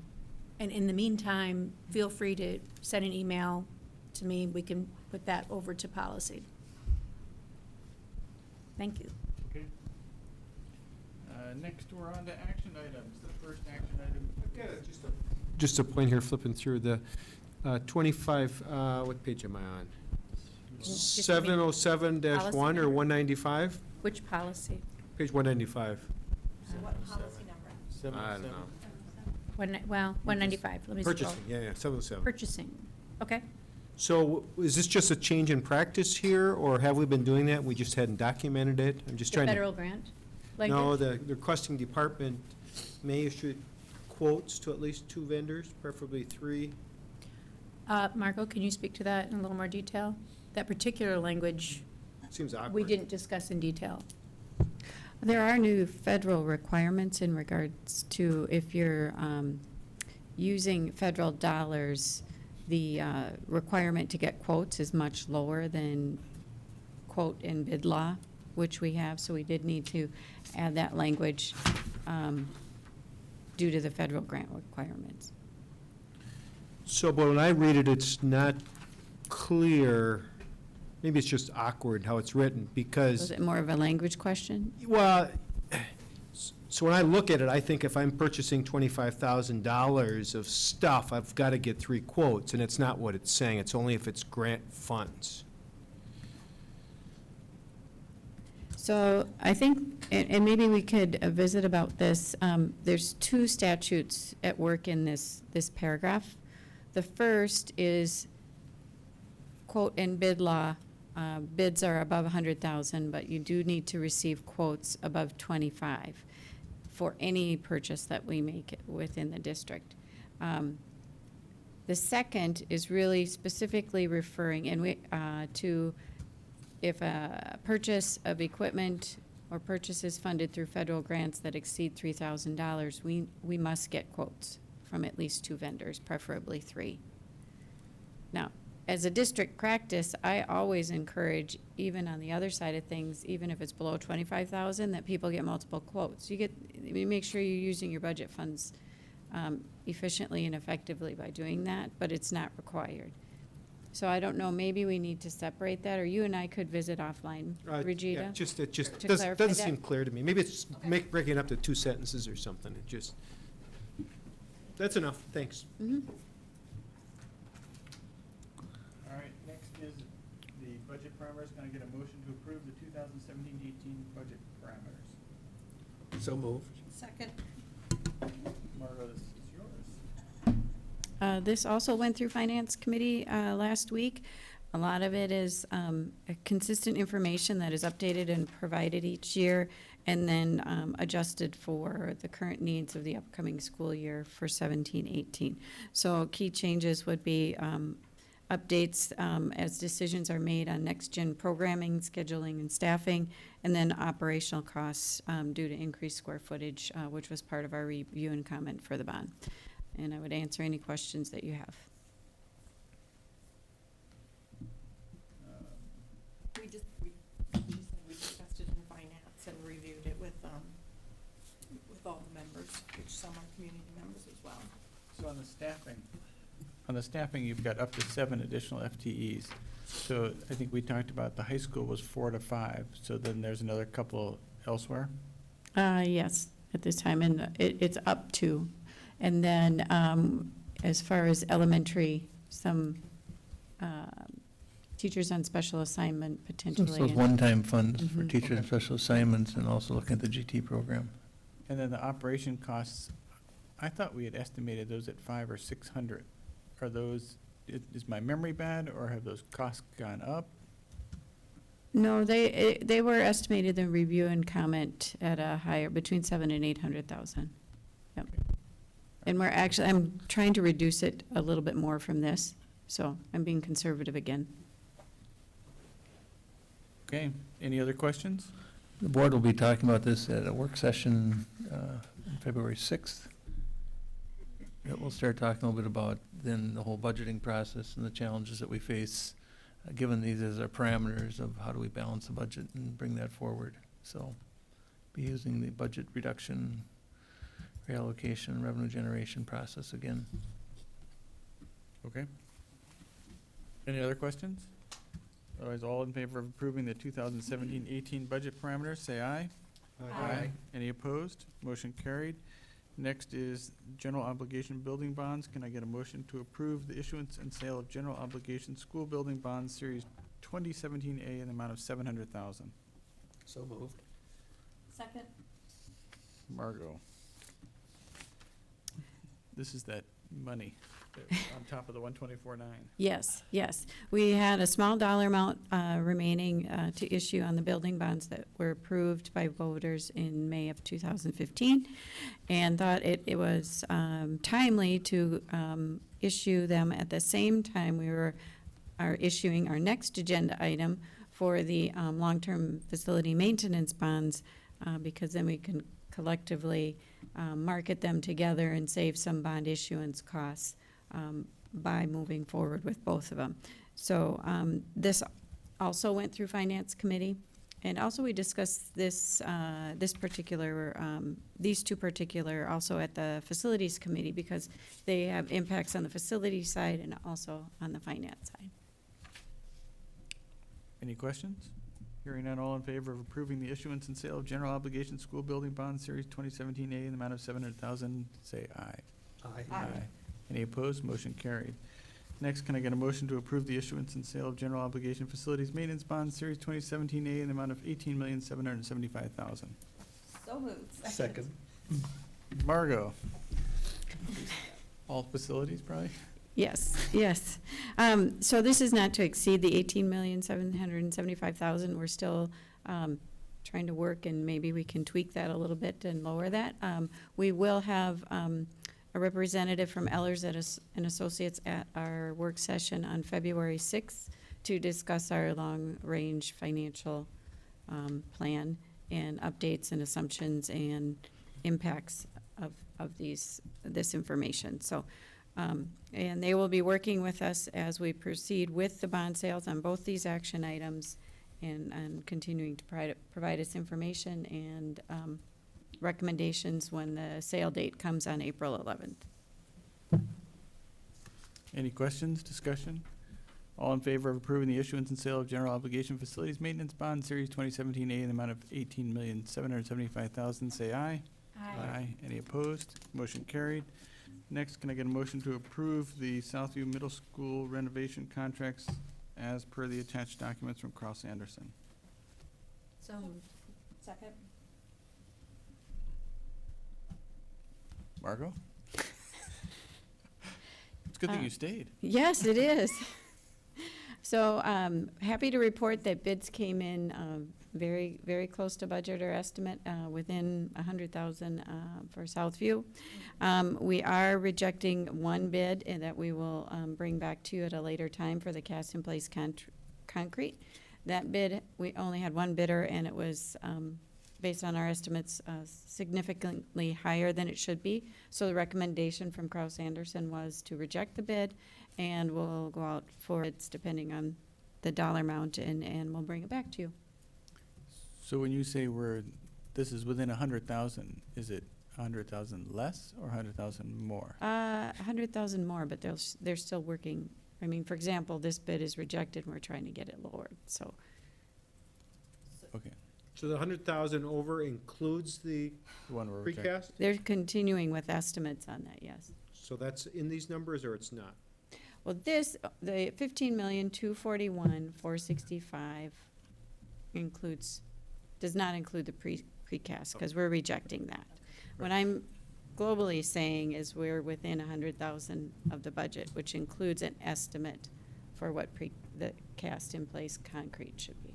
So, go back to like 1,000 over? Yes. So this is slightly over budget? Yeah, slightly over. That's good. Yep. Is this the first time we're going over at a building in any significant amount? 100,000 on 15 million is actually very good, extremely good. And we have been very lucky compared to what I'm hearing in other places. Obviously, you know the other bid that went over significantly, and that was not quite a year ago with the elementary combination bid, where we rejected the whole thing and reframed our process. So I feel very confident in this bid result, and considering the complexity at Southview, and it's a multi-year bid, we're very pleased. Yeah. That's what I wanted. Yeah. Oh, very pleased. So, We also have contingency, so that. yeah, Right. And we're satisfied with all the bidders. yes. All right. All those in favor of approving the Southview Middle School renovation contract per the attached document from Cross Anderson, say aye. Aye. Any opposed? Motion carried. We are on to the amended calendar. Can I get a motion to approve the amended calendar for early childhood through grade 12. 2000. Second, sorry. Nobody wants to do it. Who, this is Gwen. Yes, good evening. Losing track. Due to the incredible construction that we have across the district and several sites are impacted, the proposal is that we would end the school year for students one day early. And when I worked with MDE and looked at our numbers, we are still within the guidelines of the minimum requirements that the state does require. It's 1,020 hours for students to be in session over the course of a year, and that would be the case for high school. And then, as you can see further down, for our middle schools, current middle schools and elementaries, as well as early childhood, we do far exceed those number of hours. So the proposed plan would be that students would end on June 1st instead of June 2nd, and that we would have our work day for teachers would be moved up one day so they could complete grades. And then the other day, which would be an alternative day of June 5th, in light of the fact that they will have to be packing over the course of May and possibly April, it would be outside of their duty hours, and so they would have an alternative time.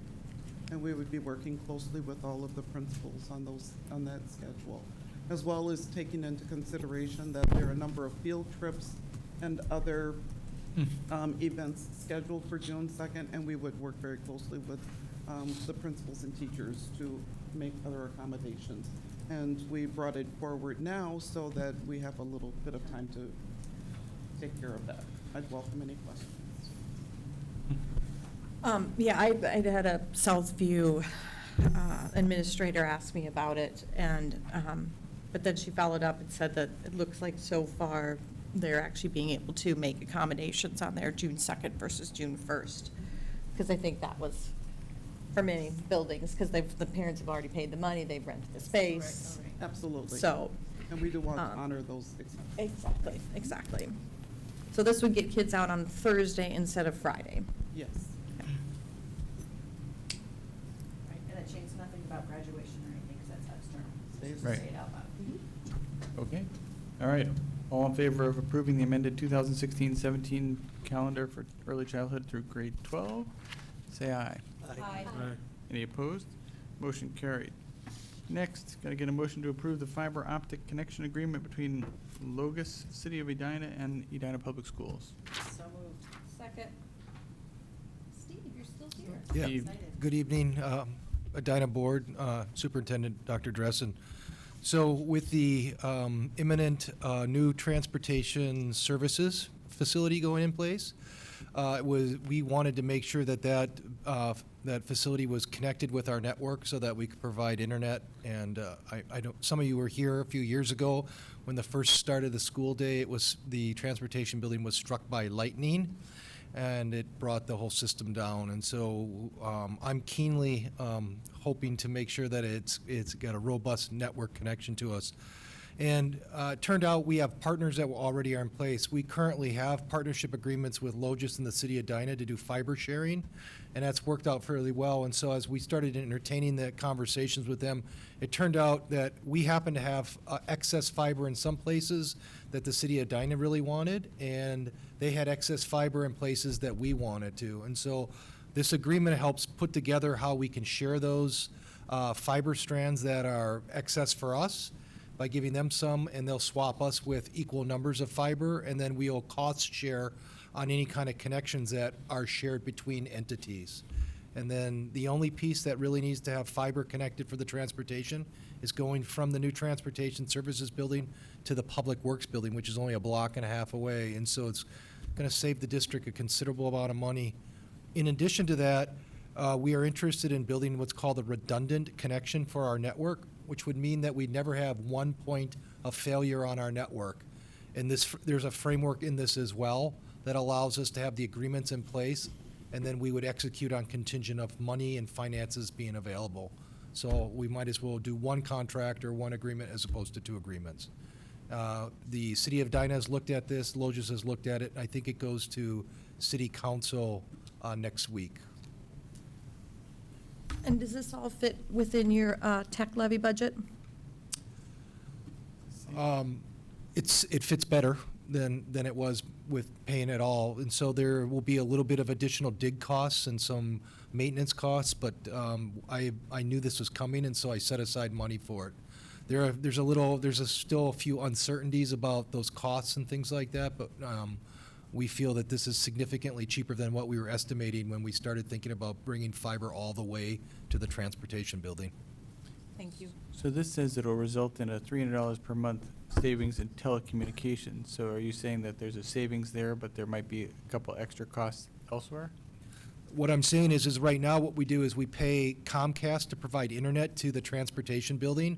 That will go away, but as we put the system in place, there'll be some initial maintenance charges of putting things in place, and then after that, there's no recurring costs. It will be lumped in, their internet connection will be lumped in with the district's internet connection, so there'll be some savings of T1 lines that we provide for their phone service and Comcast, which we provide for the internet.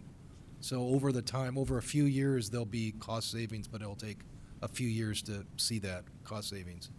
Okay. Sometimes we do these kinds of agreements, particularly with the city, and they just sort of hang out there. Is there a review cycle for this? Or if at 5 years from now, somebody cuts this wire, we know who owns what? That's a great question. In past provisos, we've had one, but we don't have one on this one, I don't think. And we've had one since 2006 with Logis in the city of Edina. It's gone fairly well. We review it periodically, but there's no clause in these contracts. It's a good point, Randy. I'm not suggesting you add it, I just don't want to get the paperwork lost, so we understand what the agreement is going forward, 10 years down the road or 15 years down the road. Funny you should mention that, because I found the originals over winter break when I was going through some of my old paperwork, so I know exactly what you mean. This is a 10-year contract? You know what? I don't know how long the contract is. I think it's in. There is no term. There's no That's what term. I'm saying. That's why I'm suggesting there's some. I think there is a term. For some reason, I thought it was 10 years, because it talks about for the term of this agreement. I see that too. So if it talks about a term. Oh, yeah. It's a 2-year term by any part or termination. This agreement may be terminated by any part or at the end of the initial term or any extension thereafter by giving 180 days written notice. Yes. 5-year term.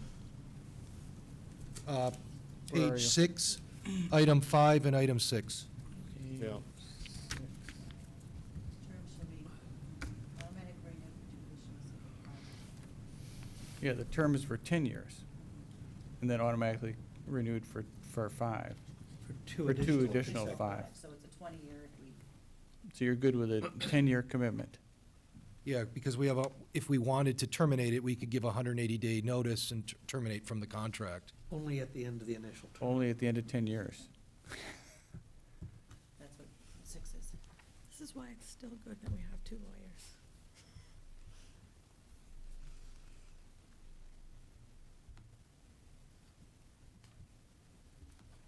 I'm good with the 10-year term. Okay. Just making sure. All right, any other questions? Hearing none, all in favor of approving the fiber optic connection agreement between Logos, City of Edina, and Edina Public Schools, say aye. Aye. Any opposed? Motion carried. Where are we?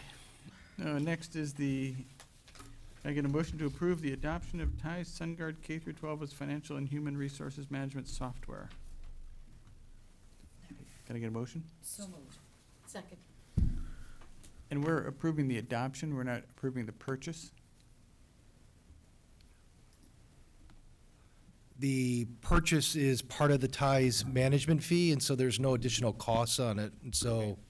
So we pay TIEs, and then we're We- approving we using adopt- this we particular adopt the software product, product. right. Got it.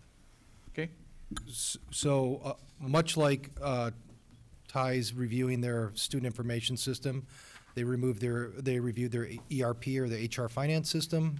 They had a pretty lengthy review this summer, and they adopted TIE SunGuard. We chose, as an organization, to do a more thorough evaluation.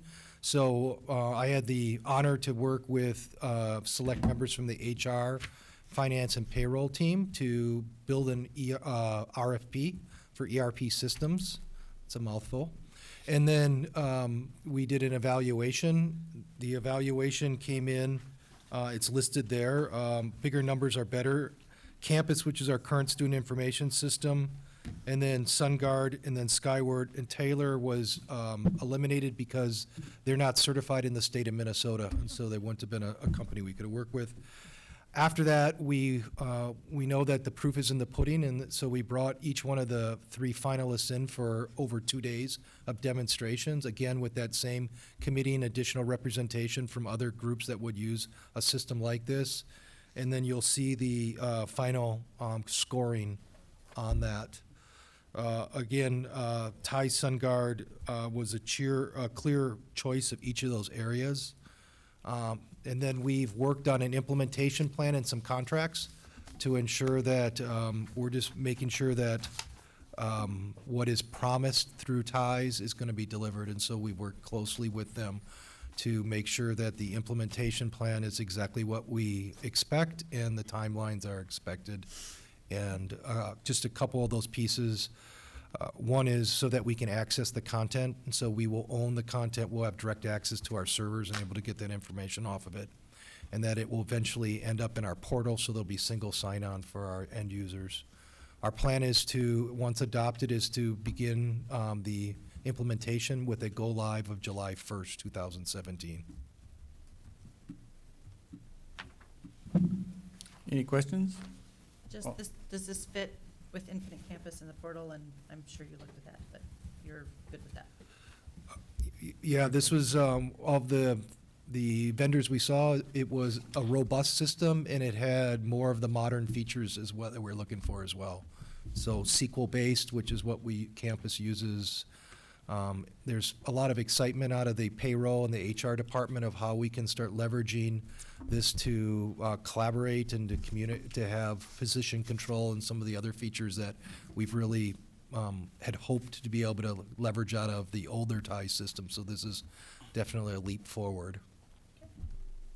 Thanks. All right, any other questions? All those in favor of approving the adoption of the TIE SunGuard K-12 as financial and human resource management software, say aye. Aye. Any opposed? Motion carried. Next is the committee appointments. Can I get a motion So moved. Second. to confirm the appointments?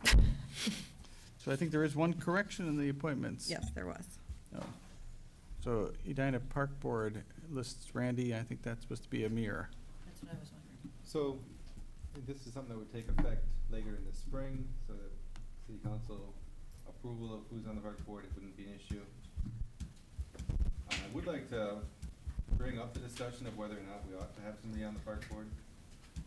Didn't we receive some communication regarding that? Yeah, the letter from the park board, which essentially the summary was when the school board member happens to be absent, we don't have a quorum occasionally, and when the school board member is present, not really a part of the board, then that we don't engage in committee work, and they do in-depth committee work just as we do. And they take on projects, they go out for bids, they have consultants, they have architects, they have these huge endeavors they're doing. Looking through the Edina Parks, it's a rather robust board, and we have a seat on the board, which we don't utilize to any extent. We sort of monitor what they do, and I guess look for something that would overlap. We do have, of course, parks that are on school property, so there is overlap, but it's not clear to me that we ought to have a seat on the board, that we're adding value to that board, or that we're protecting our agenda somehow. I'm not even sure what message we want to communicate to them. Obviously, no one who's there can speak on behalf of the board or start engaging as in, here's the board's opinion. As a representative of You know, and the it's district. and I don't expect to engage deeply in committee work and to start showing up on all these projects, because 2 boards is too much. You know, and so it is kind of a question of what's the history here. It's very unique. I think it was meant to build ties between the city and the board here, and instead, I think at the moment, it's fraying those ties. And before we we exercise influence to keep what we've got, I think we ought to reassess, do we want it? And is it in the best interest of our community that we have it? So I think, are we looking at revising what it is to be more of a communication channel? Yeah, I think it's a more of a liaison's position versus what it's been. But is it a seat that now no one else can have because No, there's a 12-person board? No, so it's, well, we're waiting to hear back from what the city's gonna bring. So I would recommend that we put you on that board and then we'll define what the role is, because if we don't put you on it, then we've got a blank. So if maybe at their monthly board meeting, I sit in the public gallery and listen for something that would alert me to a need for communication that's not happening, Right, you I might, think that meets their intent, and I'm willing to do that. right, you might be a non-voting member, for example, where you don't count towards a quorum, but I think for tonight, I think it's sufficient if we just say, For our purposes, I agree, but this was a good time to. okay, Yeah, I feel it's important to have a representative. If it's a non-voting ex officio member, that may be where it lands, and I don't have enough information to land in that place. I'm reluctant to give up that role in the partnership between the city and the schools. We overlap continuously, and I believe that the district would lose touch with what's happening on the park board. We may. Without a seat at the table, it's different than a seat in the gallery. Can you elaborate a little bit more on what we've gained in the past? It's just that presence. There's a lot to be said. I think 90% of it is just being there. And we ought to be It's at there for a city council meetings, dialogue. if that's the case, because that's much more influential. Here, there's a And more direct human rights- overlap. The Human Rights Commission is very impactful with what we're doing with systemic system change and equity work. I think you could make that argument anywhere. The only reason we're making it on the park board, from what I can see, is because we already have a history on the park board. So I get, go sorry. ahead. Oh.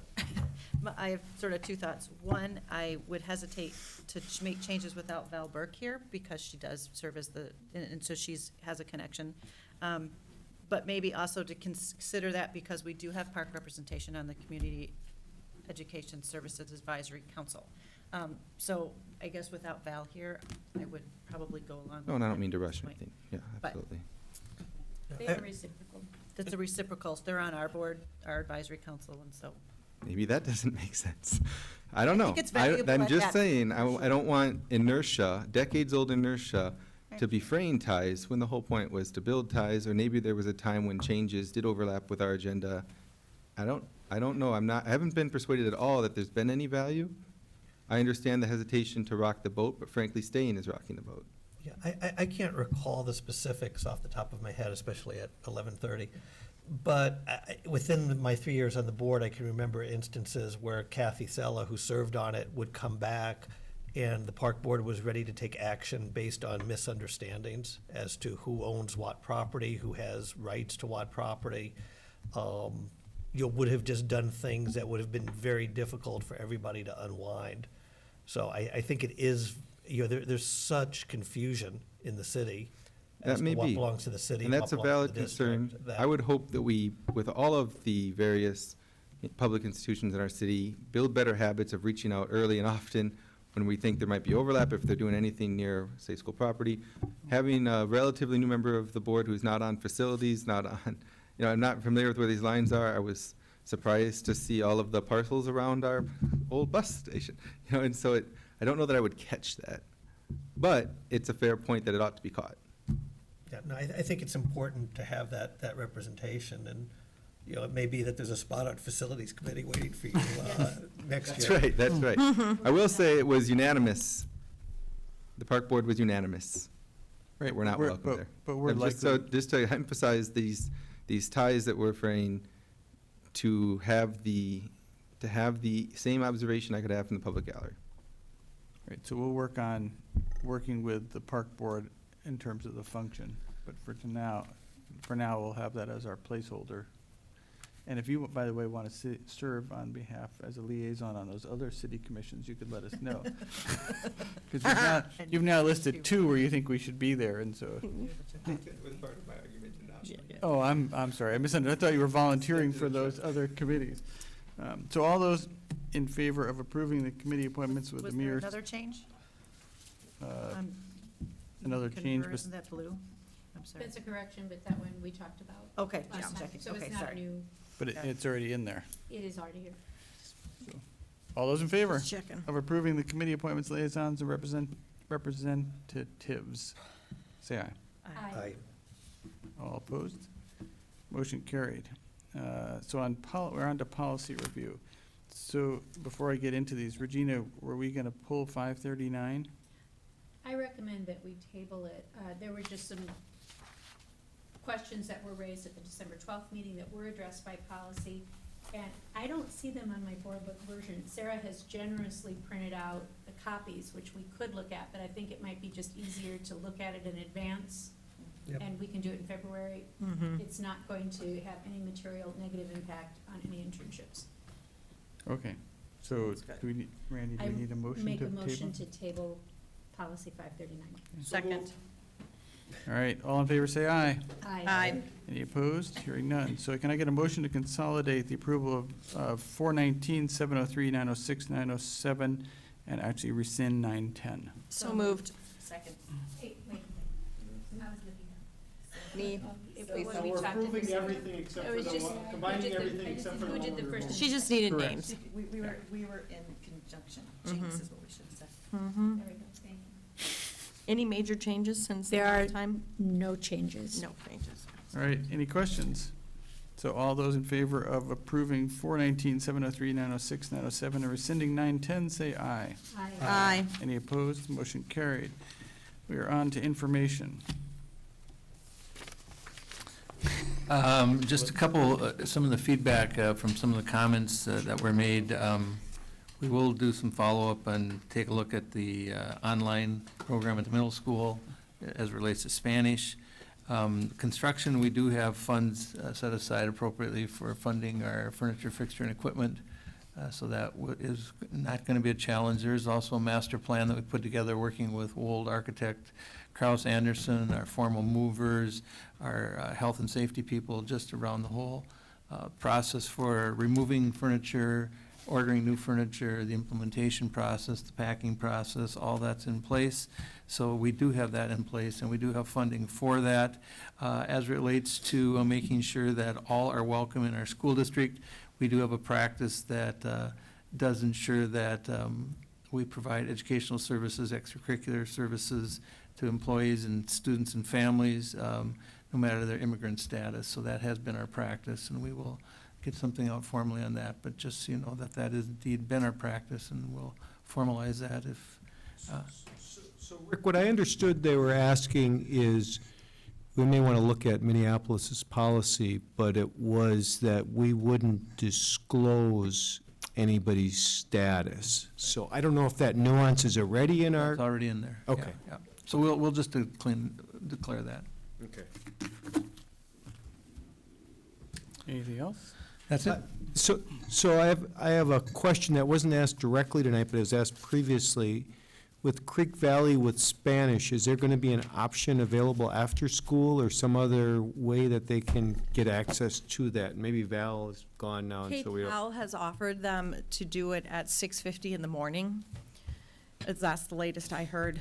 Right. So it'll be a shorter time and obviously a less attractive time. And they also, available. right, they offer it, KTEL offers it at $250 or something in Plymouth. And so that they could, I mean, that's an option. It may not be feasible for some of them, but it is offered in the afternoon after school is over, but it's in Plymouth. So as long as we touched on that. So on the transportation study, I think it would be really good to try to get that, obviously not do it in September, because that's when we're trying to get things figured out. But if we can do it in October into mid-November, it's possible that we could make a few-minute shift and make the elementary school a later start, so before winter arrives.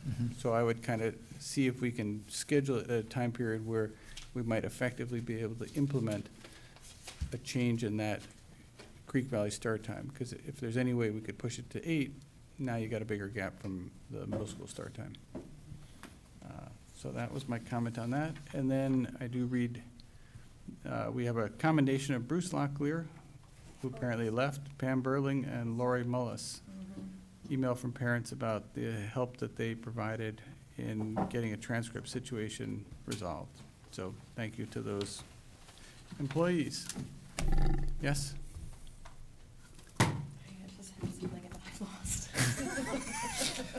Good, move on. All right. Anything else? Can I get a motion to adjourn? So moved. Second. All in favor, say aye. Aye. Any opposed? Hearing none, we are adjourned.